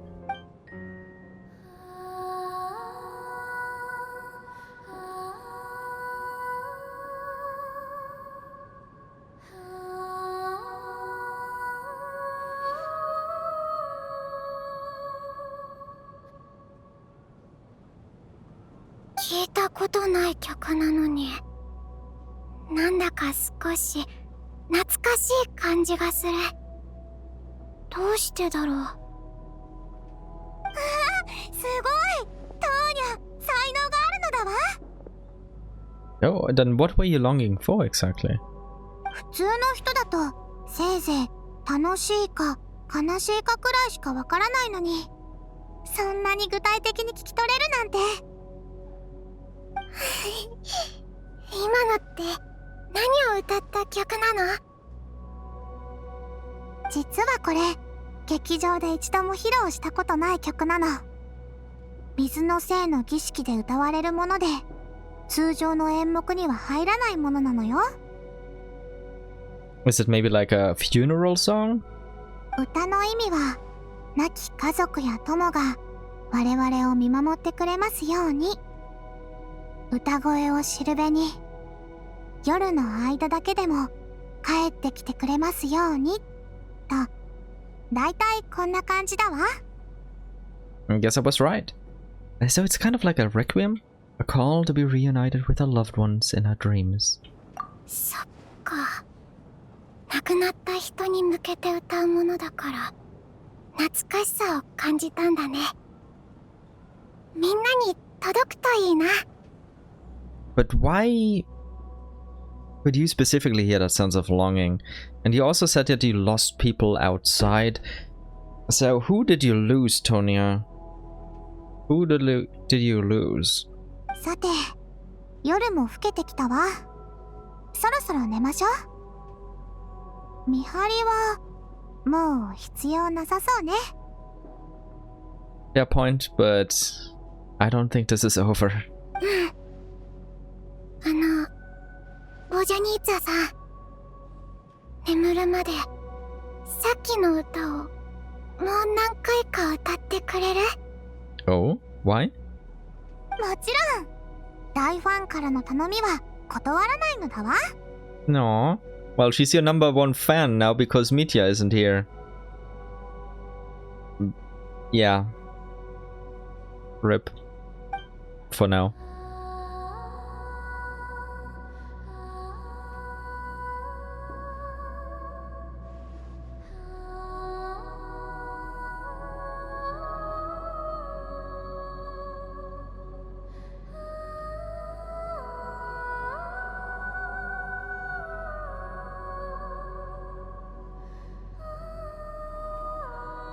Aww.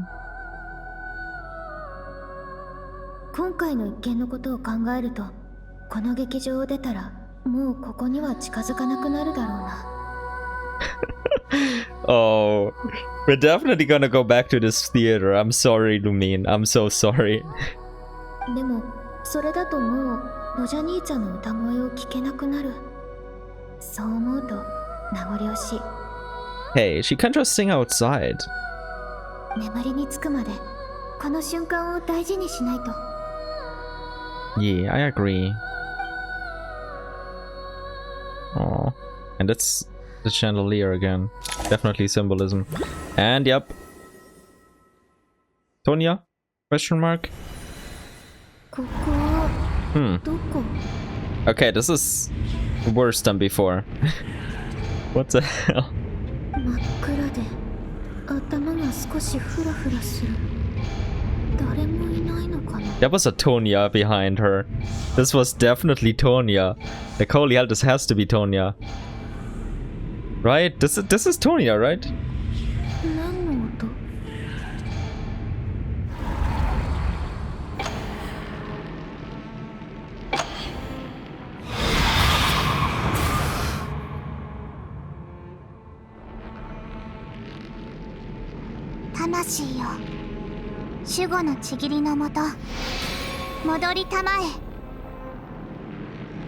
Thanks, Vodyanitsa?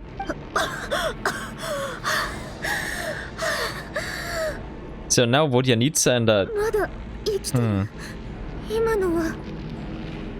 and a quote-unquote evil Tonya is here. 質問なら後で受け付けるわ。こっちに来てスイッチを入れて。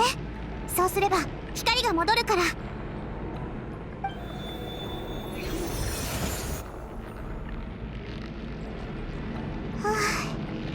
これで安全だわ。さっきの霊体は野党者。光が強い時はあまり動かないけど、暗くなると途端に攻撃的になるの。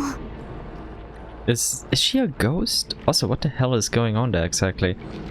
We're still not much closer to figuring out the whole puzzle of what the hell is happening here.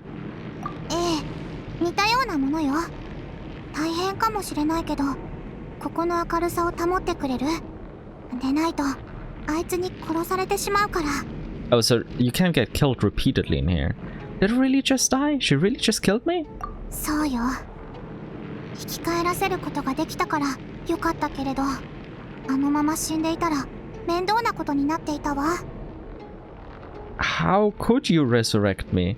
Didn't know you had this capability, Vodyanitsa. Of course, you're playing a role in here, seemingly. But what the hell? 面倒で片付く話じゃない気もするけど、あなたって人を生き返らせることができるんだ。私はあなたの守護霊だから。Okay, so now she's the role of my guardian spirit. Okay. はじめましてだったわね。玉返しは私の特技なの。よろしくなのだわ。Huh. I mean, Soul Recall would fit, like, an ability like this would fit in perfectly with, like, back in the second Lasinora deep dive video, where I laid out how death works and how you can come back. So I guess it makes sense. ありがとう。よろしく。Thank you, Guardian Spirit. さあ、のんびりしている暇はないわ。黒い霧に追いつかれないよう、野党者に気をつけながら進みましょう。完全に暗くなる前に次のスイッチのところまで行って、明るくなれば野党者に襲われずに済むわ。明るくなった。やっぱり光ほど安心できるものはないわ。野党者だわ。ささっと行きましょう。あいつを刺激しないよう気をつけて。危ない。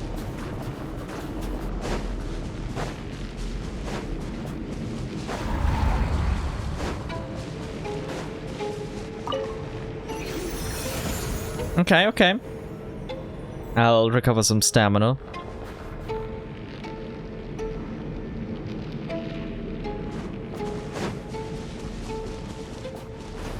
What the? Okay, I can't get up. This way. 次のスイッチはあそこだわ。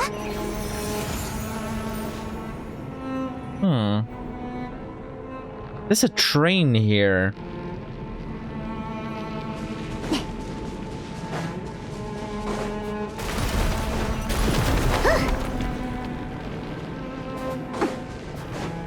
Damn.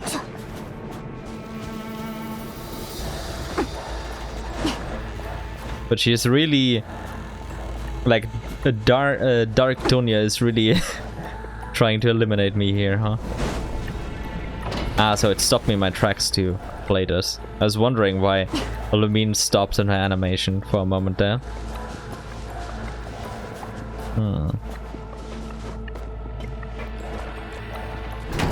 Oh.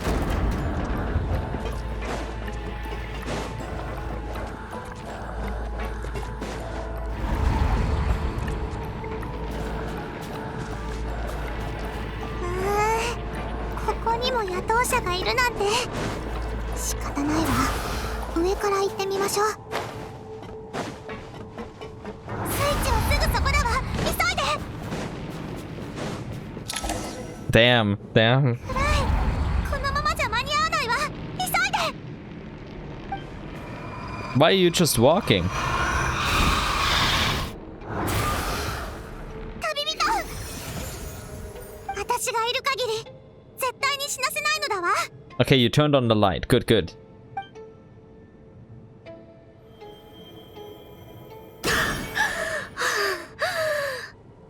It's the second time this. Huh. 生き返れるって言ってもさすがに死ぬ感覚は気持ちいいものじゃないね。 I believe it. また生き返ってくれてよかったわ。 Now that I had a moment to think, let's point out the differences between this knight and the others. First of all, one of us has turned into the enemy. Secondly, we haven't seen the quote-unquote black mist, which was just blue mist or the ley lines. And thirdly, there's the whole death and revive thing. And our friends or companions or theater mates taking on different roles is the same though. ありがとう。さあ、光が残っているうちに早く行って。あなたは一緒に行かないの？ええ、私はもう果てたから一緒には行けない。 Used up? What does that mean? Are you the one who doesn't wake up this time? 守護霊は消耗品なの。生き返らせる力はそう何度も使えないのよ。 Yeah, but that doesn't mean you can't leave, right? 見た目はなんともないけど、うちはもう枯れている。じきに存在も薄れていくわ。No. 私はもうここまでみたい。でも黒い霧こそが私の帰る場所。だから気にすることはないわ。 Okay, the black mist is still here. Maybe I just forgot it for a moment. どうしてもっと早く教えてくれなかったの？教えたところで私とあなたの運命は変わらないもの。あなたの負担になるだけだわ。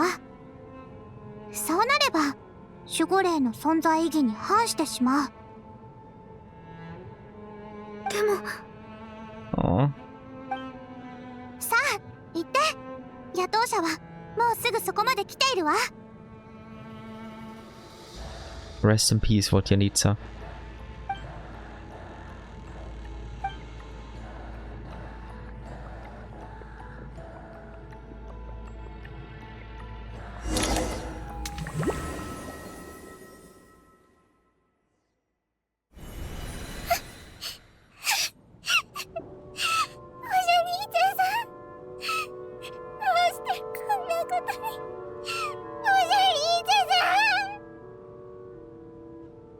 God damn it.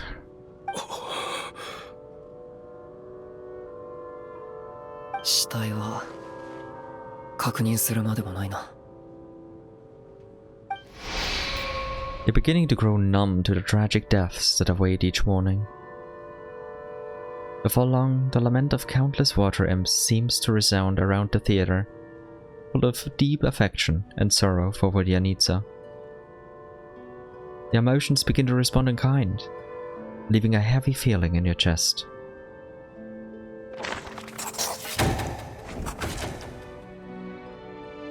Vodyanitsa, deceased during the night. そんな、どうして。嘘をつきましたわね、シュグノフ。分かっているのですから。What does she mean? Does she mean he did it? Or do you... No, that can't be. Or is it because... Tonya isn't Tonya? 何の根拠がある？それより自分のことは棚上げか？最初黒幕は霊力だと疑われていた。そして毎回都合よく死を回避し、今も生き残っている。一番怪しいのはあんただろう。それとそっちの狩人どもだ。いつもどこか人事みたいな顔しやがって。そもそも劇場から出ないよう最初に言ったのはあんただったな。ここに閉じ込めて何を企んでやがる。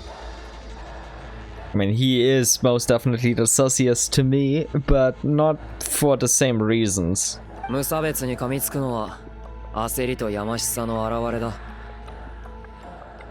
だがその威勢の良さはこれまでとまるで別人に見える。最後の抵抗か？脅しのつもりか？ああ、いいさ。この劇場で今日まで生き残ってきたんだ。今さら死を恐れるとでも？ほら、殺せるものなら殺してみろ。終わらない悲劇のせいでみんなもう限界が来てる。バレリーとミティアがいない今、誰かが場をまとめないと。 Let's do it. でもその前に考えを整理しておこう。残った人たちの中で一番死者の可能性が高いのは誰だろう。 Yeah, it's probably like I suspected before. He's somehow lucked out with saying that Tonya is Ajax's sister. That's the only possibility. Maybe he was like, hey, they have similar physical traits. That's the only thing I can think of.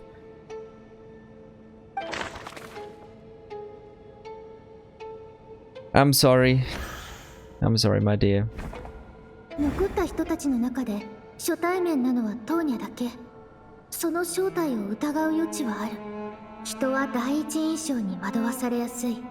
今考えると講師の妹っていうのは私が勝手に思い込んだものだった。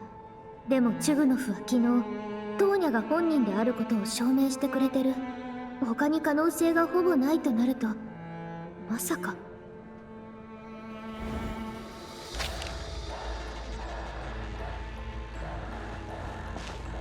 トーニャ、テウセルは元気にしてる？テウセル？ Oh. あなたのお兄ちゃん、アヤックスが家に送った手紙に私のことが書いてあったよね。例えば、金髪の旅人とか、覚えてない？知らない。それに、お兄ちゃんの名前はラジクで、アヤックスじゃないけど。So this is a ghost who just happens to be named Tonya, huh? クソ！シュグノフ、説明してくれる？昨日言ったことは嘘だったんだね。やはり嘘を。なぜそのようなことをしたのです？いつも口にしていた奥様やお子さんの話も家族思いっていう設定を作るための嘘なのでしょう。 I don't think everything about him is fake, but a lot of things. 霊力としてある晩あなたの家に忍び込んだことがあります。ですがその時家にはあなたしかいませんでした。たまたま家族が留守だったからとも思いましたが。Yes, it's probably like I thought, with his wife and daughter are already dead. 今になって考えてみるとその線は薄そうですね。おそらく本当はずっと一人なのではありませんか？わざわざそんな嘘を。でもどうして？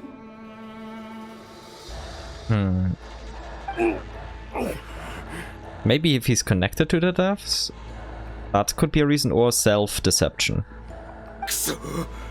クソー！なぜこの吹雪は止まない？止んでくれれば、止んでくれさえすれば。そっか。思い出した。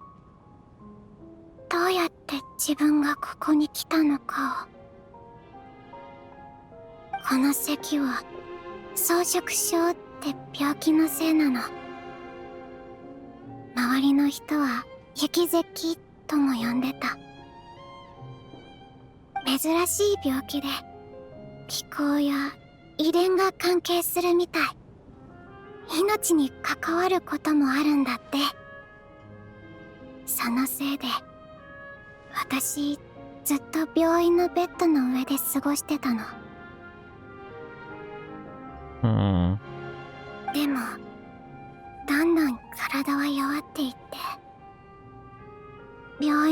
治療もお兄ちゃんがフロストフラワーの葉を煎じて作ってくれた薬も全然効かなくって、それである日お兄ちゃんに昔みたいにもう一度だけ外へ遊びに連れてってほしい、たくさんの友達に会って新しいことをしたいって言ったんだ。 I wonder where the real Tonya is then. そしたらこっそり私を病院から連れ出してくれたの。劇場に着いてチケットを買って中に入って、その間ずっとワクワクしっぱなしだった。公演もすごく素敵だったはずなのに、だんだん眠くなって。トーニャ。Was your daughter's name also Tonya? 目を覚ました時、お兄ちゃんはいなくなってた。 Or is he your brother? でもお兄ちゃんが私を置いていくわけない。だからここで待つことにしたの。きっと私のために薬を作りに行ったんだって思ったから。戻ってきたら文句の一つでも言うつもりだった。 So that's why she was so confused when we first met her. トーニャ、その時にはもうすでに。うん、分かってる。もう分かってるよ。私死んじゃったんでしょ。今の咳もだるさも体の記憶を引き継いだものなんだよね。悪かったのはお兄ちゃんじゃなかった。私がお兄ちゃんを置いていったんだ。ごめんなさい。気づくのが遅くなって。死のせいで認識が歪んでたみたい。みんなを巻き込んじゃった。じゃあ名前もトーニャじゃないんだよね。でもそれならどうして。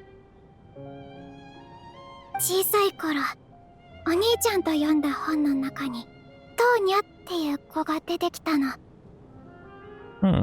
病院を抜け出した後、家族や病院の警備員たちが私たちを探してたから。You know,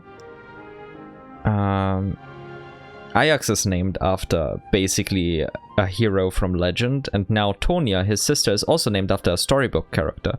I feel like Ajax's parents have a certain naming pattern.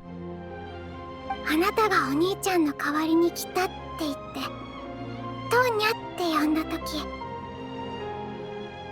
見つからないようわざとお兄ちゃんと私しか知らない偽名を使ったんだと思ったの。でも私の勘違いだったみたい。 Damn. 唯一の救いはあなたの死の記憶が苦痛なものではなかったことですわね。 True. That is good. さて、次はあなたの番です、チュグノフ。お話ししてくださるかしら。理由もなしに生まれる嘘などありませんもの。 Yeah, there's so much off about this guy. あんたの言う通り嘘をついてた。知ってたのは執行官公使とその妹がチケットを持っていることだけで、トーニャのことは見たことない。But why? Just because she reminded you of your daughter? That is a fair reason, by the way. それと家族のことも全て嘘だ。実際はとっくに家族を失っている。ただその現実を受け入れられなくてな。私は人生の後半を自分を騙しながら生きているどうしようもない男さ。私の娘はイゼカっていうんだ。そう、あのイゼカ設備製造工場のイゼカだ。あの子も雪石で亡くなった。まだ6歳だったのに。生きていればちょうどトーニャと同じくらいの年だ。So that's why he reacted that way when he heard about the remedy that Tonya's brother brewed for her. あの子が亡くなった後、妻もイゼカと過ごした日々を忘れられず、その苦しみから目を背けるように私の元を去った。Well, I hope she's living a good life somewhere. I'm glad she's not dead too. ある日、仕事から帰ってきて空っぽの部屋を見たとき、息が詰まりそうになったよ。それで無意識のうちに想像を始めたんだ。あいつらがまだそこにいる光景を。So it was a delusion that kept you somewhat sane. それが心を軽くする唯一の方法だと気づいた。だから自分を騙し続けたんだ。悲しみのあまり現実逃避か。だがそこに罪はない。To be honest, I respect it. I respect it a lot. As long as it's not hurting anybody and you're trying to keep yourself safe and alive in some way, what more could you want? そろそろ偽証について話してもらおう。Yeah, that part. Please explain it. Also, I'm still sus on Alyosha. I just gotta mention it now that I see him. Like, this whole situation is so absurd, and I doubt it'll end after Tonya. Like, there's something wrong here.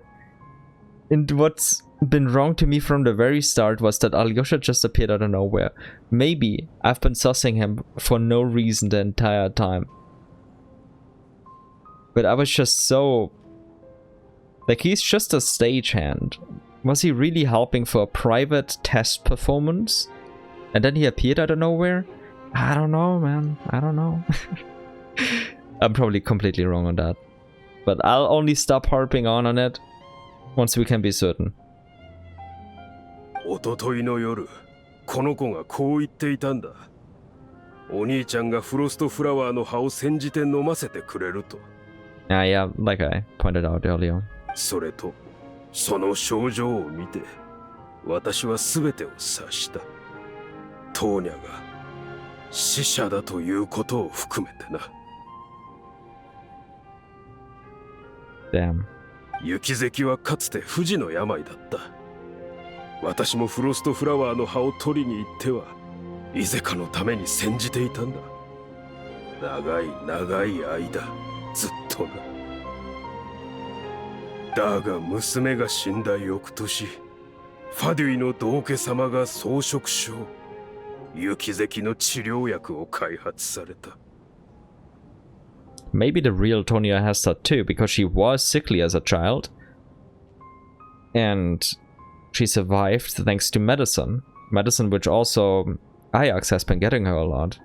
しかも、これまでの治療法は何もかもデタラメで、誰かがでっち上げたものだと判明したんだ。Yeah, maybe it treated some of the symptoms, though, because it made the cough go away for a bit. そんな事実を受け入れられると思うか。あと少し、あと1年早ければ。My condolences. だから知っていたんだ。フロストフラワーの葉を煎じて雪石を治そうとする人が今はもういないってことを。この子は雪石がまだ不治の病だった頃の子なんだとな。つまりあなたはご自身の娘をこの子に重ねていたんですの。死者であると知りながら。Even though you knew that protecting her could get you killed? 筋が通らない。死んでると分かっていながらどうして固執する？そもそも私はあんたらの言う妙な理屈を信じちゃいない。そのやり方だって納得できてないんだ。誰かを死者だと決めつけて生きたまま吹雪の中に放り出すだと。 Hey, we didn't do that. They left off their own devices. ミティアもせっかく仲良くなったシュラムも吹雪の中に消えた。次はトーニャの番か。いや、最悪前の二人は受け入れよう。だがこんなにけなげなトーニャが目の前でこうして立っているんだぞ。私たちと変わらず息をしているんだ。それでもこの子を死者扱いするのか。私はただこの子を助けたいだけだ。吹雪が止みさえすれば、そうしたらすぐにでも一番いい雪咳の治療薬を手に入れてこよう。必ずこの子を治す。だから吹雪の中に放り出させはしない。 Yeah, we're just all gonna be dead by that time. Because the snowstorm is not gonna stop. 今度こそ絶対にだ。あと少しってところで助けられないのはもうごめんだ。でなきゃ私は自分を永遠に許せない。ジグノフさん、そんなことしなくて大丈夫です。トーニャ。おとといの夜にはもう私が死者だって分かっていたんですよね。バレリーさん、ミティアさん、そして大好きなポジャニーツァさんも、みんな私のせいで死んでしまいました。そんなこと望んでなかった。あなたは私を救うことで救われたいだけなんです。それが私の心に罪悪感を植え付けるとも知らずに。Yeah, tell him. いや、違う。本当に助けたい一心で。自分がもう死んでるってことは誰よりも分かっています。あなたに救われることよりみんなと過ごしたこの時間の方が私は大切です。悲劇が何度も続きましたが、それでもこんなに素敵な人たちと出会えて一緒に何日も過ごすことができました。病院を抜け出してからの出来事はどれも昔の私には到底できない大冒険です。本当にみんな大好き。できることならこんな結末じゃなくて、この魂と引き換えに死んだ人たちを生き返らせたい。Rest in peace. あなたのしたことは許せません、チグノフさん。すまなかった。私じゃなくみんなに謝るべきです。これでおしまい。これ以上みんなに迷惑をかけるわけにはいかないし、私の冒険もそろそろ終わらせないと。I salute you, Tonya. Whose real name I still don't know. Rest in peace. Rest in peace. もう行くのか。今日はまだ早い。もう少し残ったらどうだ。ううん、大丈夫。ありがとう。あ、そうだ。私の名前は確かっていうの。みんなに会えて本当によかった。Bye bye, Tashka. お別れだというのに、まるで初対面の自己紹介のようですね。確か。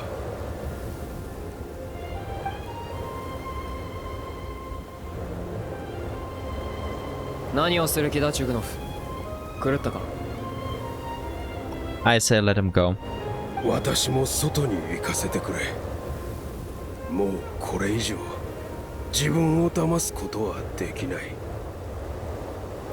いいえ、そのような逃避は認められません。あなたの嘘のせいで多くの方が亡くなられました。そう簡単に逃げられると思わないでください。I mean, to be fair, we don't really know what happens out there to real living people, so I don't think he would be getting off easy. ここを出たらファデュイ仕込みのお仕置きをレーレクが見せてあげます。覚悟なさるよう。 Damn. The snowstorm continues as if it will never stop. Nighttime soon falls once again.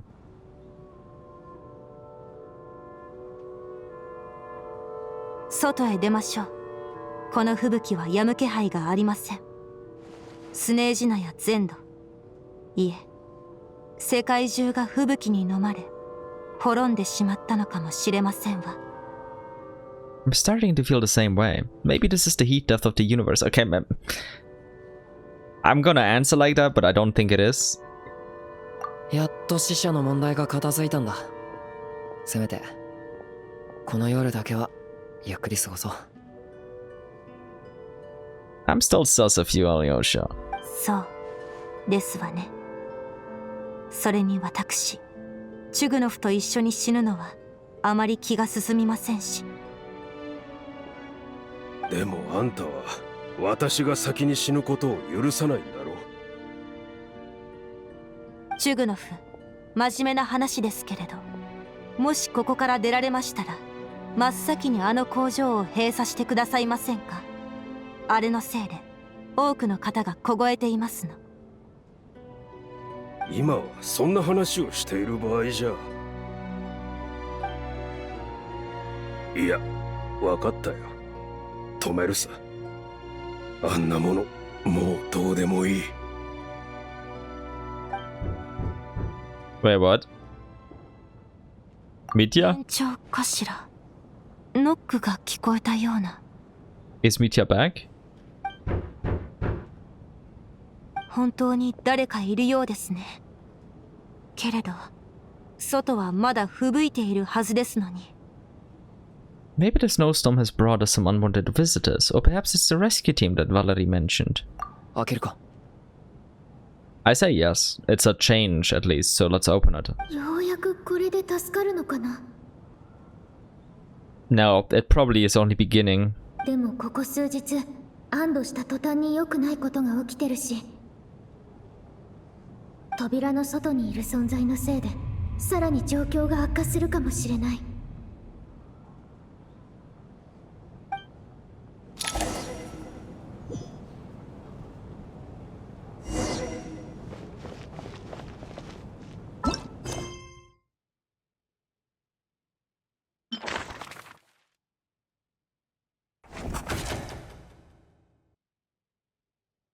The druid entity is a girl named Petashka.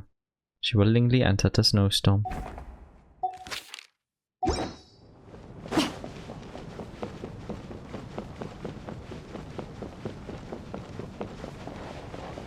We'll open it. Let's go.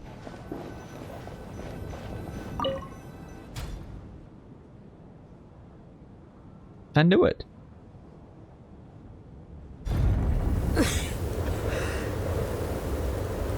いやあ、みんな帰ったぞ。Welcome back, Mitya.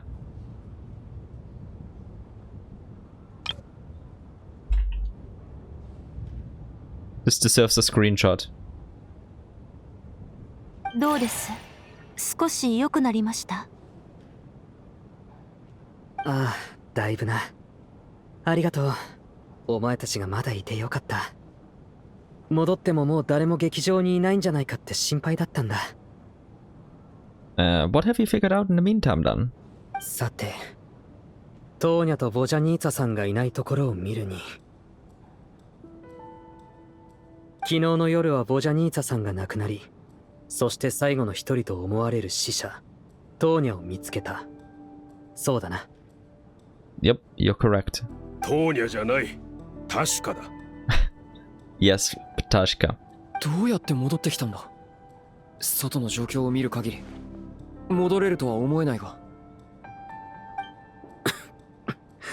ああ、その鍵は歌声にある。歌声が聞こえてきたんだ。The only one here who sings a lot is Vodyanitsa. 吹雪の中を進むうちに僕の意識はだんだんと薄れていった。どれくらい歩いたかわからないが、やがて気を失ってしまった。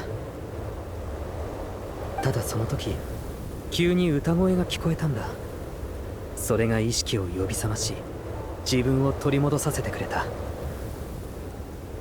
それから歌声のする方へひたすら歩き続けた。その声の主を探してな。そしたら劇場の扉を見つけたんだ。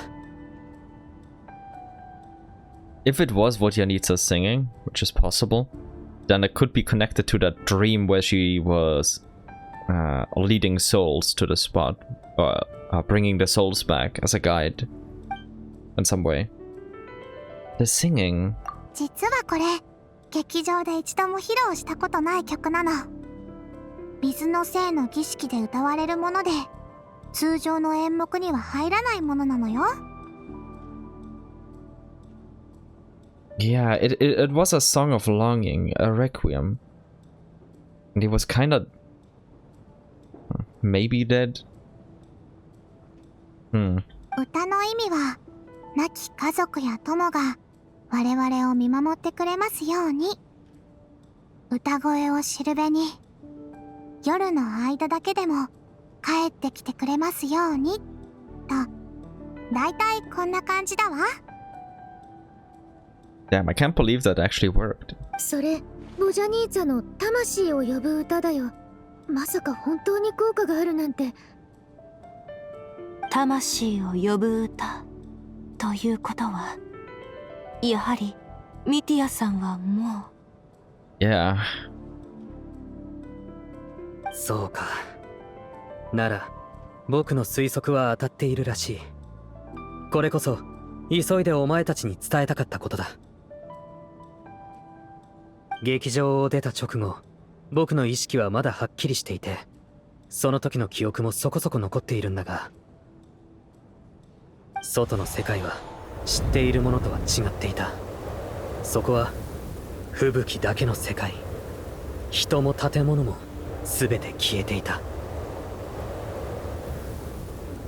So it's really a isolated realm then. どう説明したらいいか。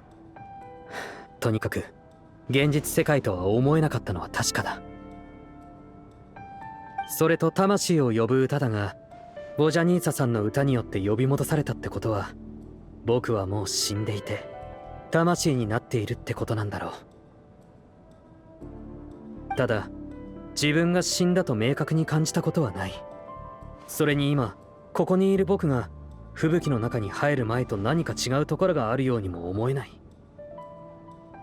So, this issue must have happened earlier. 私も変わったところがあるようには思えません。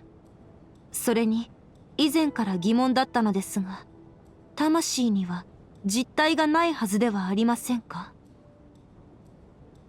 This is all a dream, isn't it?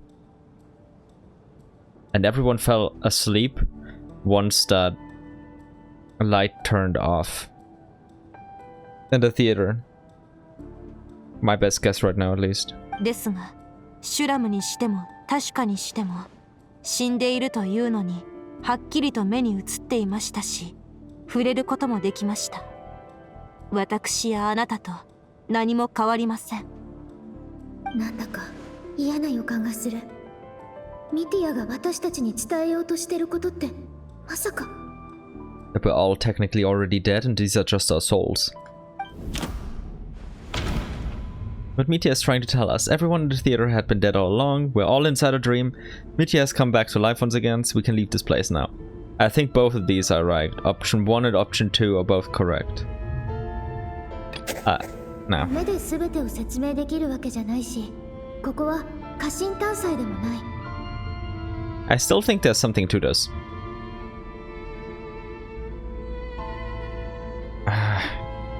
Or maybe we really did die and this is like a post-death hallucination, domain, realm, dream, soul confluence, whatever you want to call it.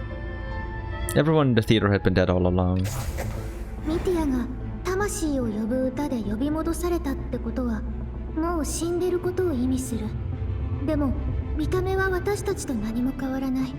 そっか、シュラムのような死者が自然に私たちの中に溶け込めてたのも、私たちが最初から全員死んでてみんな劇場をさまよう魂だからなのかもしれない。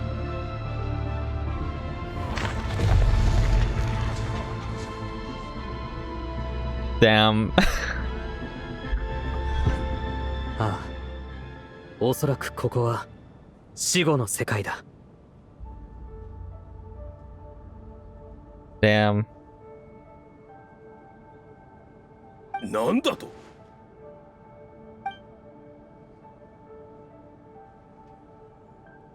現実の僕たちはみんなこの劇場で死んでいる。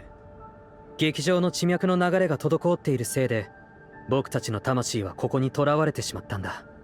つまりこの吹雪に終わりはない。皮肉な話だな。これまで必死に死者を探してきたが、実際は全員が死者だったってわけだ。単にずっと昔に死んだか最近死んだかの違いでしかない。あのメモを覚えているか？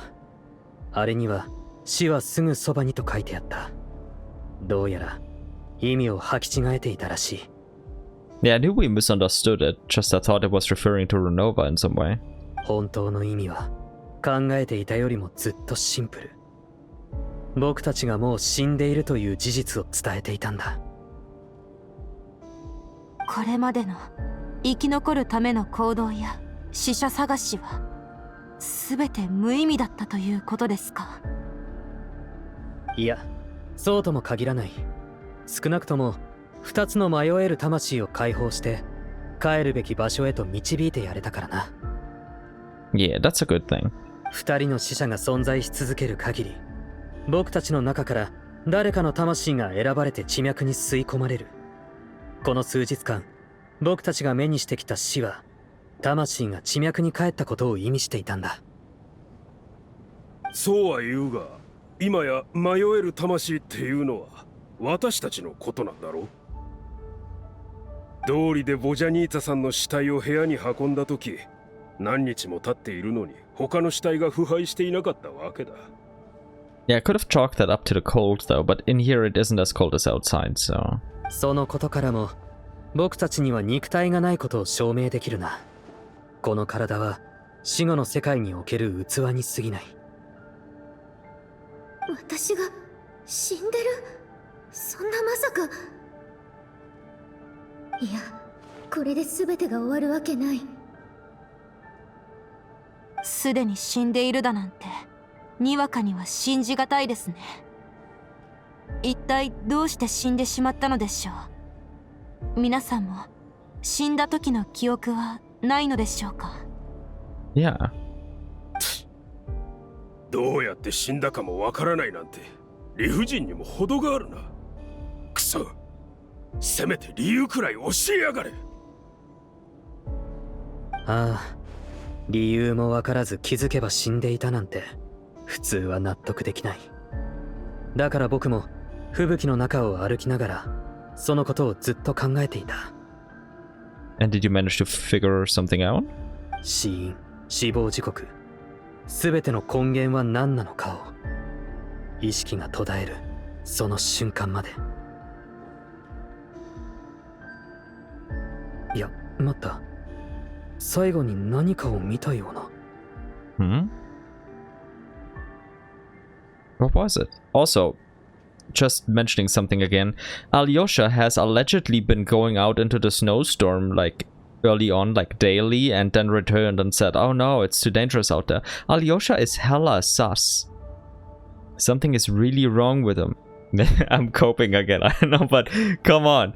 Like, we now learn all of this, like, something is so wrong with Alyosha. And also, what did you learn, Mitya? Let's go back on track. ダメだ。思い出せない。万年筆とノートもなくしてしまったらしい。ミティアさん、指に血がついていますよ。Oh? いつの間に右手の指に血が。もう乾いているようだが。Huh. Oh. これは You drew this with your blood, and that reminds me of Ronova's eye. 意識を失う寸前、僕は自分の血で記録を残していた。We should recognize this immediately. どうした？まさかこのマークを知っているのか？ Please tell them. ロノバ、死の失勢だ。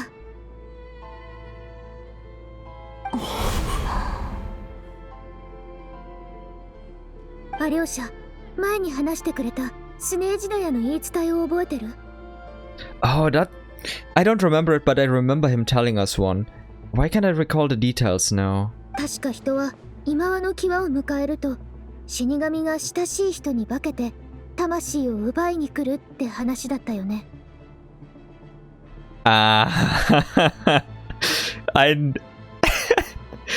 I knew I was right to be wrong about you, Alyosha. You have to be him. You're the one who appears as someone familiar. You have to be him. I'm staking it all on this claim. I'm staking it all on Alyosha being like the Grim Reaper in this case. It has to be.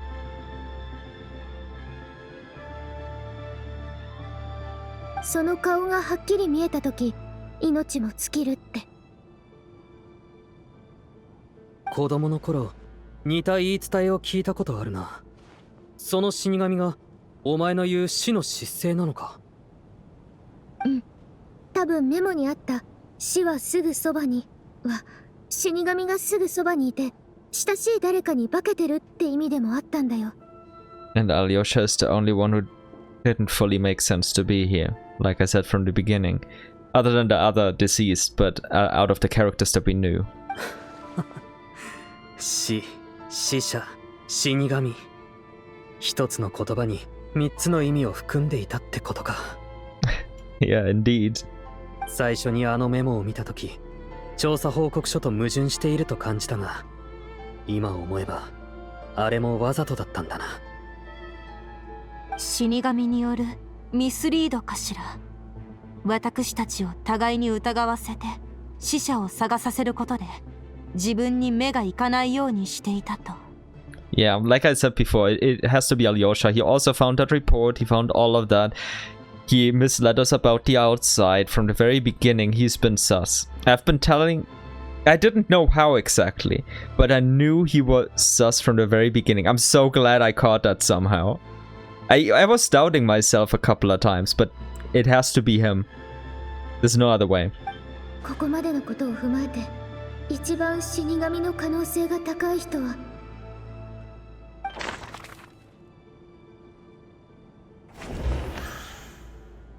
Alyosha. Oh, I like those effects. Holy hell. アリョーシャだ。ここ数日の言動を思い返してみると、アリョーシャがすぐそばに潜んでる死神である可能性が最も高い。Yep, it has to be him.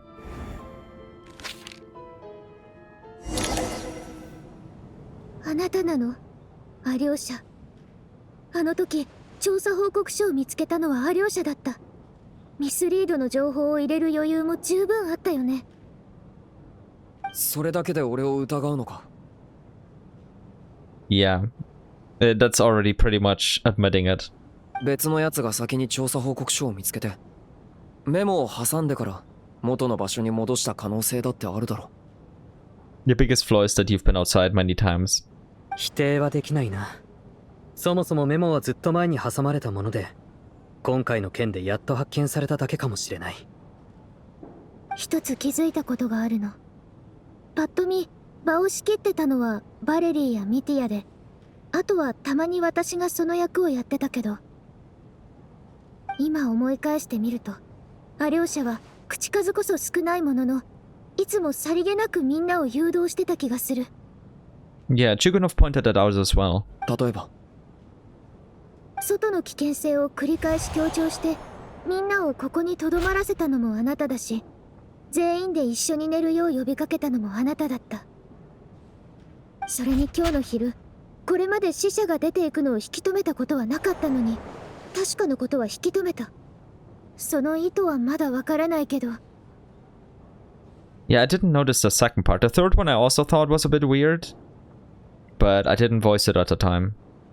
意図も分からず闇雲に疑うのはさすがに理不尽じゃないか。 Yeah, but it's you. It's not you, Alyosha. This isn't you. まだ認めてくれない。けど決定的な証拠が一つあったはず。気になるのは、もし死神がアリョーシャに化けているとしたら、本物のアリョーシャはどこにいるかだ。いつ入れ替わった？ He was never there to begin with, I would say. Or the only other alternative is from the snowstorm. Investigation, no. Meteor, no. First night, no. I think it's option 1. 間違いない。きっとあの時だ。まだ被害者も出てなくて、誰も警戒してなかった時に、死の失勢はアリョーシャと入れ替わったんだ。Yeah, so I did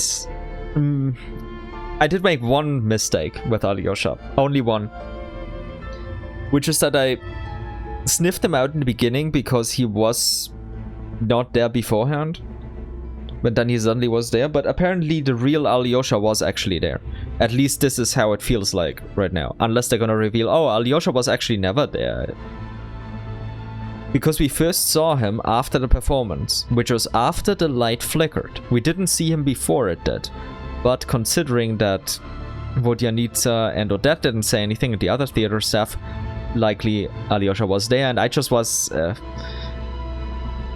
following the wrong strain of thought there. So that's on me. I was definitely partially incorrect there, but then because I was already suspicious of him for an incorrect reason, which was them only choosing to reveal him at that point, but then I picked up on all of the other clues and got more and more sus of him. So it started off partially because of something wrong, but then everything right happened after. Okay, that was interesting. I love this. Damn. 公演が終わって雪が強くなり始めた時、みんなはただ大雪のせいでここに閉じ込められただけだと思ってた。True. そして2日目の朝、死体を発見してようやく私たちは異常事態に気づいた。でも今思えば事件はあの時からすでに始まってたんだよ。あのディモフっていう人が吹雪の中に消えて戻ってこなかった時から。Yeah, I pointed that out earlier as well. つまり最初の犠牲者はディモフであって、1夜目のソブレワやトルゴフじゃなかったってことだな。あの時を事件の始まりだとすると、一つ明らかになることがある。魂を呼ぶ歌がない状況で、あの吹雪の中から帰ってこられたのは、アリョーシャ、あなただけなの。Yeah, and he did it multiple times. Or at least we know he did it once, and then it was stated like at the days afterwards that he did it again. He was like, oh, it's still so dangerous outside. I don't remember his exact wording, but I believe he actually went outside again. あるいは帰ってきたのはアリョーシャじゃなく死神だったか。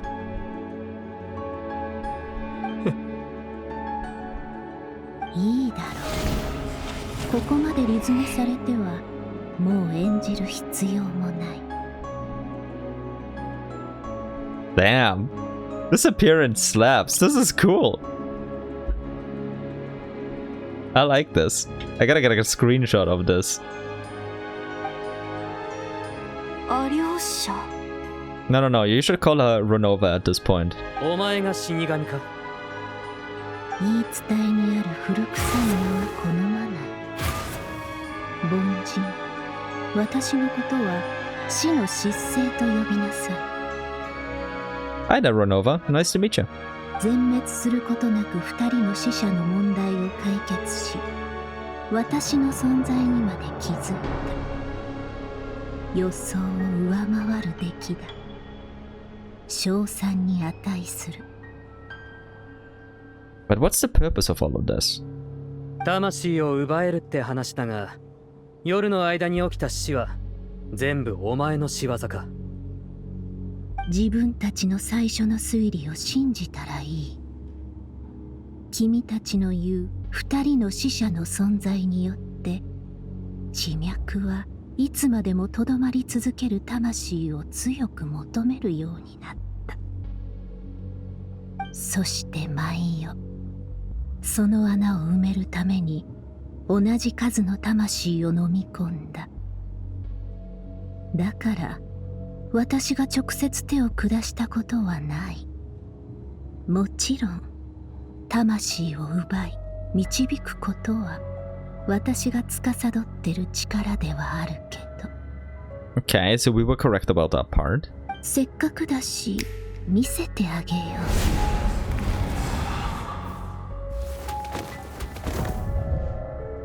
う。Odette! Mr. Juganov!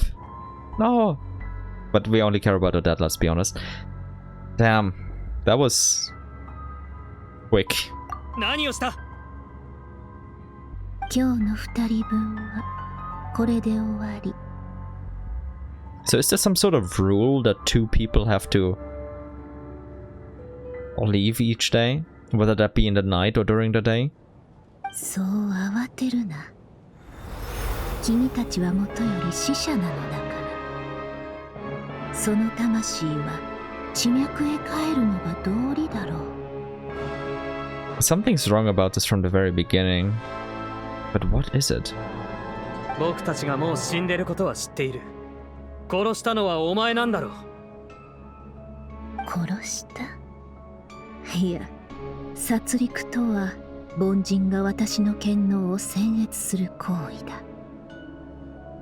私は死を司る存在。誰かを死なせるのに殺すなって回りくどい方法は必要ない。君たちはただ条件を満たし、私の死の呪いを発動させただけ。But why and how? 不死の呪いの存在は知ってるけど、死に関する呪いは他にもあったんだ。That's practically the inverse. 呪い？いつかけたの？どうしてそんなことをしたわけ？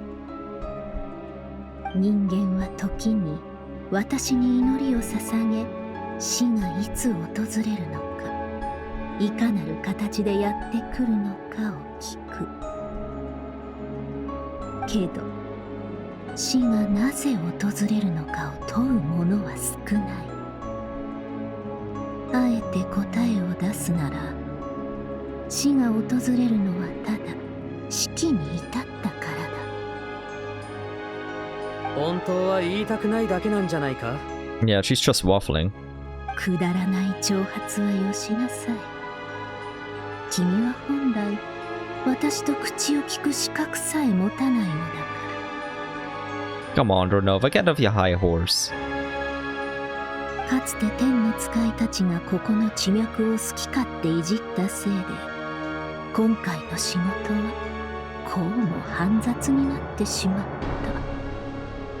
た。まったく忌々しい。 So it was related to that angel civilization here. But how exactly? What exactly happened here? And what are you working on exactly? 仕事？僕たちをここに閉じ込め、友が一人、また一人と死んでいくのを見させるのがお前の仕事なのか？どうしても疑問を解消したいのだな。ならここ数日の見事な立ち回りへの褒美として、度を越さない疑問くらいであれば答えよう。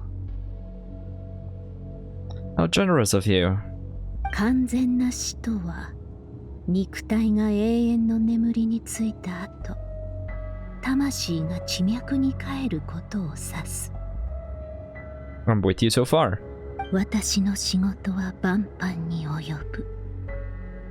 その中には当然君たちもよく知る魂を地脈へ導くことも含まれてる。君はナタの八神の国について詳しいだろう。かつて私はその構築に賛同した。ナタの魂を導くのに便利だったからね。Yeah, I mean, I know all of that, so let's get to the point. そしてこの劇場とつながってる地脈も一部の特殊な創造物の魂を収容できるよう天の使いによって手を加えられてる。 Are you talking about the fae? けどそれがかえって普通の魂を受け入れる妨げとなり、呪いによって劇場で命を落とした君たちはその影響を受けてしまった。結果完全な死を迎えられず、この死後の世界にとどまることになったの。 I think Mitya brought the curse here and it had basically an AoE effect on everyone in the theater. And then also triggered all of this. 死の呪いで命を落とした魂がいつまでも地脈に帰れず、そのまま時を逃せば永遠に生と死の狭間にとらわれ、死の権能も生の権能も及ばない存在となってしまう。つまりお前は事態をすぐさま収集し、僕たちの魂を地脈に返す必要がある。でないとお前は僕たちを支配できなくなるってことだな。 That's one way to put it. すごい。一瞬で相手が危惧してることを見抜いた。きっとこれがロノバが出てきた理由なんだと思う。でも魂を導く力を持ってるなら姿を隠さずに直接解決すればよかったはずだよね。どうしてアリョーシャに化けてたの？ Yeah, that's a... Why? There's gotta be some good reason for this, right? 神の考えを理解しようというのか。まあいい。教えてあげよう。ここは劇場で、私は死の劇を間近で鑑賞することに興味があった。舞台が主な活動場所になるよう誘導もさせてもらった。 Okay, I can understand it, but that's kind of messed up.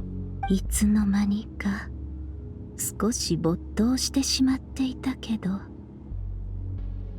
君たちがおとなしく死んでくれなかったせいで手間をかけさせられたわけだし、その埋め合わせだと思ってくれ。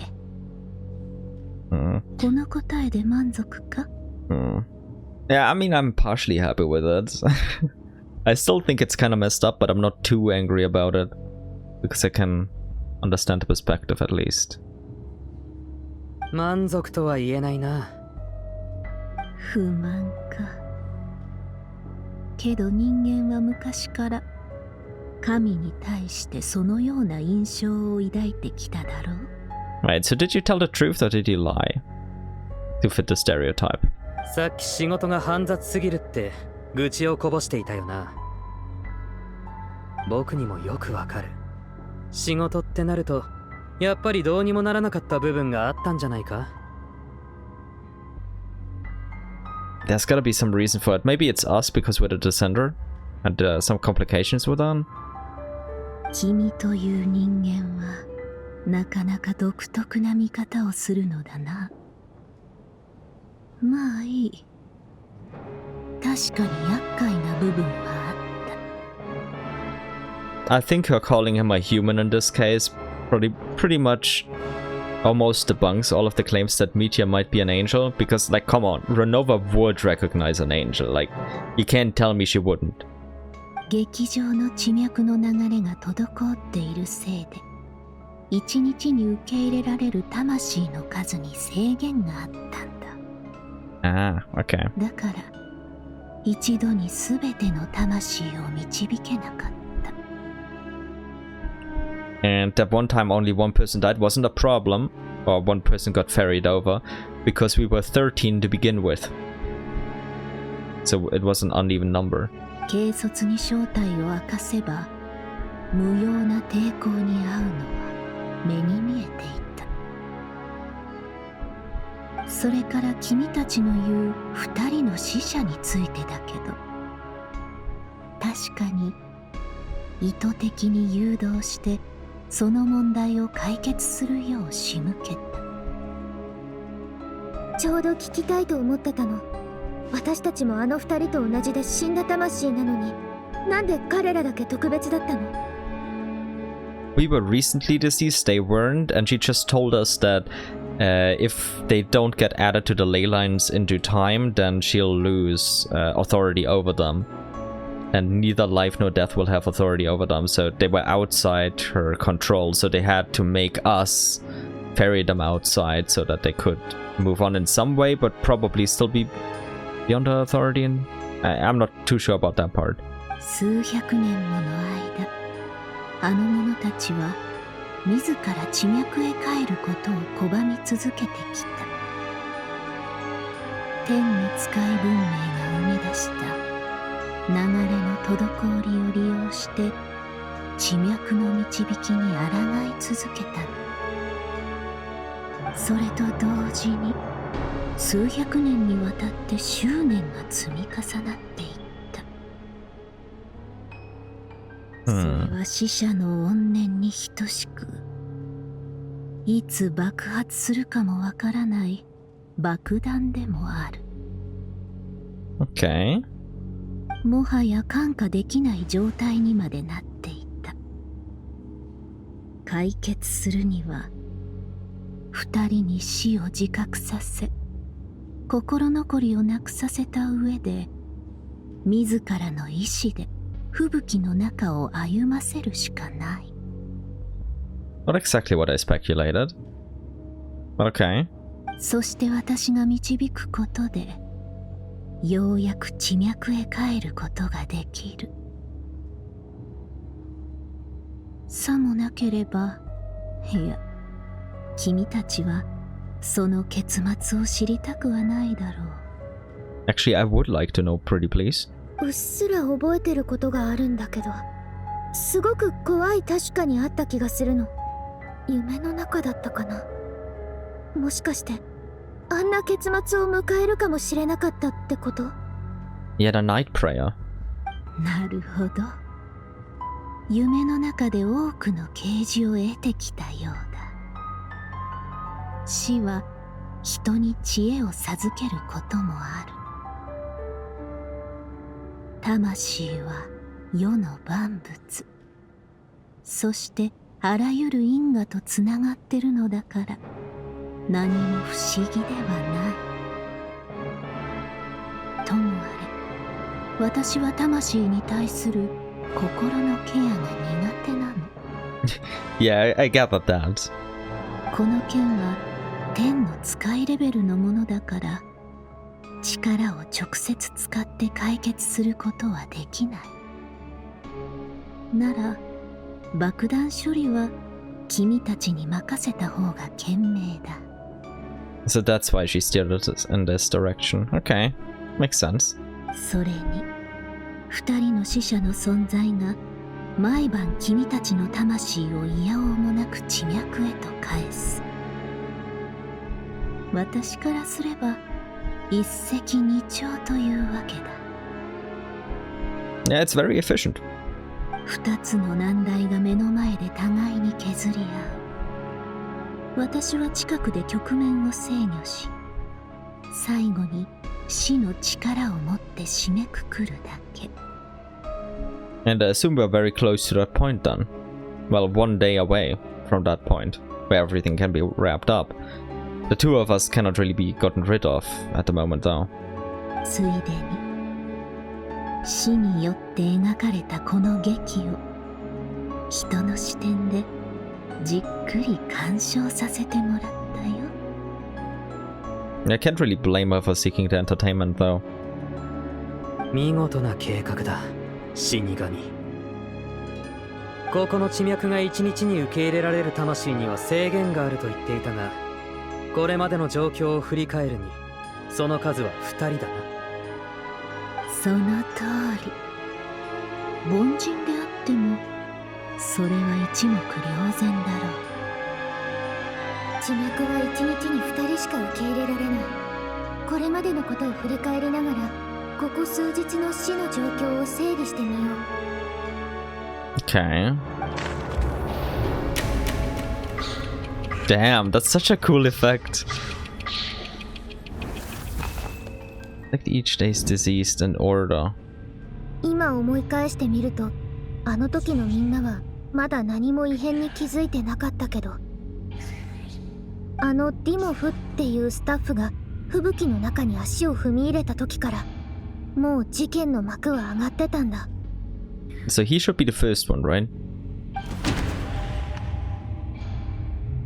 Wait, we can't select him. He's nowhere to be seen, so we have to select these then. Wait, 0 out of 1. Yeah, where's the...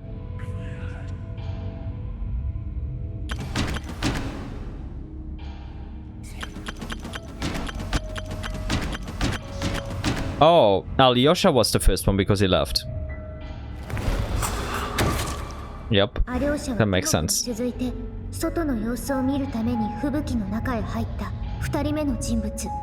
そのタイミングで死の姿勢は入れ替わり、アリョーシャは犠牲者になってしまった。Yeah, I somehow didn't think about that for a couple of seconds. Choose the 2 characters who died on day 2. 劇場で過ごした最初の夜、みんなはその新鮮さから好奇心で胸を膨らませていて、朝に犠牲者が出るなんて思いもしてなかった。事態を知って困惑したみんなは、ようやくこの吹雪の異常さに気づき始めた。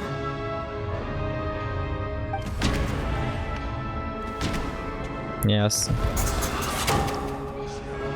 So Boleva and Torgov. トルゴフとソブレワは最初の夜に地脈に飲み込まれた。あの時みんなはまだレーレクが関与する殺人事件だと思ってた。 Then we have day 3. Choose the 2 characters who died at that day. あの夜、私はオデットといろいろ話をした。見張りは3人もいたのに、朝になると結局犠牲者が出てしまった。 Yeah. Rampana and Kulish. クリシュとラムパーナが死んだ時、レーレクにはアリバイがある。みんなはもう彼女を疑わなくなった。常識では説明のつかない現象が相次ぎ、ミティアは心霊現象なんじゃないかって考え始めた。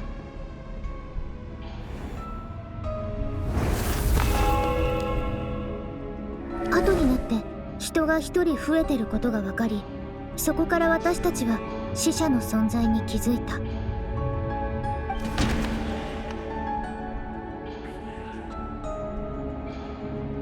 Yeah, Shram. 自分が死者であることに気づいたシュラムは吹雪の中に入り、地脈に帰った。私たちの中には本当に死者が紛れ込んでいた。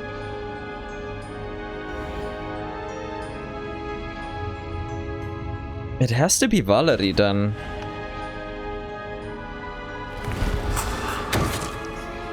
う事件は終わったと思ったのに、バレリーの死が再びみんなを凍りつかせた。彼もこれまでの人と同じように夜の間に地脈に飲み込まれてしまった。この日はいろんなことが起きた。バレリーの死から私たちは死者と夜の犠牲者の数の関係に気づいた。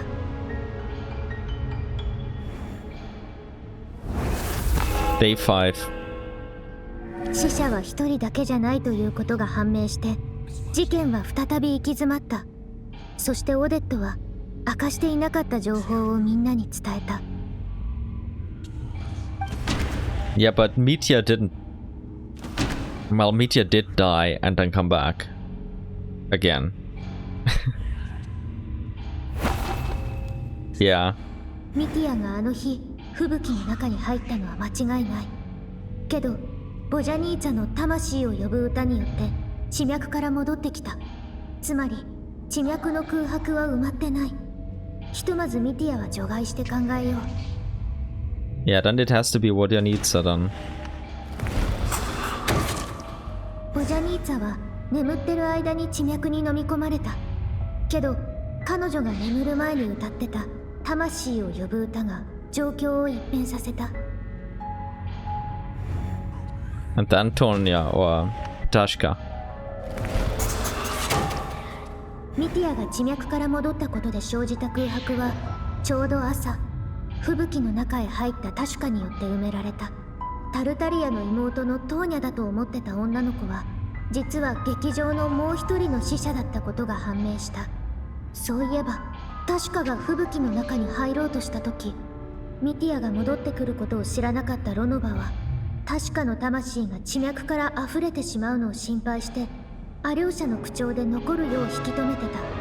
今思えばあれもロノバが出したボロだったんだ。 True, true. Well done, Lamin. 吹雪の中に入った人が戻ってくるなんて誰も予想してなかった。夜になってすぐミティアが重要な情報を持って帰ってきた。そして全員もう死んでること、死の失勢がすぐ近くにいること、真相が徐々に明らかになっていった。 I didn't expect to be playing Among Us. その後正体を表したロノバが何のためらいも見せずに2人の魂を連れ去ってしまった。 Chugunov.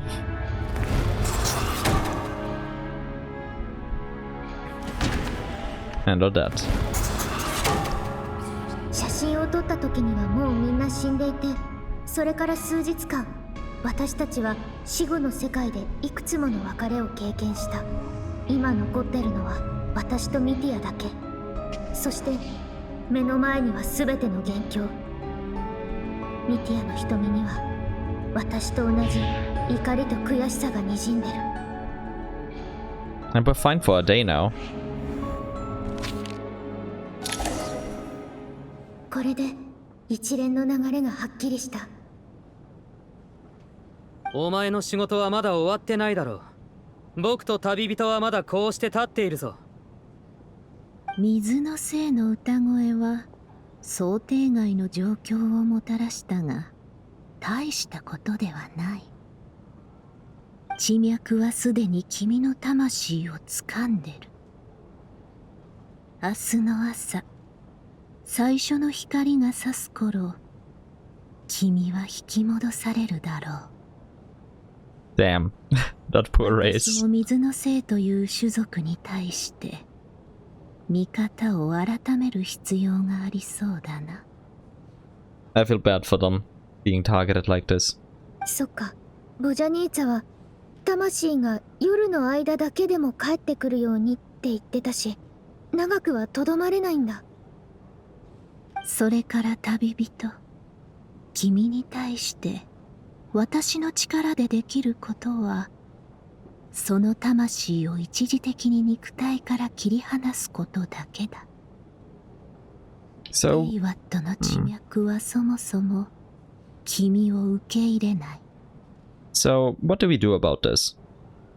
そしてその魂は君の意志によって肉体に固くつながれてる。テイワットのルールが適用されない降臨者の君に死を与えるには、最も暴力的な手段を使うしかない。例えば、肉体か魂を直接破壊するとか。But you haven't done that yet, have you? Thanks for letting me know that at least I can still be saved. 降臨者に関することに今のところ首を突っ込むつもりはない。アスモダイがずっと行方知れずのままか、あるいは君がこの件にしつこく干渉するようなら話は別だけど。 No interest for now, huh? 最後に一つ聞かせてくれ。僕たちのここでの犠牲や抵抗は最初から意味のないことだったのか。死に理屈など通じない。それに君の言う犠牲とやらは人間が勝手にそう思ってるだけだ。Death abides no reason, huh? Just like in the God's Limits teaser, where all of them don't abide reason. 私に言わせれば、それは死を目前にしたただの自己満足でしかない。行動を起こすことで、私の手から何かを取り返せると幻想を抱くなんて、実におこがましい。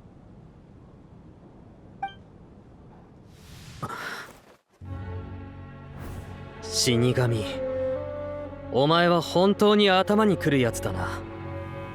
あいにく気を使うつもりはない。君たちを殺すのはただ死ぬ必要があるからだ。別にいいさ気遣いなんて。だが人には怒る権利がある。たとえ神相手でもな。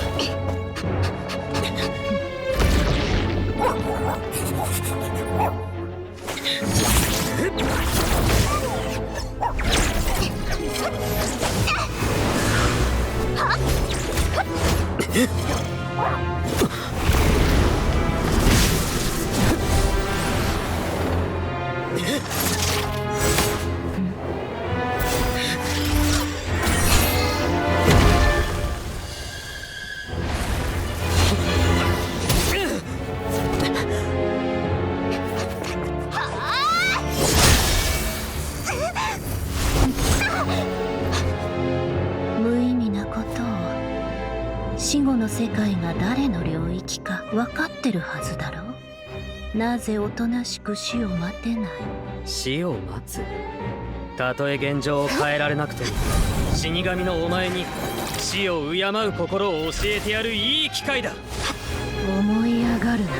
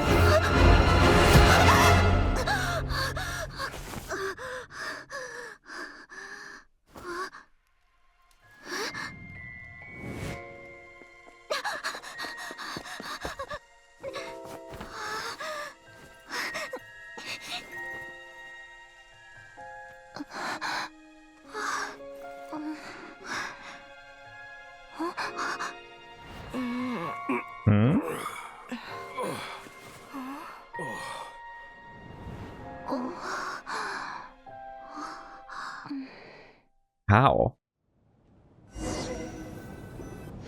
How?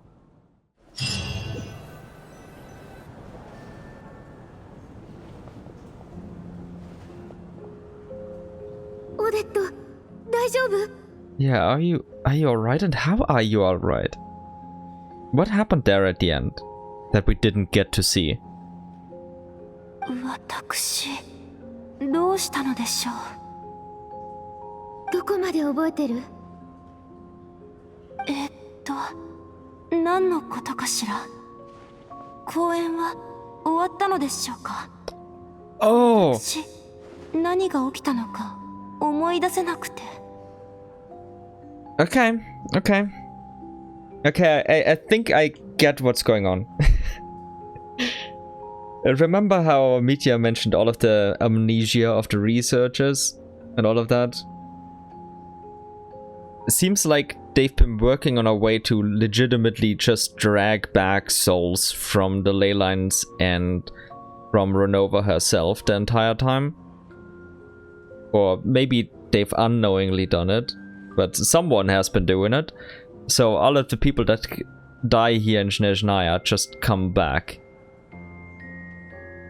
It's probably part of Project Stuja or some other experiment that's running. But it has to be related to all of the amnesia, because it, like Mitya then later pointed out, he probably also died during the time he had amnesia.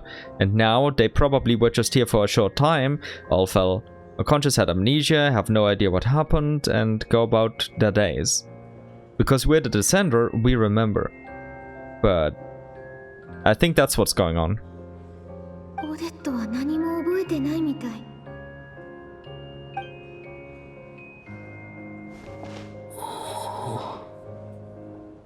Did you forget Mitya? Mitya. ああ、すまない。少しぼーっとしていたみたいだ。お前は Yeah, he also forgot everything. 覚えてる?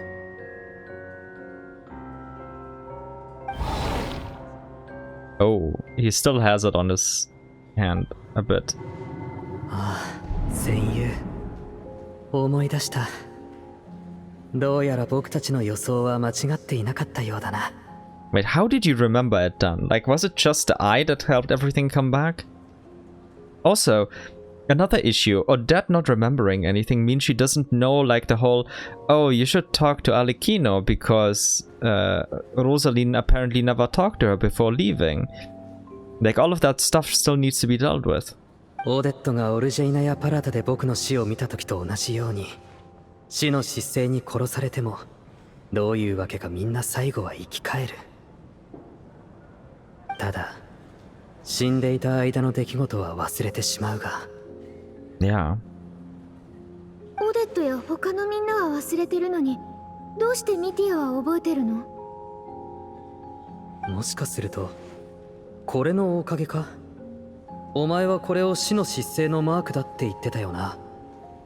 Well, it's not in your hand right now, but yeah. 私には何も見えないけど。何？見えないのか？なるほど。死後の世界で書いたものだし、現実の世界で見えないのもうなずける。But it's carved into his very soul, huh? となると、このマークは僕の魂に刻まれているってことか？なんだか気味が悪いな。ただ、不幸中の幸いというべきか、こうして記憶を残すことができた。お前は死の失勢が言っていたように降臨者だから覚えているのか？ Yeah, that's probably it. I hope you're in for a long explanation if you don't already know what that is. ちょっと事情が複雑なんだけど、そういうことだと思う。Yeah, let's just talk about that later. ひとまず一段落ってところか。早速だが、今ある情報を整理しよう。まず確かなのは、ここにある全てが死ぬ前の状態のままだということだ。死後の世界と現実では時間の流れ方が違うらしい。人は死の間際、時間の流れが遅くなって一生を短時間で振り返るって聞いたことがある。So could this be what many people call a near-death experience? その時点ですでに死後の世界に片足を突っ込んでいるってわけだな。いずれにせよ、僕たちが死後の世界で過ごした数日間は、現実ではおそらく数分程度の出来事だったんだろう。Like with near-death experience, I mean when people like actually die for a moment or are like extremely close to it and then have... Anyway, I'm sure you've heard about it. So maybe we weren't technically fully in every sense of the way dead, or like only for a bit, and... I wonder how exactly that'll work. これは前にオルジェイナやパラタのスタッフが大勢短時間の記憶喪失に陥った時の状況と一致する。今にして思えば、これも全てあの死神が言っていた死の呪いによる一時的な死だったんだろうな。真相を知らない者たちにとっては、死んで生き返るまでの間の記憶が欠けているように感じるはずだ。となると、今の疑問点は2つ。死の呪いの発動条件と、死んだ後どうして生き返るかだ。Yeah. Maybe the revival is part of the Tsaritsa's plan against the Heavenly Principles, because they will likely have to face Ronova, or at least the Heavenly Principles gave authority over death to Ronova. They could just take it back and use it, so you'd have to be prepared against the authority of death in some way. The easiest way is to just die and come back, so revive. 少なくとも私たちを殺すことがロノバの本当の目的じゃないってことだよね。ただなんで人を殺すのかはまだ分かってないけど。Yeah, could also be it. Like if she actually allowed us to come back, which is... That's one hell of a thing if it's true. ああ、今回は劇場の地脈に問題があったから、あいつも特別な処理が必要だったんだろう。以前の研究員の記憶喪失の件からしても、僕たちを殺すことはもう日常茶飯事になっているようだ。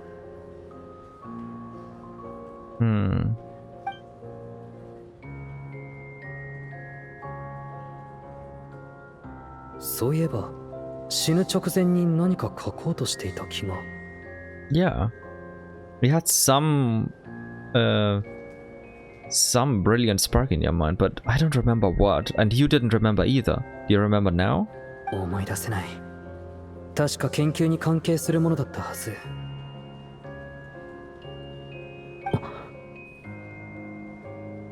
すまない旅人。また後で話そう。今すぐオルジェイナやパラタに戻らないといけなくなった。Hey, yeah, no worries, no worries. But we'll definitely have to reconvene and talk about this in detail. 失礼。少しお話いいですか？以前の調査では、ミティア様に君のような友達はいなかったはずなんですが。Oh, Valerie, Mr. Door. It's a long story, but let Mitya tell you. You probably wouldn't believe it, though. さっき、親しげに話をしてましたよね。ミティア様は急いでどこへ行ったのでしょうか？ The Armory Palace. あ、それと。俺たち、前にどこかで会ったことがありませんか？急にこんなことを言うのは変に思うかもしれませんが、なんだか親しみを感じるんです。So I know you probably won't believe me, but in that brief moment where all of us fainted, we spent... You can think of it as a dream, a collective dream together that you've all forgotten, but we haven't, and we spent quite some time in there and got to know each other. ちょうどその話をしようと思ってたの。劇場のみんなを集めてもらえないかな。Oh, we're actually explaining. Oh my god. Everyone gathers on stage once again, but this time you do so in a real world without everything outside being devoured by a snowstorm. Due to the unique properties of the theater's ley lines, it seems no one has completely forgotten the experiences in the afterlife. Okay, that's convenient. If they have like small bits and pieces, small hints. As you recount the tale of what happened, people slowly begin to remember, as if accessing memories of a distant dream. Everyone is lost in thought. Everyone confirms their own fate with each other, until finally today's show draws to a close.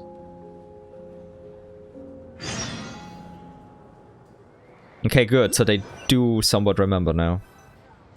まさかチュグノフが本当に工場の閉鎖を決めるとは思いませんでした。劇場で起きたことは悪いことばかりでもなかったようです。All's well that ends well, right? But it's definitely not over yet. あなたの話によれば、死後の世界の私がオルジーナやパラタへ連れて行くと約束したのですよね。確かにそのような約束を交わした覚えがあります。I wanna go back and check on Paimon first, even though not much time has passed for her. ええ、一度様子を見に行きましょう。そもそもオルジェイナやパラタへ向かうのもその子の不調の原因を突き止めるためですから。Thank you, Odette. Also, I don't know, it's just cute. I wanna have a screenshot of this.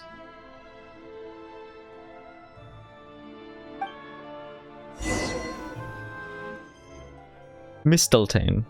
Oh. That, I mean, I know that name. But did we hear about it in Genshin yet? I think we might have. But my memory is a bit blurry, I'll have to wait.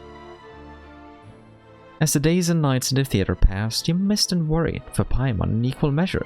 Yet, as you return to your dwelling, it appears an incident has happened nonetheless. Oh god. Oh, okay. So, what happens?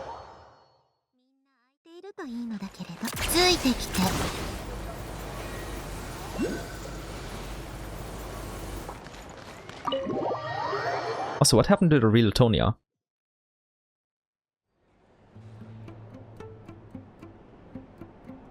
やっと戻ってこれた。私の感覚だと随分時間が経ってるけど、パイモンからしたら公演一つ分の時間だったんだよね。パイモンに会うとき、少し感情を抑えないと。じゃないとおかしく思われちゃうだろうし。Oh, yeah. お待ちください。なんだか空気が妙です。Wait, what do you mean? Is there danger? 音を立てないように中の様子を見てみましょう。Okay. まだ公使様に連絡はつかないのか？他に指示は？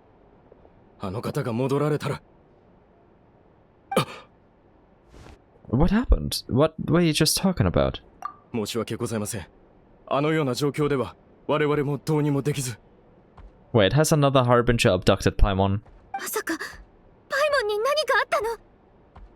その道家様が、あの方がここに来られてパイモン様を連れて行かれたのです。Okay, it's not worst case scenario. It's not the worst case scenario. Piero seems to be an old companion of Paimon. We don't know in which way, but okay, okay. For now, everybody stay calm. Surely it's gonna be fine. 道家様はファデュイの統括官で、その権限はあらゆるものを上回り、口を挟むことも許されません。私たちではどうしようもなく。Hey, I don't blame you, man. In that situation. The jester? あの方はいつここを離れましたか？パイモンの様子は？ Yeah, how did she feel? 1時間ほど前です。Okay. パイモン様はぐっすり眠っておられました。道家様は彼女を丁重に扱っていたので、決して手荒なことはされていません。Okay. Where did he probably brought her to the armory palace then? But why? どこに行ったか心当たりはある？それは。Come on, man. Just, I'll tell nobody that you told me, okay? おそらくオルジェーナやパラタでしょう。道家様はこのところずっとあそこで実験を監督し、進捗を注視していらっしゃいます。ファデュイであれば皆が知っていることです。まさかあの方が自らここに来るなんて。パイモンを連れ去った目的が何であれ、オルジェイナやパラタに戻られた可能性が高いでしょう。ちょうど私たちも行く予定でしたし。Well, now we have two reasons to go there. 案内をお願い、オデット。ええ、行きましょう。Thank you, Odette. Oh, it's saving. It's behind me though, so you can see it. この先です。急ぎましょう。ここからは一人で行くよ。強行突破するつもりなのは分かってるでしょ。オデットはファデュイだし、外で待ってて。いいえ、私もあなたを連れて行儀よく入ろうとは思っていません。同じく強行突破しに来たのです。God damn it, she's growing on me too much. This is dangerous. Like, initially I was kind of neutral about her design. But of course I liked it, but god damn it, she's been growing on me for all of these hours. God damn it. 私はファデュイの一員ですが、同時に幻冬計画に反対する霊歴でもあります。Also, she kinda made her way inside there, even all the way to Mitya's lab once before, so she has experience, so she will be very helpful. 今はパイモンの安全が優先です。戦力は大いに越したことはありませんし、中にある仕掛けも内部の人間がいた方が対処しやすいでしょう。Yeah, maybe we won't have to blow everything up. あなたがそう言うなら。But yeah, thank you, Dad. Truly appreciate it. 迷っている時間はありません。行きましょう。Yeah, let's go.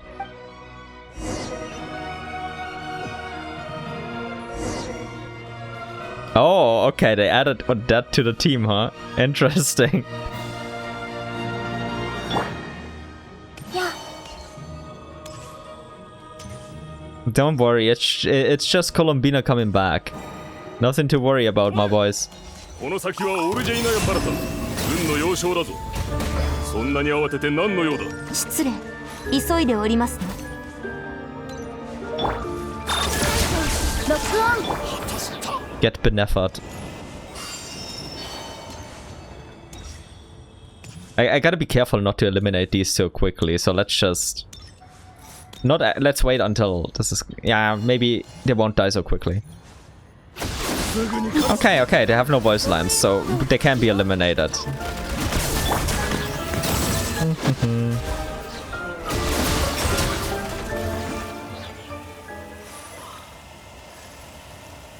Actually, I feel kind of bad. I don't really want to hurt all of my boys here.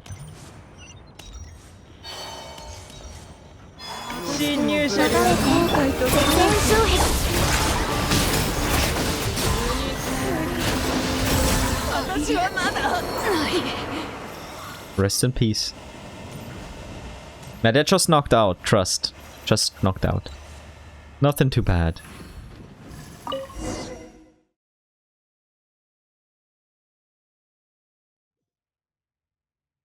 Okay. Get rid of all obstacles and enter the Armory Palace. As the days and nights... Oh, yeah. Okay. No updated description so far.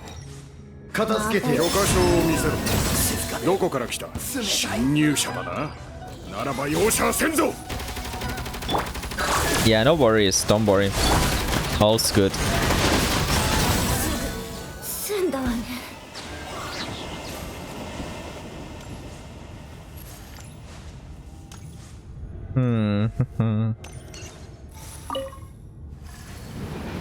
Origenia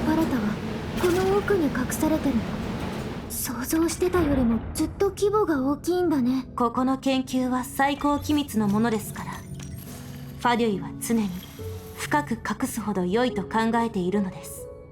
I have proof of that logic. I like it.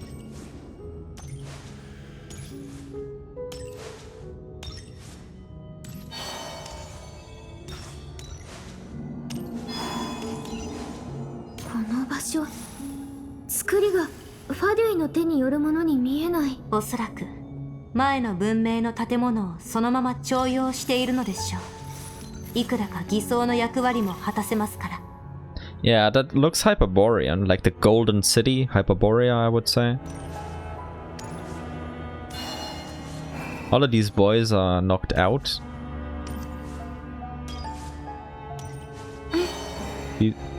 Not these. Not these.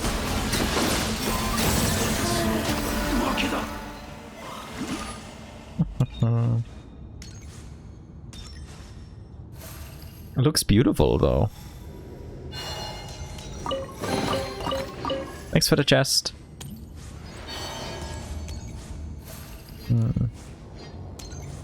More boys waiting for me? Hey, no worries, no worries. We're just stopping by. You have nothing to fear.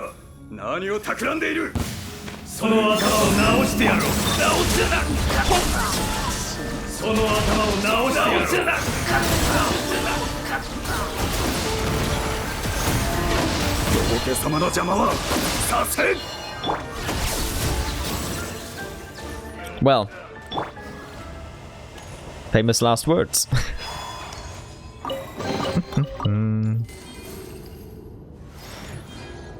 But yeah, Piero really should have left a message if everything was fine. This way we wouldn't have to beat all of these up.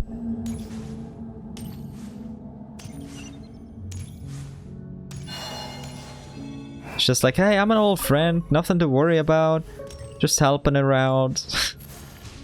I probably would have believed them. To an extent. Lubin probably wouldn't have. But I would have.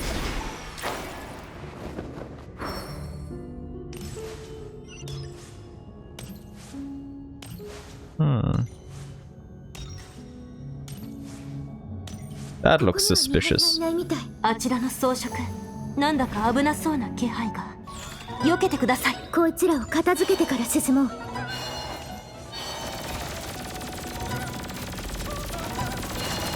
流れて、掃除対象、ロック。Oh, damn.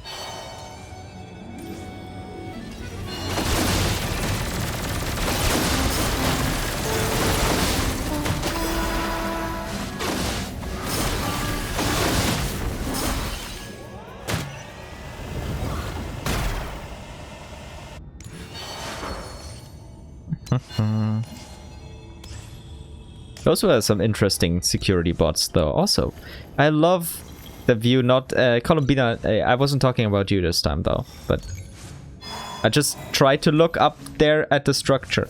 I swear, it does look sus, though. I'll admit that. Was not my intention, though.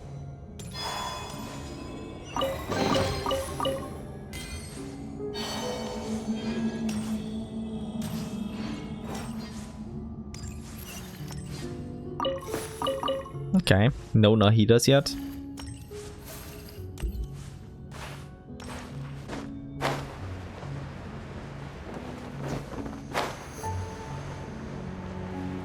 Okay, there are more workers. ここの研究員たちは私たちが招かれざる客だとは知らないはずです。なるべく危害を加えないようにしましょう。あら、劇場の大スターがどうしてこんなところに？オデットさんがファデュイだって知らなかったのか？ Hey friends, wanna chat? Okay, they don't. They're probably way too busy. Wait. Are there any Nahidas here somewhere? Not yet. Hello there, miss. Okay, you also don't want to chat?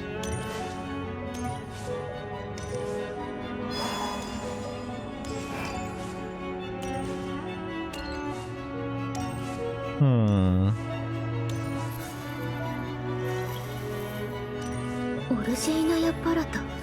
検討計画はここの研究を支援するためのものだった。ファデュイ。そして徐行の計画は何なんだろう。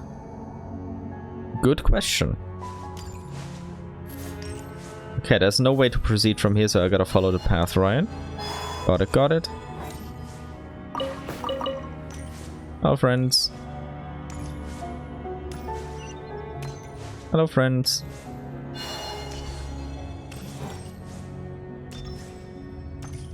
Hello, friends. I'll greet all of them.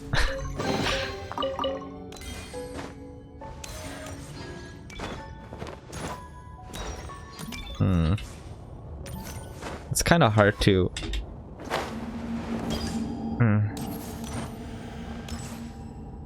Okay, I'll switch to a normal character, because with Columbina it's way more difficult to try to jump up there. At least it feels way more difficult. No, I just suck. I take everything back, I just suck.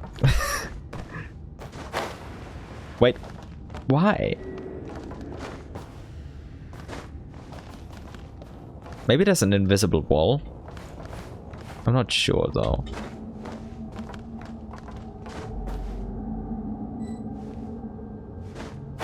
There is an invisible wall. Okay, I just wanted to say hello to these boys up there. But I guess at this one point, either it's just slightly too high to jump up, or there's an invisible wall. It kind of felt like an invisible wall though, but would be hard to say without further testing. Not that I'm gonna waste much time on it though. Hey, no need to get alarmed. I'm just a friendly intruder passing through. I'm not gonna hurt anybody. Okay. Okay, let's inspect this more thoroughly. We have this thing. Like they said, they're researching stellar linchpins, and this is the stellar glimmer reaction thing, whose name is escaping me.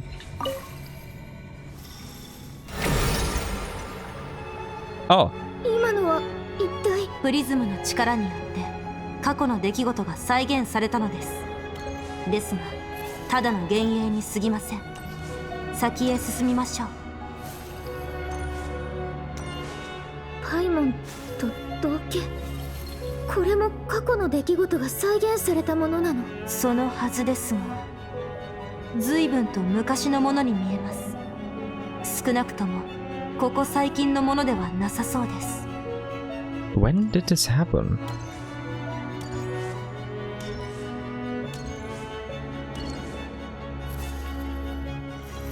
This looks like unified civilization or Conrian architecture. これは一体何が起きてるの？発生源はオルジェーナやパラタのようですわね。おそらく大規模な実験を始めたのでしょう。まさかパイモンと関係してるんじゃ。急ごう。Damn. All of these different effects. I'm starting to get quite worried. Yeah. But Piero wouldn't hurt her, surely. Maybe. もうすぐです。この先がオルジェーナやパラタですわ。パイモン、無事でいて。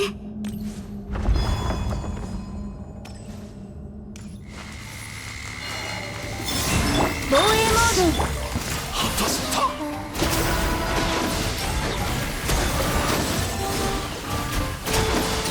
律流。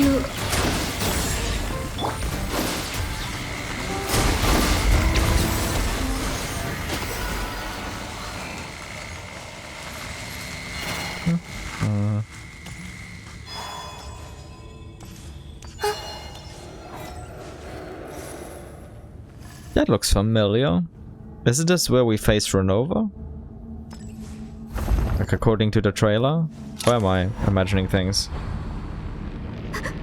この感覚、覚えがある。これは死の呪い。死後の世界から戻ってきたばっかりなのに、よりによってこんな時にまた。Yeah, and why do we have it to begin with? オデット。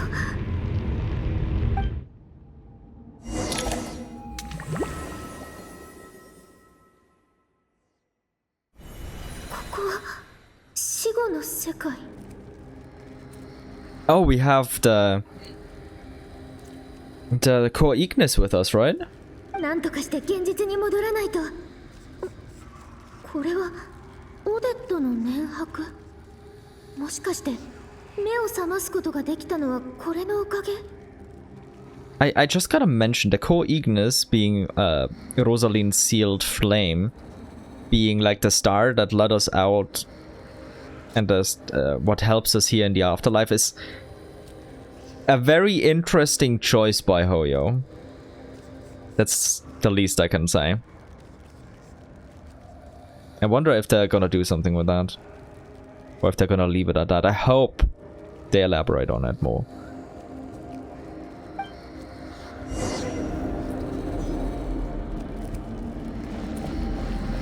Oh, I can't sprint. I can only walk. Hello there, Ronova. Long time no see. How you doing?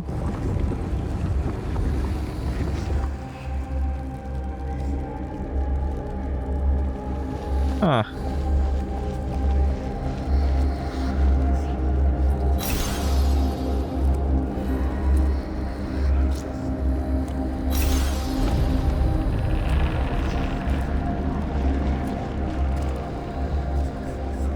Rosalyne's gift is way more useful than you'd think. Like, how...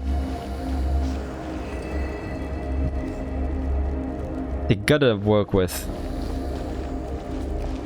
Rosalyne's connection with Death and Rebirth more. They can't just leave it hanging. Oh, okay. Damn.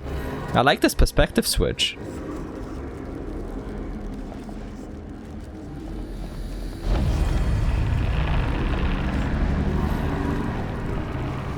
I still can't sprint though.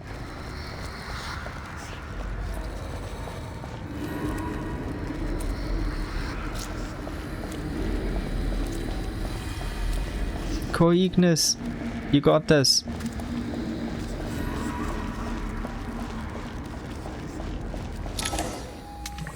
Oh, it actually let me out.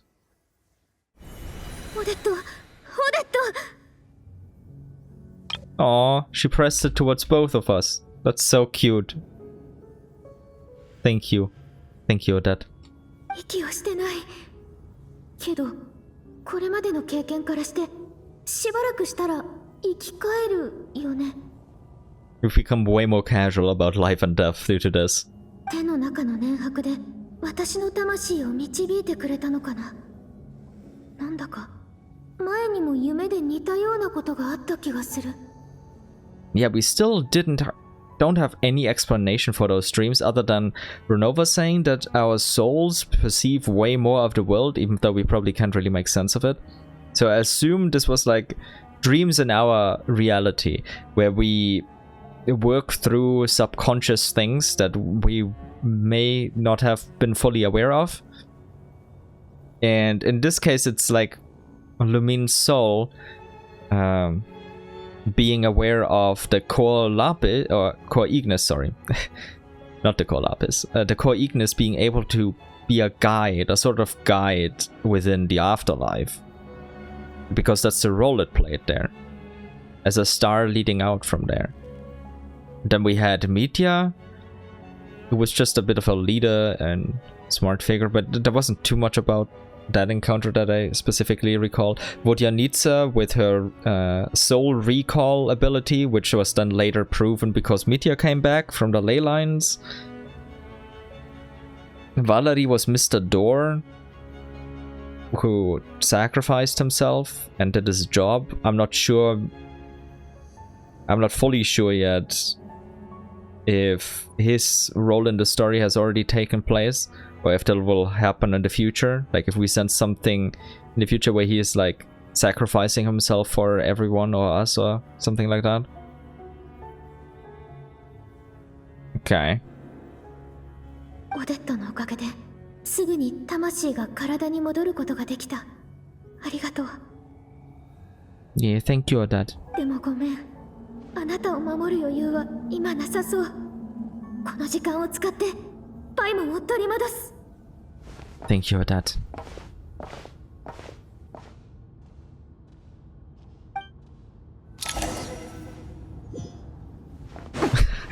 No! I wanted to look at Odette.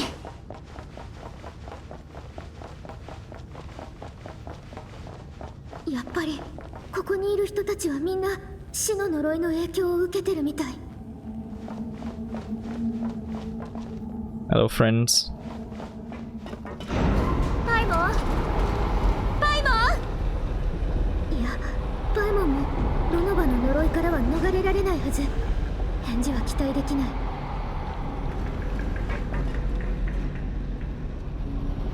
We're going further and further down. Okay.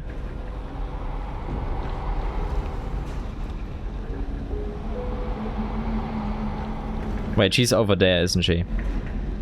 ミティア。ここがミティアの研究室なんだ。でもどうしてまた死の呪いが？ミティアが目を覚ましたら聞いてみよう。今はとにかくパイモンを見つけないと。Oh, I can't get closer to him. He has like an area around him where we can't go closer. It's not there for the other NPCs, or it's way smaller for them. Yeah, like the feet here almost have no collision. Yeah, I got distracted again, sorry about that. But yeah, Paimon should be over here.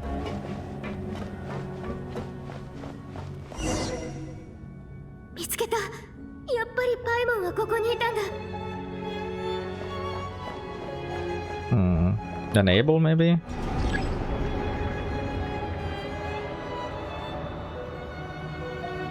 Just an experimental equipment, huh?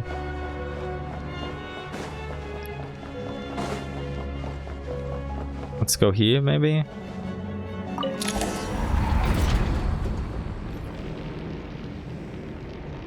Oh.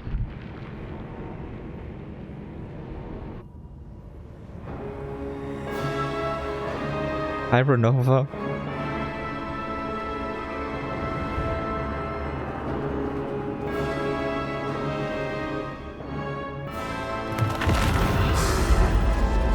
What an intro.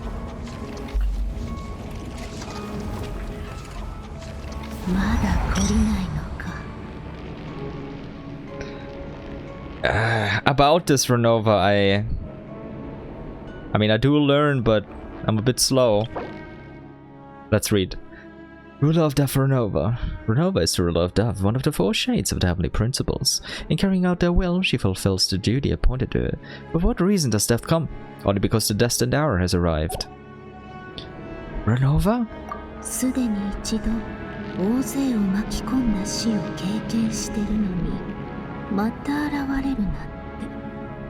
Yeah, but what warrants your personal interference here, like in-body interference? 一度なら偶然で片付けられたけど、二度目ともなれば意図的にスネージナヤの問題に介入してると考えざるを得ない。God damn it! Why does this face look so cute? Maybe down bad, but jokes aside. That wasn't a joke, but that aside, that's the trailer quote. But no, we're not really intentionally interfering into Snezhnaya's affairs. We don't even know what they are, to be fair. So, we just are worried about Paimon, you know.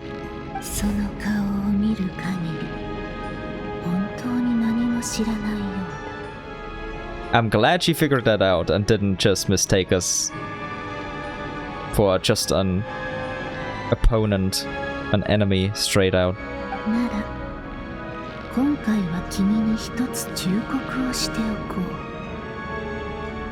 Okay. Okay, we can do that, but I just gotta get somebody from here and then I'll be gone. Don't worry about me. 教訓から学ぼうとしない文明は自らの存在価値を浪費し続け、いずれ存在意義を失う。 Another trailer quote. Also, this looks so cinematic. God damn it, this presentation is so cool. Like, all of these could be cinematic shots. そして降臨者である君はまさに消えゆく文明が必死につかもうとする藁。自分の立場をよく考えることだ。You know what? That's actually kind of a kind reminder. She's like, hey, don't get dragged down by these people. You don't need to. Don't need to make any sacrifices for them. Don't let them use you. But at the same time, it's also because it would be less trouble for her. Like, a bit less annoying. そういう判断は自分でするから、忠告なんていらない。なら好きにしなさい。けど、生産の日が訪れれば、降臨者といえど、無傷ではいられないよ。さて、そろそろ生き返る時間か。この地の凡人たちに私の姿を拝む資格はない。今日はここまでとしよう。Okay. What's gonna happen now?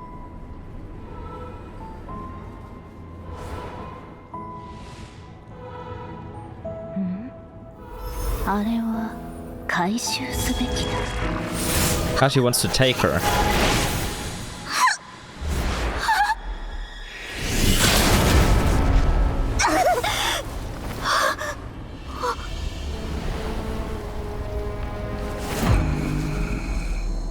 Oh. まさかこうも早く目覚めるとは。不死の呪いは実に厄介だな。地脈に帰れないし、魂のままでもいてくれない。死の姿勢、何をするつもりだ。おかしな話だ。君も。そいつは天空の島の創造物。けどその力をみじんも宿してない。権能などなおさらだ。なぜそれほど執着する。まあいい。生き返りがもう始まる。価値のないものだし、回収はまたにしよう。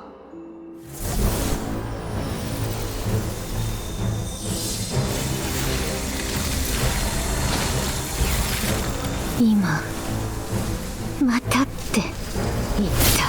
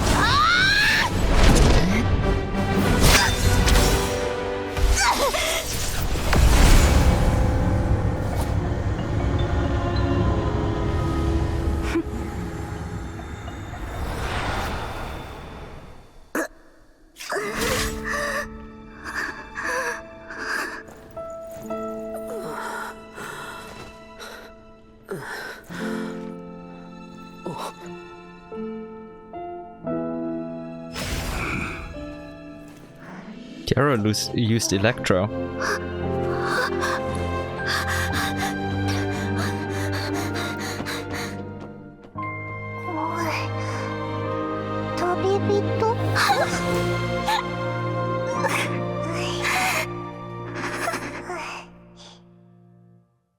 Oh,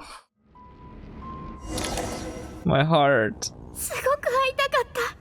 パイモン。Oh. The feels. Oh god, let me just... let the feels soak in. Oh, that was so much at once. We got the Piero title card. Piero using Electro. We got to mention that, or like final confirmation that Paimon is a creation of Celestia. Whatever exactly she may be, I don't know. But oh my god. I almost tore up again at I missed you, Paimon. God damn it. Why was this so emotional? Oh. Man, I really want to know what the hell they're doing here. You constantly prompt the Curse of Death and intervention by Ronova, and Curse of Death clearly seems to be an AoE. Because we were involved in it too, but just because we were close to it. Yeah, Piero shrugging it off more quickly due to the Curse of Immortality makes sense. What other thoughts did I have at that moment? Oh yeah, we managed to scratch her like we saw in the trailer. I kind of did expect us to get like a pseudo boss fight like with Reria back then, but I guess we didn't. It was more like a teeny tiny clash where she just fended us off, being mostly kind of annoyed. And then she was like, yeah, I can't let everyone else see me for whatever reason. We don't know that yet. Well, at least I don't know. And then she noped out of there. Okay. I wonder if Mitya noticed anything, because he did like partially awaken relatively quickly. But yeah, Piero better explain himself at this moment. Like, there's no excuses left now. You better tell us what's going on. 大げさだな。おいらたちそんなに長いこと離れてたわけじゃないだろ。Oh, Paimon. It's been a lot of days. 今回はいろいろあったから。Yeah, it really was. 体調はもう良さそうだね。Yeah, I'm relieved. Also, it was interesting that Ronova, contrary to what I suspected, like didn't wanna either accidentally hit Paimon or hit Paimon. Like her intention was never to hurt her, but to just collect her and bring her back. That also means she didn't notice her last time when she was dealing with the Capitano issue, which was probably because she was focused on Capitano. And yeah, this time it was just she noticed her because she was there in person. Maybe because she only used her eyes last time, or like these extensions there, which aren't really herself. Maybe that she didn't notice it because of that. Not sure though. That's my best guess at the moment. すっかり元気になったぞ。さっき一眠りして起きたらここにいたんだけど。Wait, you're back in tip-top condition, so did Piero do something to help you? 道家と今あいつと話してるやつが何かエネルギーを注入してくれてな。それがオイラを苦しめてた力を打ち消してくれたみたいだ。Huh. Wait, so they have two kinds of energy. The one that they're working on? And the one that made her feel unwell, which may be the one that they were working on and they used something else, but I suspect the one that they were working on was the one that saved her right now, and they are suppressing something else, whatever it may be. ミティアのおかげでもあったんだ。 Oh yeah, that's a new friend by the way, Paimon. Mitya. すまない。劇場を急いで離れたのはどうしても確かめたい仮説があったからなんだ。Yeah, no worries. Thanks for helping Paimon. 仲間のことなら安心してくれ。実験エネルギーがその子に与えた影響は反転させた。道家様からそうするよう命じられてな。No, thanks. But okay, so it was the experimental energy that was affecting her and they used something else then. Okay. ようやく正式に顔を合わせることができたな、旅人よ。パイモンの容体は一刻を争うものだったゆえ、断りなく連れて行かせてもらった。どうか気を悪くしないでくれ。Hey, no worries, no worries. Thanks for helping her. Like, because he clearly did, she's feeling better. And, well, you definitely gave me a scare. For my part, I hope you don't mind that I beat up a few people on the way. Yeah. But hey, else we wouldn't have been here and she might have been taken away. Unless you could have tanked Ronova on your own long enough, which probably you could have. でも、お前みたいな大物がなんでオイラのことを気にかけてくれるんだ? Yeah, we've been wondering about that since the very beginning of the first Archon quest. そなたがスネージナヤに来たばかりの頃にも告げたはずだ。我らはかつて共に過ごしたことがあったと。So, はるか遠い過去の話だがな。So, was this still in Snezhnaya? Or was it in Khaenri'ah? 確かに言ってたな。あの時初めて会ったはずなのに、お前にすごく親しみを感じたんだ。Okay, so you've... 解雇にふけるのは後にしよう。ミティア、先の報告を続けよう。エネルギー研究の最終実験を前倒しにした結果、何を得られた? Okay, so he probably triggered the Curse of Death due to using this experiment ahead of schedule then. That experiment triggered the Curse of Death then. But also a shame that he's still bypassing the question for now, but I guess that's to be expected. はい。まずはいい知らせを。死の失勢に関する僕の推測が証明されました。And what was your hypothesis? そして悪い知らせですが、実験及び宿り木計画の全面的な一時停止を提案します。今のところ突破口は皆無です。これは研究者として冷静な判断に基づくものとなります。Project Mistletoe. That's the name of the quest as well. Is it different from Project Stuja? Well, Project Stuja was just a framework for how the crystals should be used. The Kresnik crystals. So that was maybe the core project underneath Project Stuja. That Project Stuja was needed for this, and maybe even other projects that are currently being worked on. そなたの意見を尊重し、ひとまず停止させよう。死の失勢を始末するまではな。That is one hell of a statement, my guy. You can't just drop this on me out of nowhere. Okay. Oh, okay. And then how do you plan to eliminate her? Will the Tsaritsa have to do it herself? Ronova seemed kind of dismissive of the Tsaritsa, of Anastasia last time in God's Limits. So, are you sure she can do it? 待ったお前たち何の話をしてるんだ。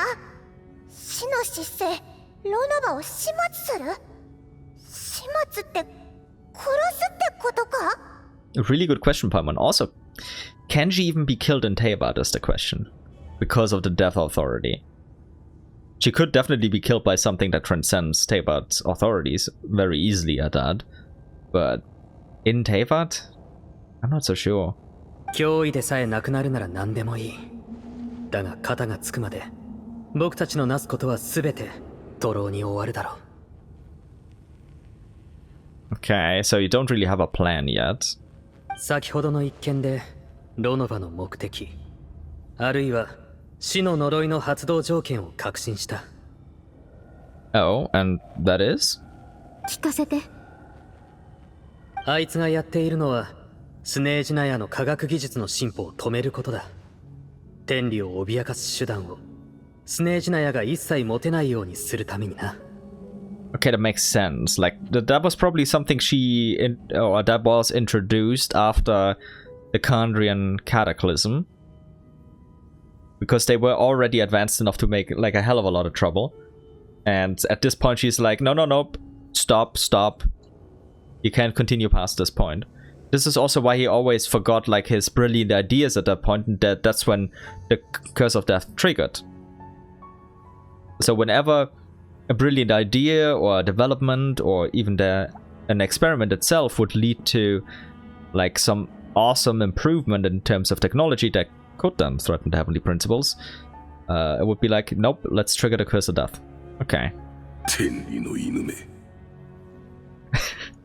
Yeah, I can understand that sentiment. Let me just get a screenshot of you, old man. Or actually a little grandson of, or grand infinite greats son of Anastasia. Kind of funny to call her a lapdog though, not gonna lie. Not inaccurate, but I'd argue she probably isn't. And like all of the shades are kinda not too happy with the status quo, that directly rebelling or working against the Heavenly Principles. She did so in Nutland once and was heavily reprimanded, so at this point she probably has to play the lapdog, I would guess. But maybe I'm just coping, but that seems to be the most rational explanation. そして技術進歩につながる発想や研究、実験などが死の呪いの発動条件なんだろう。 Yeah, exactly like I thought earlier then. And the most extreme part is that it's an AoE trigger for the curse, so Lumine had no idea about the experiment going on here, and Odette didn't either. We just barged in, but we were in range of the AoE decided for this curse, and yep, got hit. さっき僕はエネルギー研究の最終段階となる実験を行った。成功すれば革新的な技術を得られたはずだったんだが、案の定実験が始まった途端、すべての研究員、技術者、観測者が呪いによって死を迎えた。 So we counted as witnesses because we were close enough. But did we also count as witnesses in the theater? Like everyone there counted as witnesses to Mitya's idea that he had in the theater? I guess so. 僕たちの心血も幻冬計画で集めたエネルギーも資材も全て無駄になり、何一つ得られなかったんだ。Damn. つまりあの劇場でも似たようなことが起きてたってこと？ Oh yeah, we still need to inform Paimon as well as Piero now about this, unless Mitya has already told Piero. ああ、公演中実験に役立つ重要なアイデアを思いついてな。ただそのせいでみんなを巻き込んでしまった。So I was correct about Mitya dragging the curse there. Okay, good. It's nice to be proven correct. Feels nice. 呪いの内容は科学技術を進歩させる要因が現れたとき、その場にいるすべての命を奪うといったところだろう。Yeah, it's an AoE. すごく荒っぽいやり方だな。But the revive is also maybe kind of merciful, I guess. Like, it just leads to a moment of amnesia. Yes, it is death, but they do come back. Unless there's a different reason for them coming back and it has nothing to do with Ronova. 普通に考えれば、呪いが発動するのはオルジェイナやパラタ内だけだ。部外者の立ち入りも禁じられているし、この集団的な死という現象はこれまで目撃されてこなかった。Yeah, that makes sense. 多分、オーデットが最初の目撃者なんだろう。死の呪いは彼女がオルジェイナやパラタに潜入する直前に発動したんだ。True. でもお前、さっき最終段階となる実験とか言ってなかったか？ってことは全く進展がないわけじゃないんだろ？ Well, he knows now that this experiment at least has a chance of making significant progress, but he can't do the experiment or get the results because they'll just all die once they attempt it. その通り。たとえ神に足止めされようと、人は成果を少しずつ積み重ねることで、ゆっくりと科学技術を進歩させることができる。だが、ロノバも分かっていたんだろう。こうした地道な積み重ねも、いつか限界を迎えると。その時、真理を証明するための実験が不可欠になるってことを。それがさっきやろうとしてた実験ってことか？ What exactly was the experiment? I'm sure you would have wanted results as well, but of course you used it as bait to work on the Ronova hypothesis. ああ、僕たちは今、技術進歩における重要な局面にいる。量の積み重ねが質に変化する直前まで来ているんだ。たった一度の実験で、これまでの全てが結実するはずだった。Kind of vague, but okay. だが今の状況は、暗闇の中を手探りで進み続けてきた僕たちの前に、光を一切通さない壁が立ちはだかったようなものだ。At the very least, we would have to distract Ronova enough that she can't interfere. ロノバの死の呪いがある限り、実験を進めることも、成果を得ることもできない。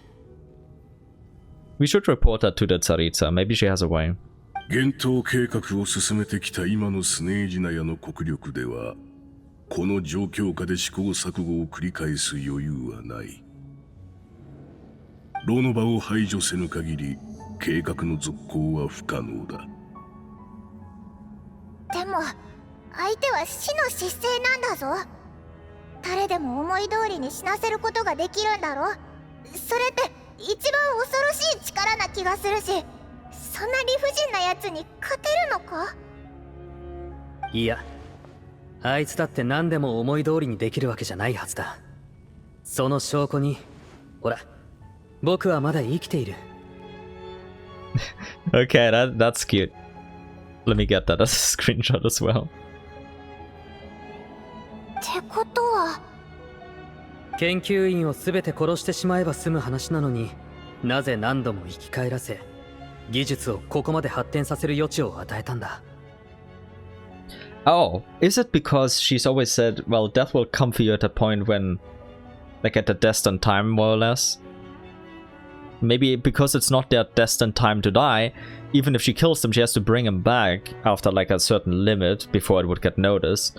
Else she would be going against some underlying rules that she cannot go against. つまり死の失勢にはオイラたちの知らない制約があるってことか？ Indeed.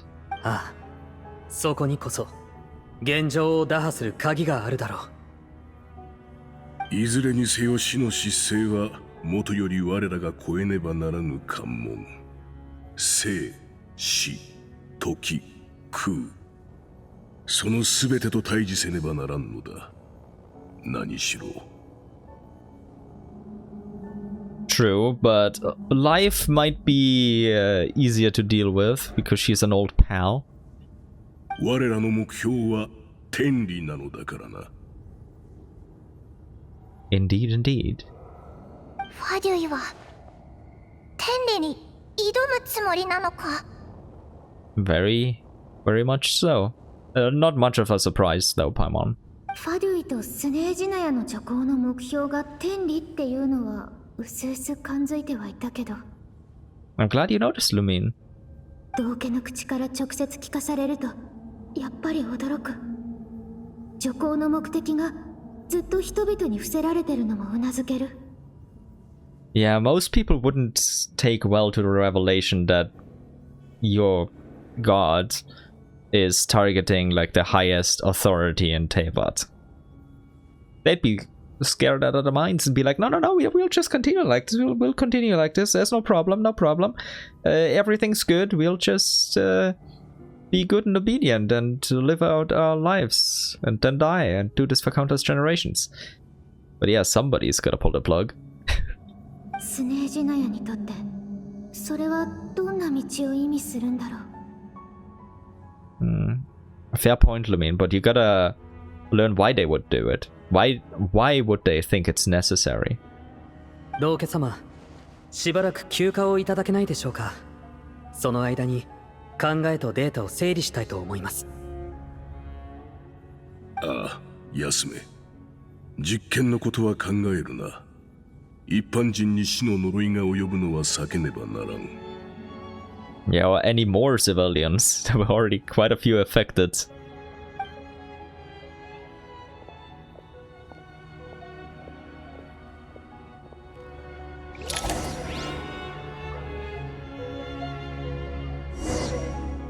Talk to the jester and get more information.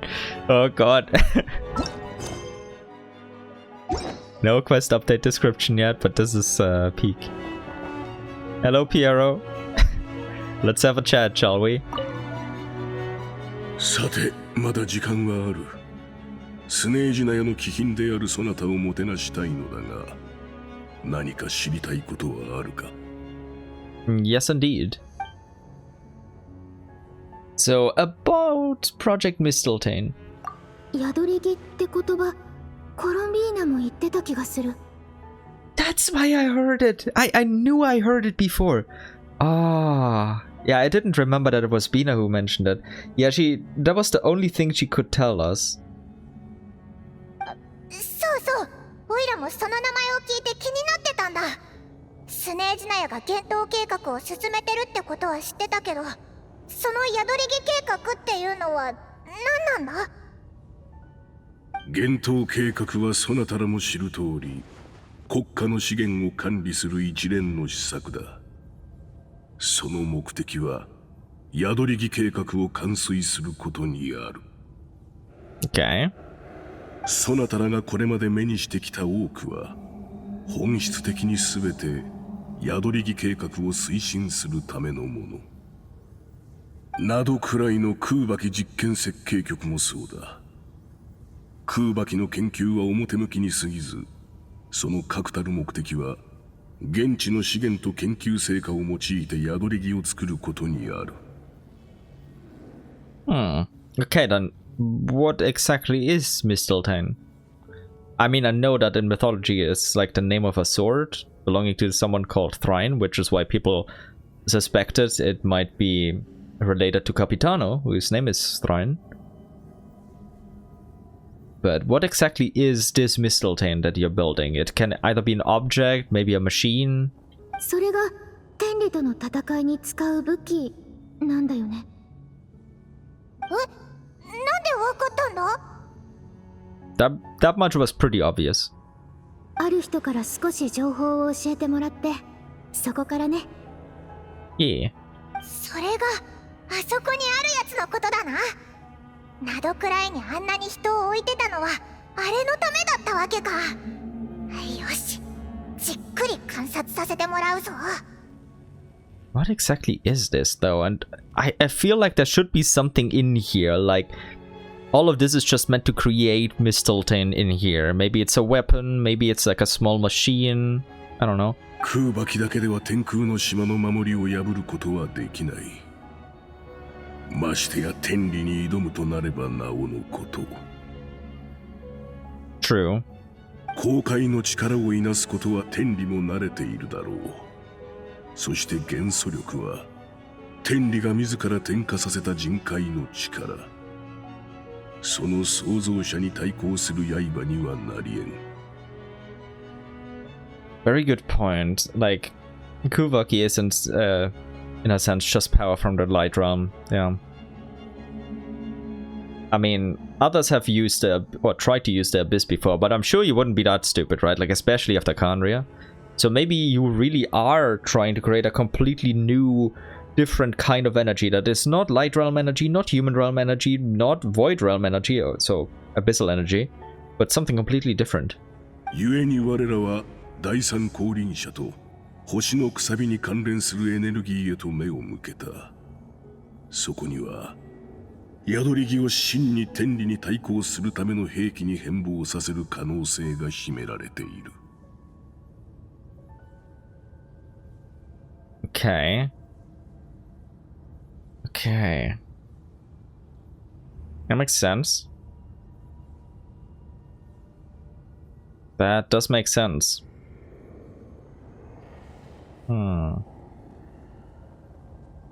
It also makes me think of a theory I heard, but... So the theory was that the light realm energy was obviously what was there first, and then every descender brought a different kind of equivalent level power. The first descender brought the human realm and its elemental energy. The second descender brought the abyss, the void realm, which, like, that part is I'm iffy about because that doesn't really work with all of the other lore we have, stating that the void realm, like that the human realm was created out of the light and the void realm. So that part doesn't really fit that theory, IMO. But maybe I'm missing something. And then obviously the third descender would have brought whatever this kind of power is related to the stellar linchpins. Maybe let's call it stellar energy for now. And then we, as the fourth descender, would have also brought some kind of energy like that. No clue what it might be, but certainly interesting. What could it be? 星のくさびに宿るエネルギー。その源流をたどることで、一種の対天空の島用エネルギーを得られるのだ。Anti-celestial energy. So this is the energy research that Meteor is in charge of. I never imagined it was such a major project. I mean, I did imagine that second part, but yeah. 空爆実験設計局、検討計画、新エネルギーの研究。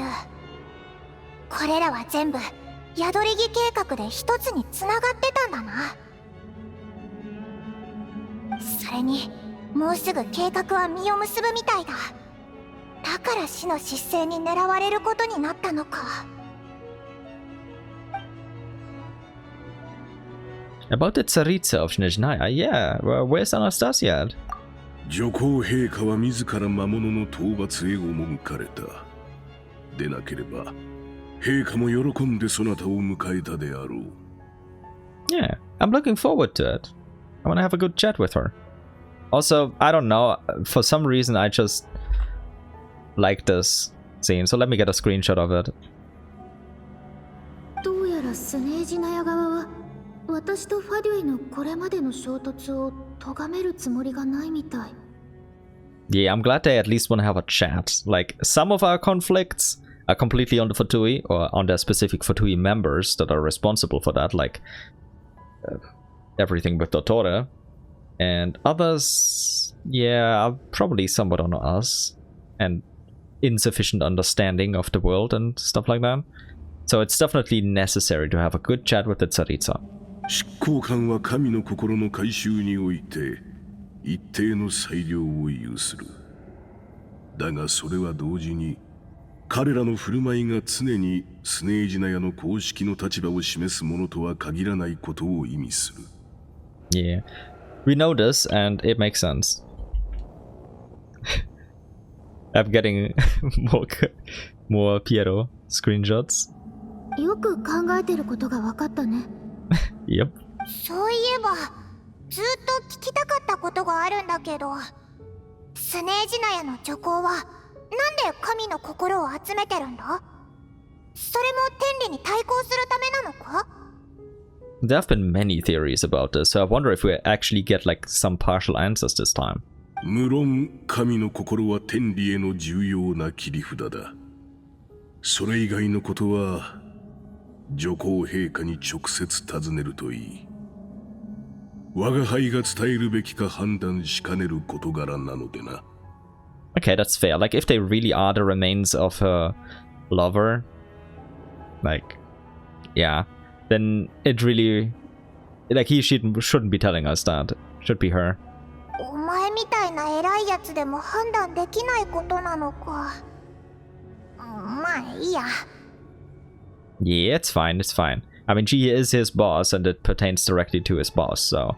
天理に挑むなんて一般人からしたら夢物語みたいなものだけど、女皇はどうしてそんなに執着してるの？ Also, she's not only his boss, she is also his ancestor. So, that aside, I mean, are you also asking this because your brother is trying to do the same thing? So you wanna, like, get some reasons as to why they might be opposing, or try to oppose the Heavenly Principles? 今のテイワットの文明は儚い泡も同じ。いつでも否定されうるものだ。我々の文明が構想の果てに滅びるならば、それもまた致し方あるまい。だが、天理の一存によって存在を根底から否定され、消滅の運命をたどることだけは容認できぬ。Yeah, so it's a struggle for freedom and not having a sort of Damocles hang over your head all the time. So currently they're like, yeah, okay, we live because we're allowed to live, but we could be annihilated in an instant, which has happened before, sometimes for valid reasons, maybe sometimes not. We don't really know every single circumstance completely. But it's like somebody constantly holding a gun to your head and you're like, okay, they're letting me live right now, but they could just pull the trigger. I kind of want them to stop that. So, it makes sense. この状況を覆し天理を破って初めて我々の文明はようやく真に根を張ったと言えよう。Yeah, without that you're like experiments in a petri dish or something like that. You are completely at their mercy. You're not autonomous. You're not free in any way, shape, or form. さもなくばカーン・ルイヤやヒペルボレイヤの民が味わった悲劇が繰り返されるだけであろう。Probably true. Like, there would indeed come a time where another nation would just learn a little bit too much and make some trouble and then be annihilated. Because they don't really have much of a choice. 滅びることは許せても否定されることは許せない。それとそなたらにはまだ理解しがたいものかもしれぬが、この世界のあらゆるルールが呪いで構成されていることを知っているか？ No, not exactly. Please explain. あらゆる？お前たちが言ってた死の呪いやお前とダインが受けてる不死の呪いのことなら知ってるけど。Yeah, but did he know that we know Dane? ヒルチャールの誕生、それにナタの反言の歌も呪いってこと？フリーナの長い寿命がフォカロルスの呪いによるものだってことは知ってるけど。True. Huh. It's like how all of the gods are actually demon gods. So all of the rules are actually curses. They seem nice on the surface, but when you really look at them, kind of sus.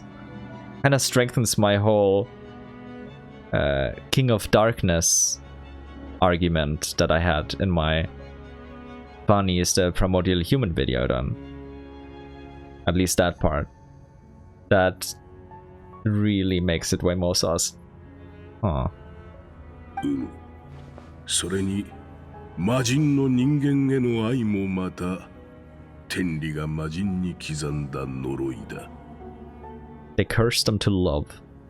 They also cursed the angels to love humans, and all equally. And yeah, like when you look at pretty much every event in Genshin lore, like that was initiated by the Heavenly Principles and stuff, like everything is really just, when boiled down to it, curses. そんなものまで？女皇陛下は以前より天理を憎むに足る十分な理由を抱えておられる。Oh, I believe it. もし陛下が天理の力を奪い取れば、世界を再構築されるだろう。その時、人々は呪いと偽りから完全に解放される。Really makes me think even harder that she might be Koitar or related to her.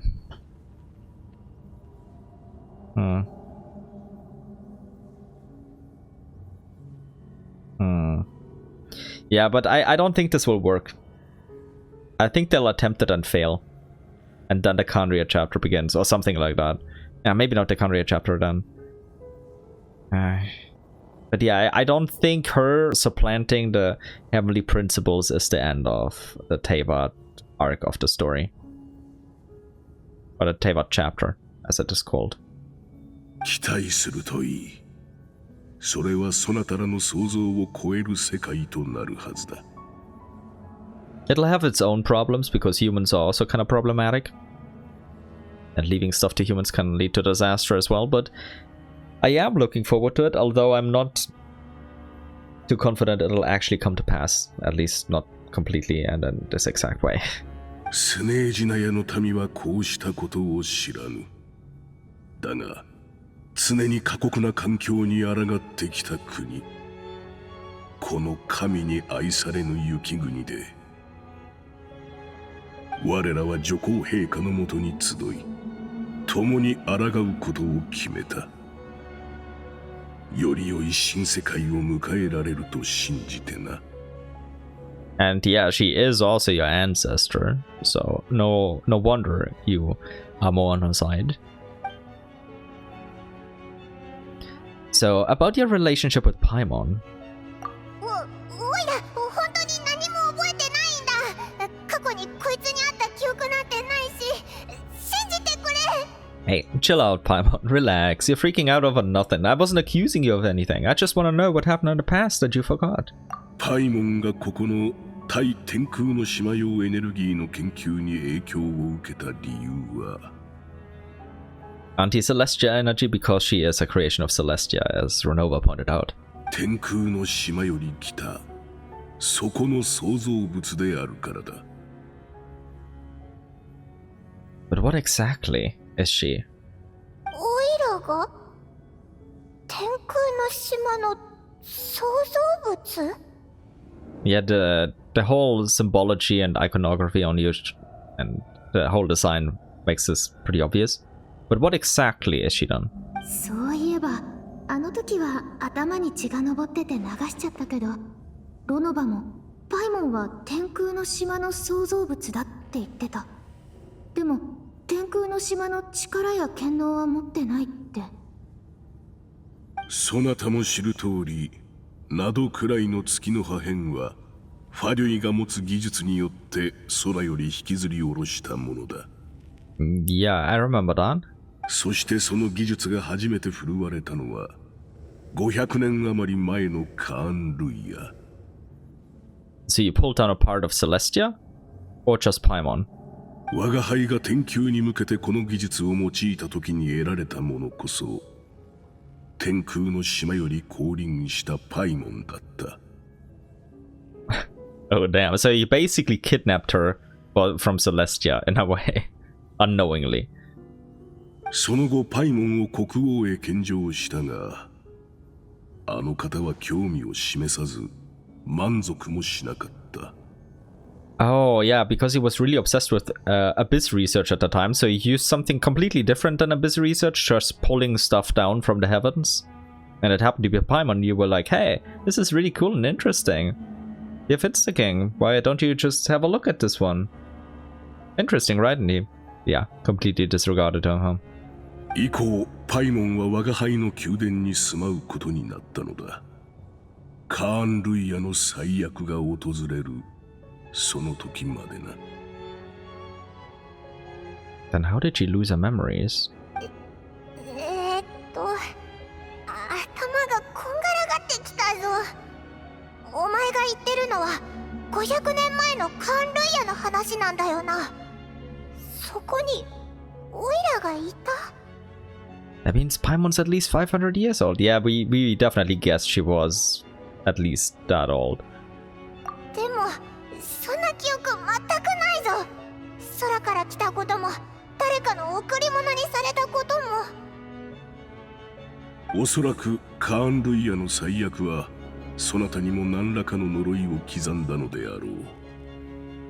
記憶の喪失など我が輩が見てきた代償の中では最も軽い部類だ。Yeah, that's fair. Could be the reason. Like, curses seem to be the underlying reason for pretty much everything here.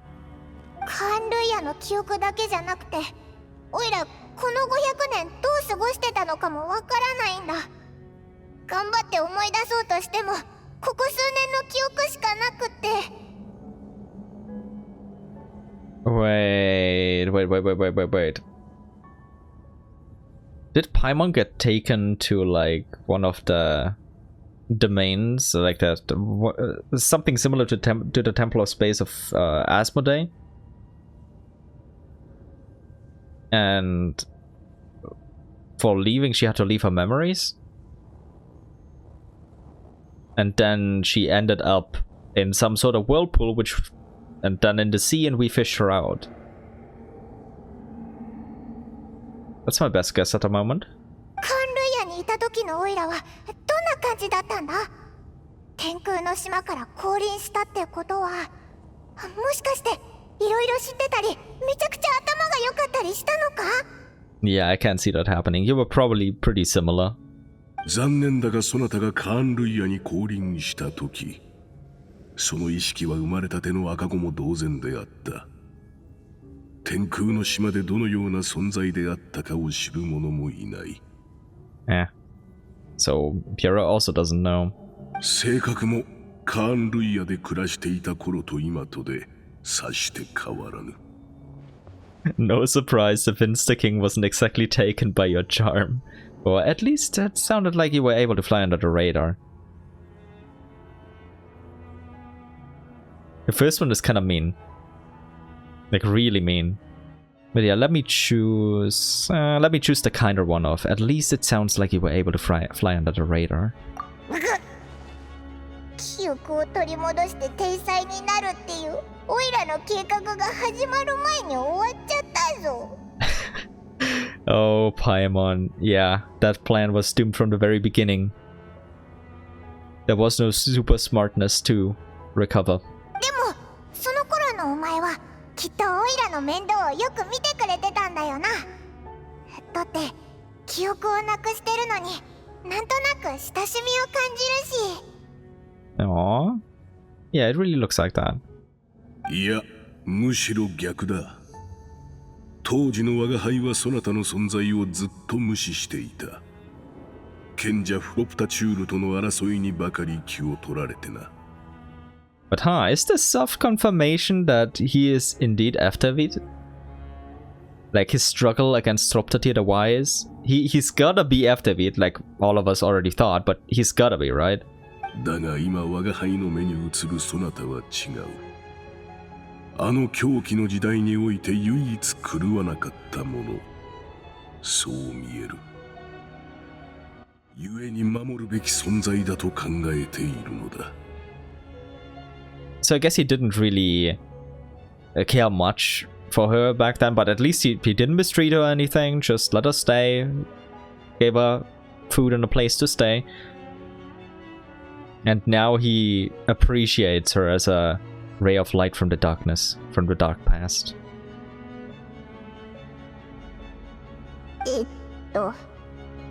過去の扱いを考えると、お前に親しみを感じたのはオイラの勘違いだったみたいだな。Yeah, it's fine. I mean, he does treasure you now. And he also protected you from Ronova, which was probably also a smart idea, because like if she wanted to retrieve Paimon, it would be smarter to not let her retrieve you, but still, he's at least not an enemy. He's definitely on friendly term, although friendship would be a strong term here. それより気になるのは、なあ、旅人。オイラが天空の島の創造物だからって、さよならなんてことはないよな。I was about to say, oh my god, this is so cute. No, we're not gonna abandon you, Paimon. Like, I saw the first option was like, oh, you're still Paimon to me, Paimon. So wholesome and heartwarming. And then I read the second one. As long as you're not the heavenly principles, we're good. The hell? They know what they're doing. You can't keep doing this. You can't keep getting away with this, Hoyo. You almost got me there. No, I'm not stepping into the trap. Even if she was the heavenly principles, she'd still be a buddy of mine. I don't care. You're still Paimon to me, Paimon. 安心したぞ。それに、オイラも今聞いたばっかで、まだ頭が追いついてないんだ。Aww. Okay, now I don't have any more questions. Let's talk about what's next. Yeah, Mistletoe, we got that. Tsaritsa and Paimon. Yeah, I don't have any more questions. Let's talk about what's next. ありがとう。いろいろ教えてくれて。正直ちょっと意外だった。こんなに詳しく情報を共有してもらえると思わなかったから。It's a bit surprising, but also Piero is a smart man. He knows it's better to have a dissenter on your side, or at least not as an enemy. So yeah, he's a smart man. It's best for him to just speak frankly on things that he can talk about. 状況が状況だ。ファデュイが盟友に隠し立てする必要もあるまい。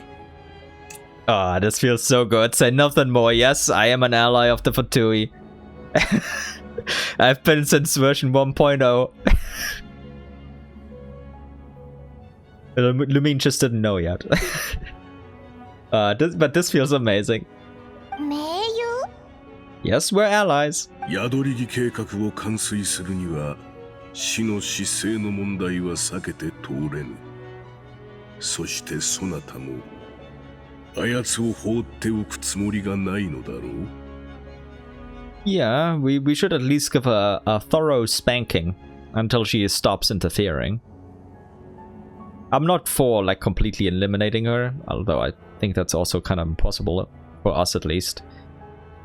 Maybe for Lumine, but not in the current state. But yeah. ロノバがまたパイモンを回収するって言った時から、もう和解の道はなくなったと思ってる。Yeah, we have to give her a spanking. あれほどの相手を前に立場の違いを気にする余裕などない。持てる力をすべて集結することこそ、行動する上での前提条件と考えるべきだろう。Couldn't have put it better myself, yeah. You're correct about that, Piero. お前、オイラのために死の姿勢に挑むのか？でも、オイラなんてただの。You're only my best friend, huh? No buts. I won't back down when it comes to you, Paimon. ありがとう。ありがとな。そんなこと言われると、なんて言ったらいいかわかんなくなっちゃうな。とにかく、すごく嬉しいぞ。Aww. Hey, it's all good. 女皇陛下は間もなく凱旋される。ファデュイ内部でも対策を協議するつもりだ。再会の時はそう遠くないだろう。Yeah, we definitely need to hold some sort of war council or war meeting where we get all of the problems out of the way, clear everything up, and get a plan going together. パイモンのことを助けてくれてありがとう。当面は私がしっかり目を光らせておくから。Yeah, I'm not letting her out of my sight again. なあ、最後にもう一つだけ話が。いや、お願いって言った方がいいか。天理に対抗する宿り木ってどんな見た目をしてるんだ？見てみたいぞ。Are you just curious or is there something sus going on? あ、機密だってことは分かってるから、無理なら大丈夫だからな。ちょっと聞いてみただけで。構わぬ。Oh. いいのか？いや、やっぱやめとくか。もしロノバがこのタイミングで現れたら。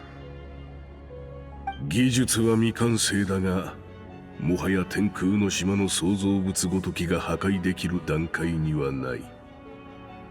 安心するといい。Wait, Ronova does count as Celestia's creation, right? So while they can't defend themselves against her, Mistletoe can tank the Four Shades? That's pretty impressive if it's true. Or if it's just like, oh, Paimon can damage it herself, but she can really not damage much, so.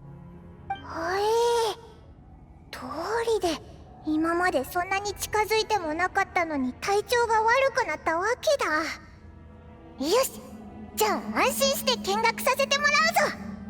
Yeah. Let's see.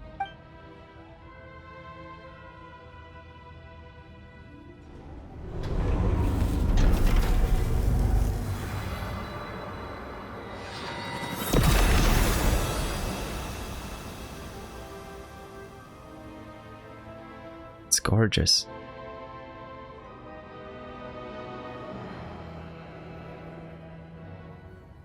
Holy damn. This is beautiful.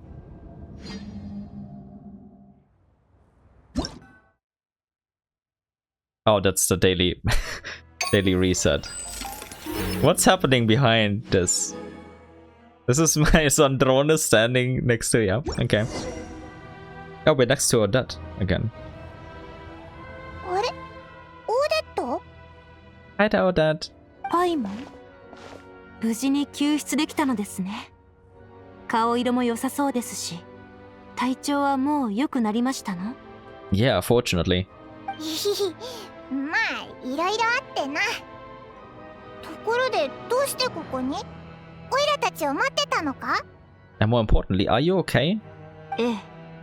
目を覚ました後、追いかけようとしたのですけれど、守衛たちも同じく目を覚ましてしまい、一人で相手をするには骨が折れますし、堂々と潜入するわけにもいきませんでしたから。それで引き返してここで待つことにしましたの。Aw, thanks. オデットのおかげで魂がすぐに体に戻れたよ。ありがとう。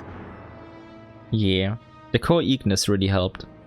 本当に効果があったのですね。嫌な予感がしたので、一か八かかけてみただけだったのですが。We still need to figure out why the core Ignis helped with that. We still don't know. お礼を言うのでしたら、これに感謝を。Thank you, Rosalyne's creation. こちらの件も一段落しましたし、私も自分のすべきことをしてきます。Oh, do you remember having to talk to Alekino? Oh, what's next? チュグノフ工場長、お帰りなさい。先ほど幻冬計画の一時中断の通知を受け、急ぎ会議を行いました。こちらが暫定案となります。生産ラインの拡大だけでなく、収支構造を最適化するための現実的な人員削減についても検討しました。Yeah. What a lapdog.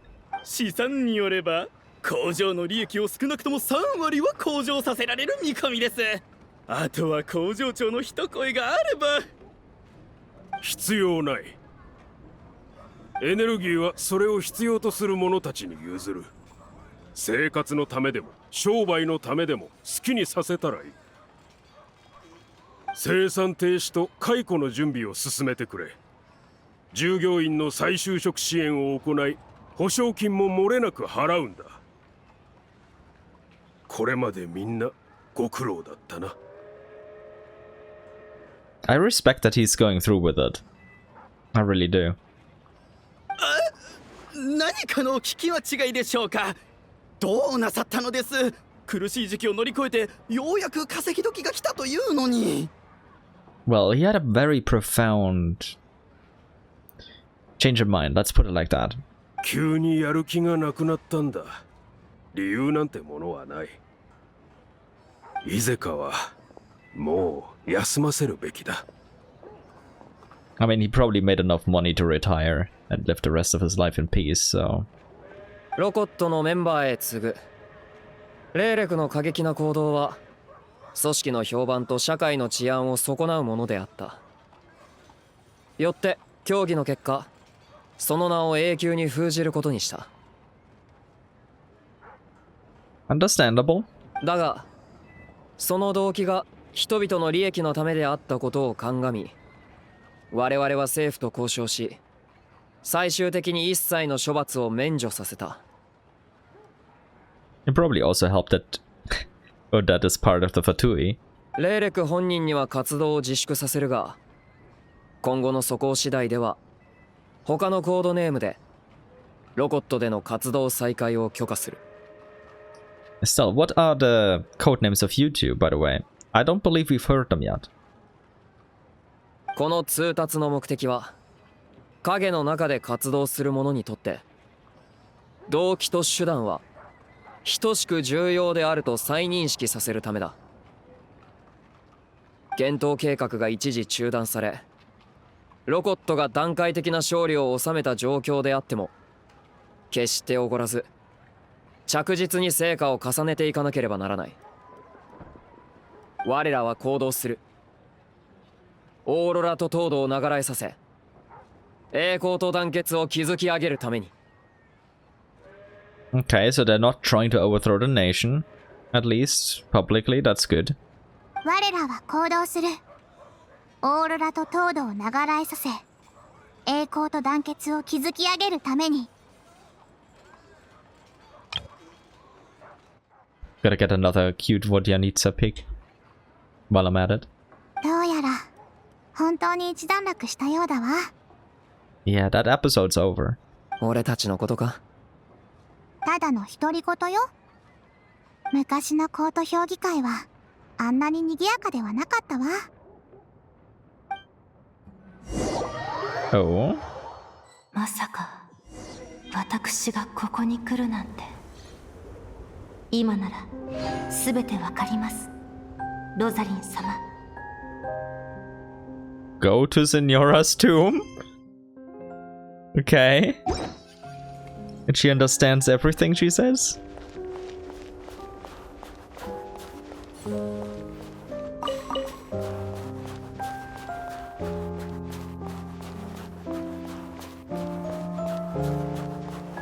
I love the music. The feels, man. The feels. 私はこれまで数多くの精霊を訪ねてを見てきたわ。あんたの母親が踊ったものも含めてね。どうして急にそのような話を。たとえ全く同じ演目であっても、踊る人によってそこには違う味が宿る。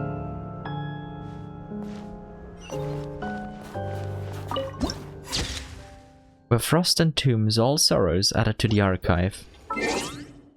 Let me read that.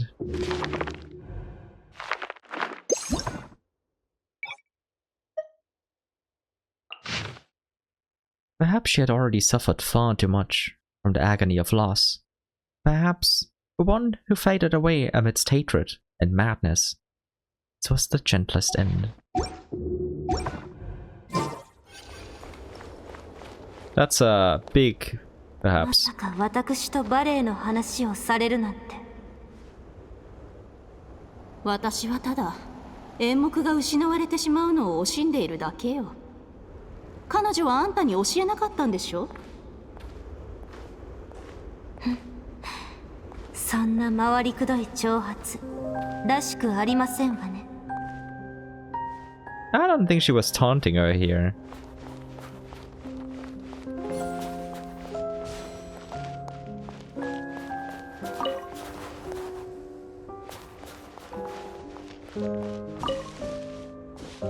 吹きすさぶ雪の中、私たちは抱き合い、無情に流れる時を溶かしてゆく。たとえ最後にこの身が砕け散ろうとも、それこそが愛の証。」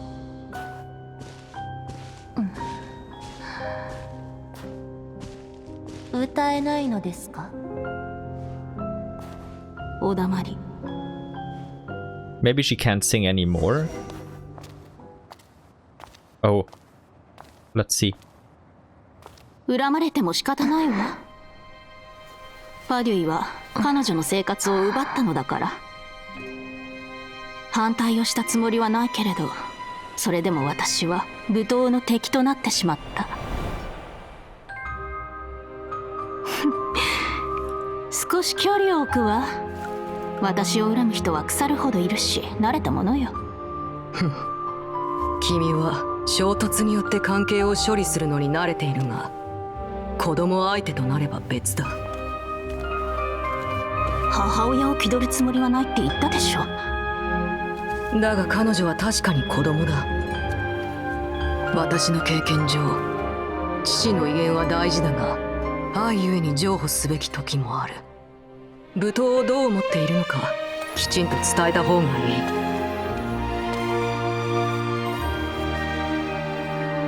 オーデットがもうじきコロレフスキー劇場の舞台に立つ。これはいい機会だろう。眼神の心は無事手に入れたわ。見に行くから招待状を送らせて。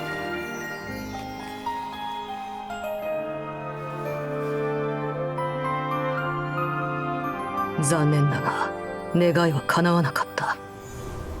彼女の最後の言葉はその氷に残されている。これは部下を監視するためのものだったのでは？君のは例外だ。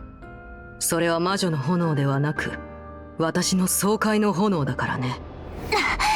その炎には記憶を焼く力がある。私がロザリンへ送ったものだ。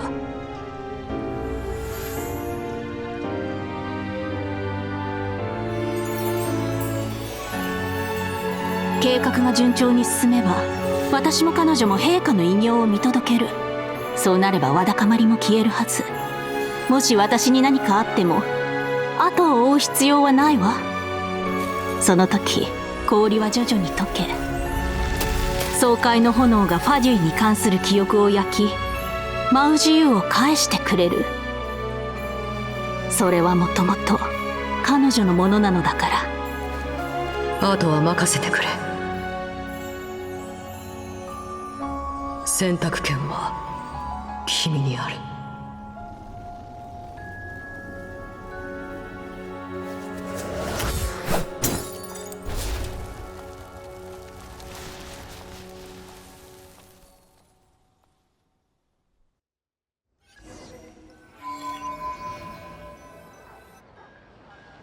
外の空気は最高だな。頭もクラクラしないし、熱っぽさもなくなった。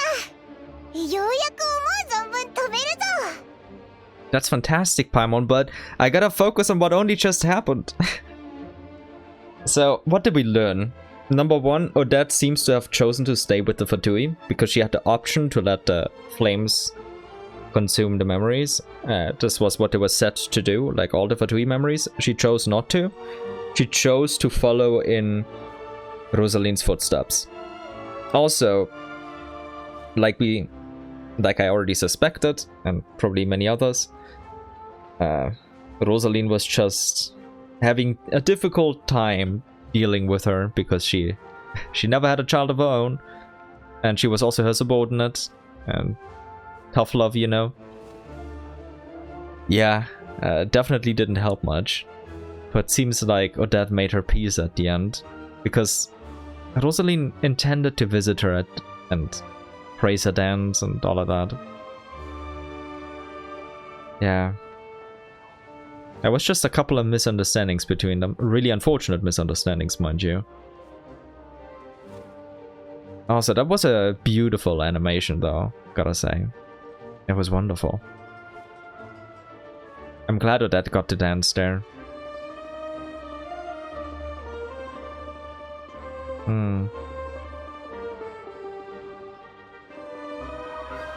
That felt nice. That felt nice. Odette got closure, in a way, and got the strength to move forward. She made up her mind. She chose this of her own volition now. She knows everything. That's good. That's good. As for Rosalyne's ultimate fate, still cannot say. I'm still of the same exact opinion as I was in the third La Signora deep dive video. It's only been further reinforced since then. But for now, I'll have to wait and see. I'll definitely check out the grave, though, ASAP. I want to see if that Hellfire Butterfly is still there. But let's continue the Archon quest first and do that first. やっと自分がどこから来たのか知ることができたぜ。最初はちょっと不安だったけど、今はむしろ安心してるんだ。 Yeah, what do we call you then? Celestian? 天空の島の創造物ではあるけど、多分そんな大したやつじゃなかったと思うぞ。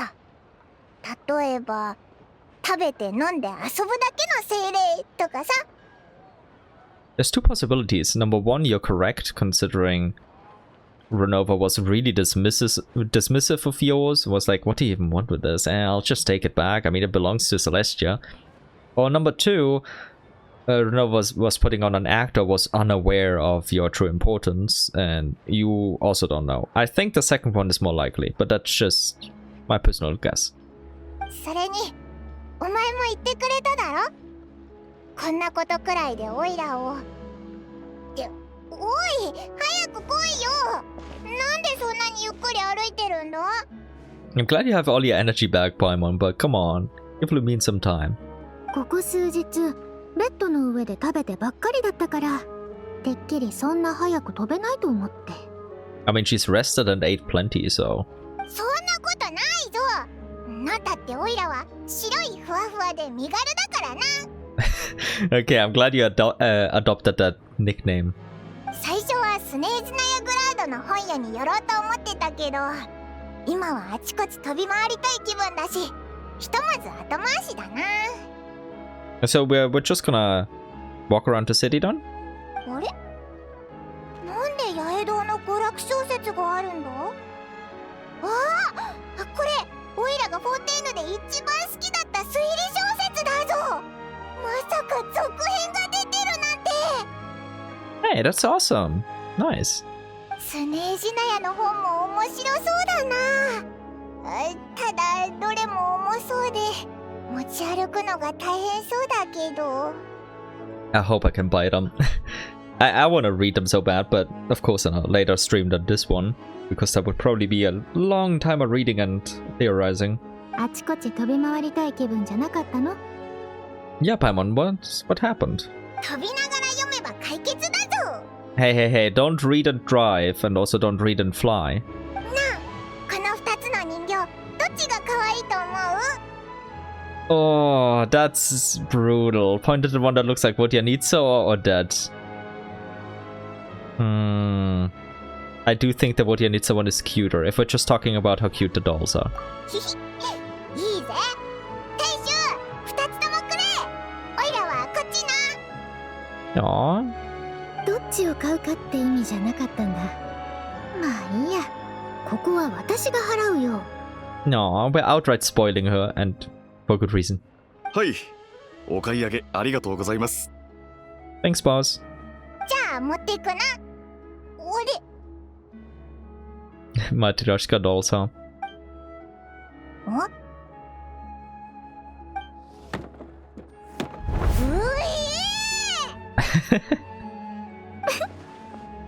一 No. 体いくつあるんだ。おい、何笑ってるんだよ。まさか最初から知ってたな。 Indeed, I did. 見ろ、広場に人が集まってるぞ。あ、タルタリアだ。おーい。 Oh my god, we actually got to meet Tonya. Oh my god, this is amazing. Okay, calm down me. I'm hyped. この声、やっぱりおちびちゃんか。それに相棒も。体の方はもう良くなったみたいだね。Yeah, thankfully she is. 道家が原因を知ってて直してくれたんだ。ひひ、オイラが寝込んでる間、護衛をつけてくれてありがとな。いや、まあそれについてはちょっと決まりが悪いというか。まさか統括官が君のところに行くとは思わなかったからごめんよ。Yeah, like, come on. Like, the misunderstanding is on Piero here. Like, he didn't even leave a message like, hey, don't worry, healing Paimon. She's all good. She's in safe hands. Even though she wasn't really because of Ronova appearing. But he could have at least left a message. そうだ、紹介させてくれ。妹のトーニャだ。Hello, Tonya. Time to save a screenshot. Gotta have a picture of my little sister after all. Or Ajax's little sister. Tonya, once a frail and sickly child, Natalia's younger sister is now in somewhat better health, and as eager as ever to experience all manner of performances. よろしくな、トーニャ。 Hi, Tonya. こちらこそ、兄がいつもご迷惑をおかけしています。本当に恥ずかしいです。A bit of trouble, yeah, but he's been a good boy recently. なんでいきなりそんなことを言うんだ。事実ではあるけど。この子が本当のトーニャ。No. そういえば劇場で会えなかったんだって。いくら待っても俺が来ないからこの子心配になって劇場を出たみたいでね。Wait, do you mean you didn't even tell Tonya I'd be going in your place? そうなんです。何も聞いてなくて、街中を探し回ってようやくグルプフの前で捕まえた時に教えてくれたんですよ。Yeah, that kind of sounds like something I would do. 最近忙しくって家に帰る暇がなくってね。旅人なら事情を知ってるし説明してくれると思ったんだ。Yeah, and now you get why I choose Ajax here as my avatar, my PNG YouTuber. I'd probably act the same way here. もう雪はどんどんひどくなるし、普段めったに遅刻しないから心配したんだよ。なのに約束をすっぽかしただけだったなんて。Yeah, that's on Ajax. ごめん。いくらでも謝るから、親父とお袋にだけは言わないでくれよ。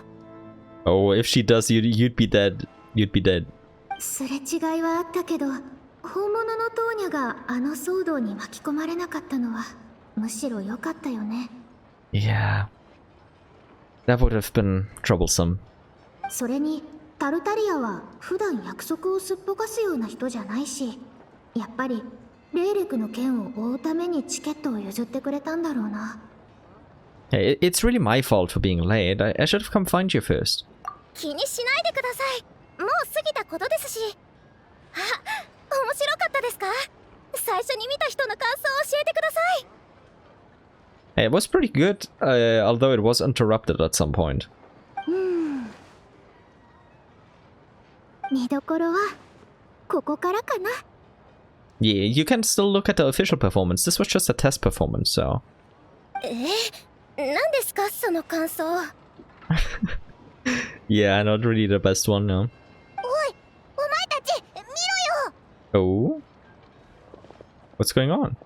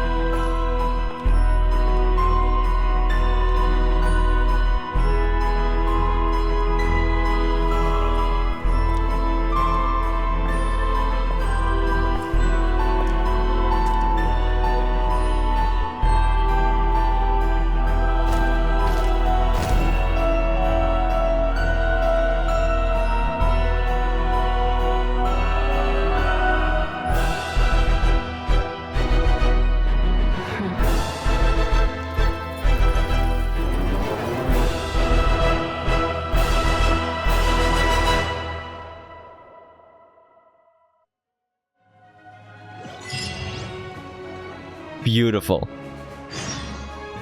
Wait. What's this? A special selection? Ah, okay. It's probably unlocking regional stuff, I would assume.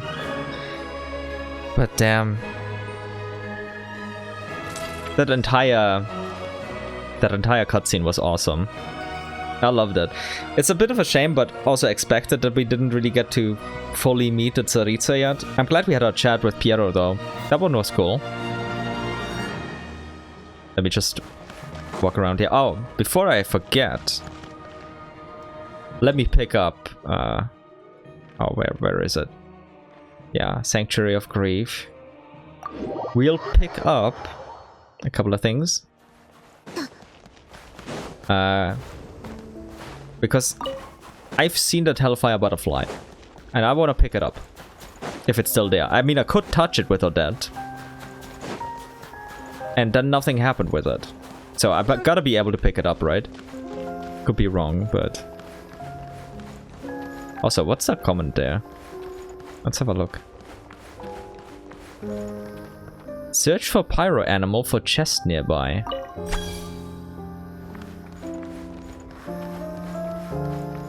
Okay. There it is. There it is.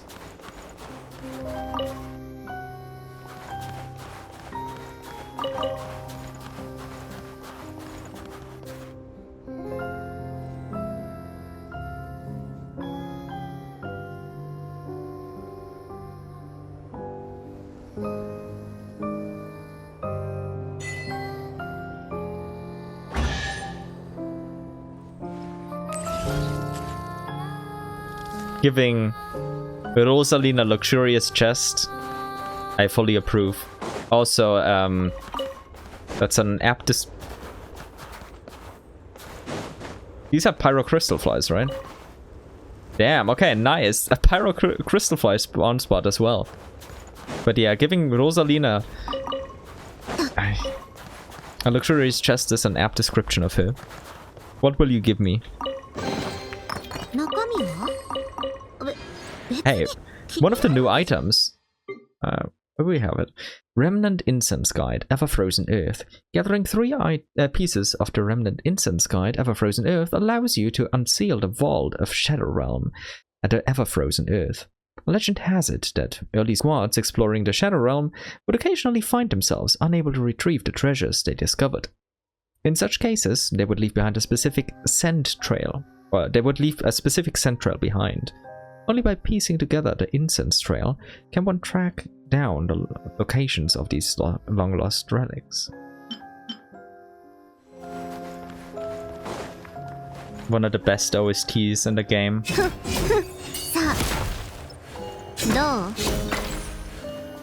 Also, pyro crystal flies are everywhere here.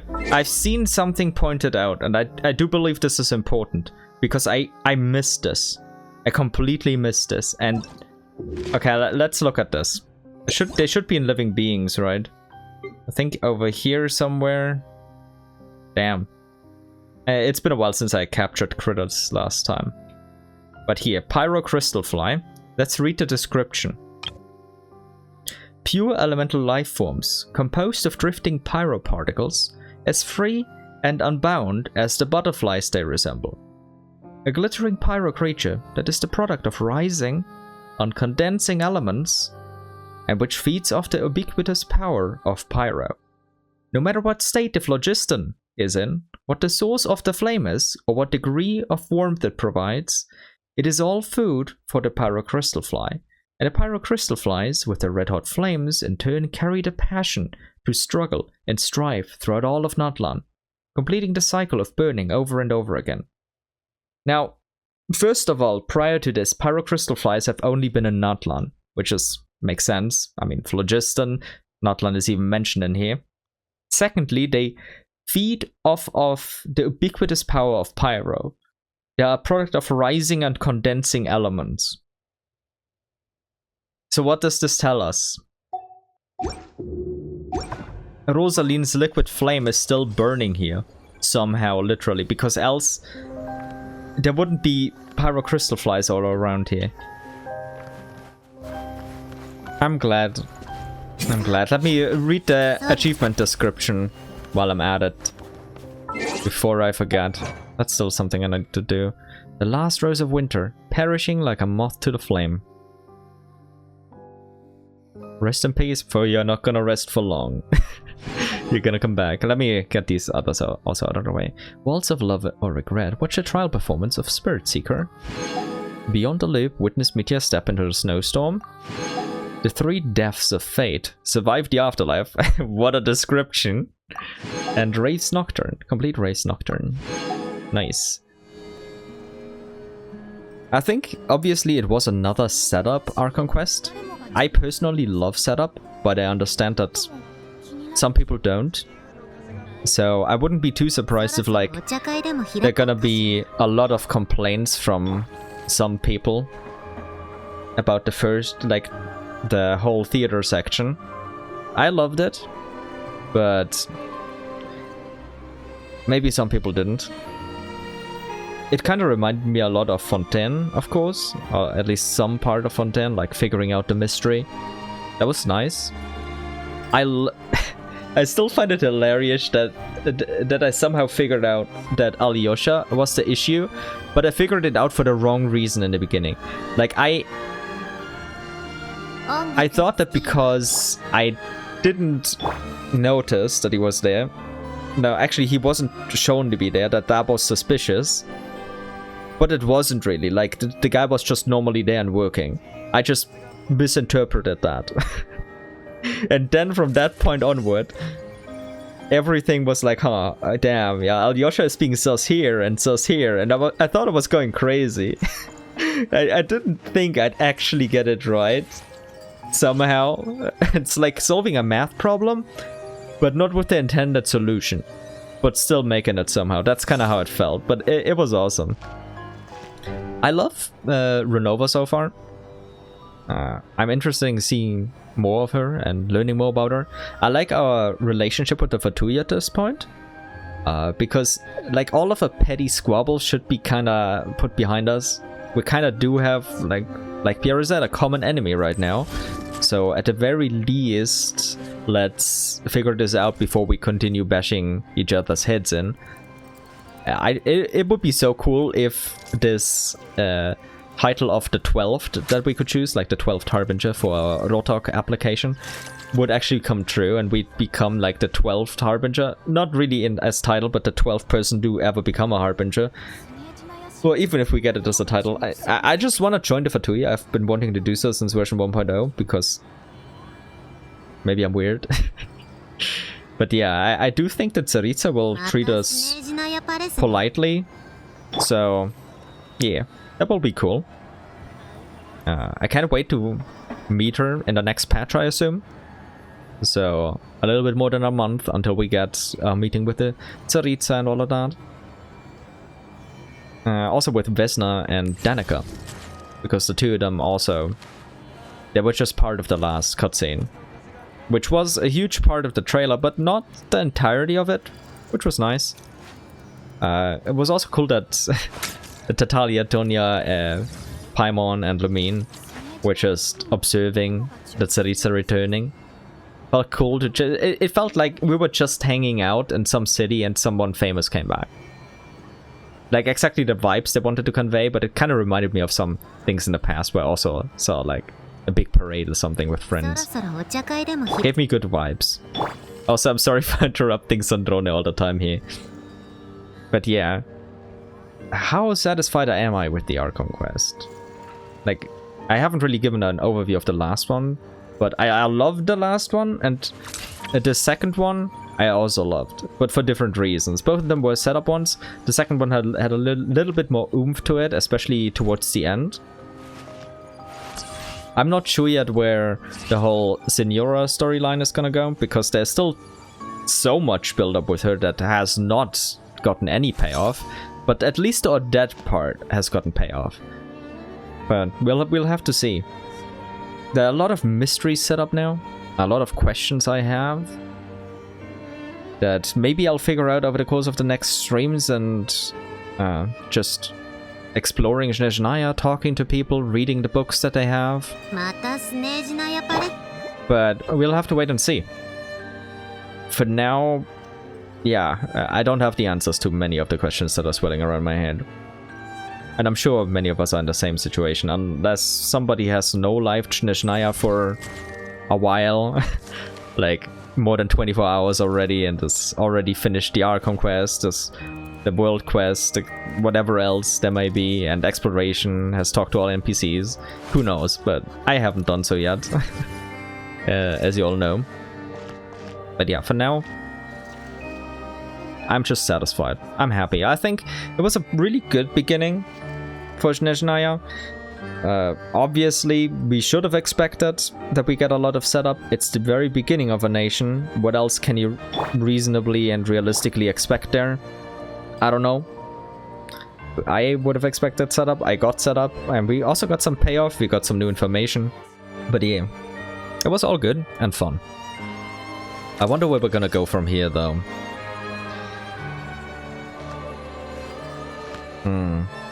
Yeah, I couldn't really tell you, other than obviously the next Archon quest will begin with a meeting with the Tsaritsa, or at least somewhat towards the beginning I would expect a meeting with her.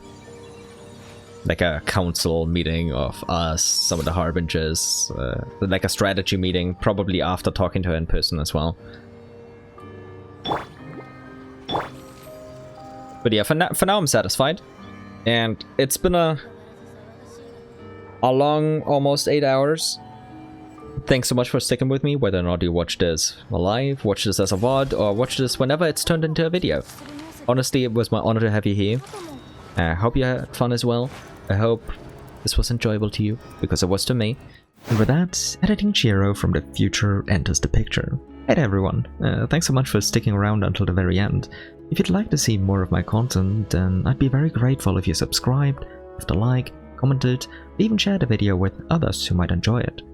My channel is almost solely focused on Genshin and its lore now, so if this playthrough episode was up your alley, then I'm sure you'd get some enjoyment out of my other works as well, or maybe even my live streams. As I mentioned last time, I'm also an author, so if you'd like to see what I'm working on when it comes to the realm of literature, then please check out the various links, my stories down in the description. With that said, I won't keep you any longer. Stay safe out there, stay healthy, and don't do anything stupid. May life treat you kindly, because you truly deserve it. Bye-bye! Could you please hear my voice that hungers for others?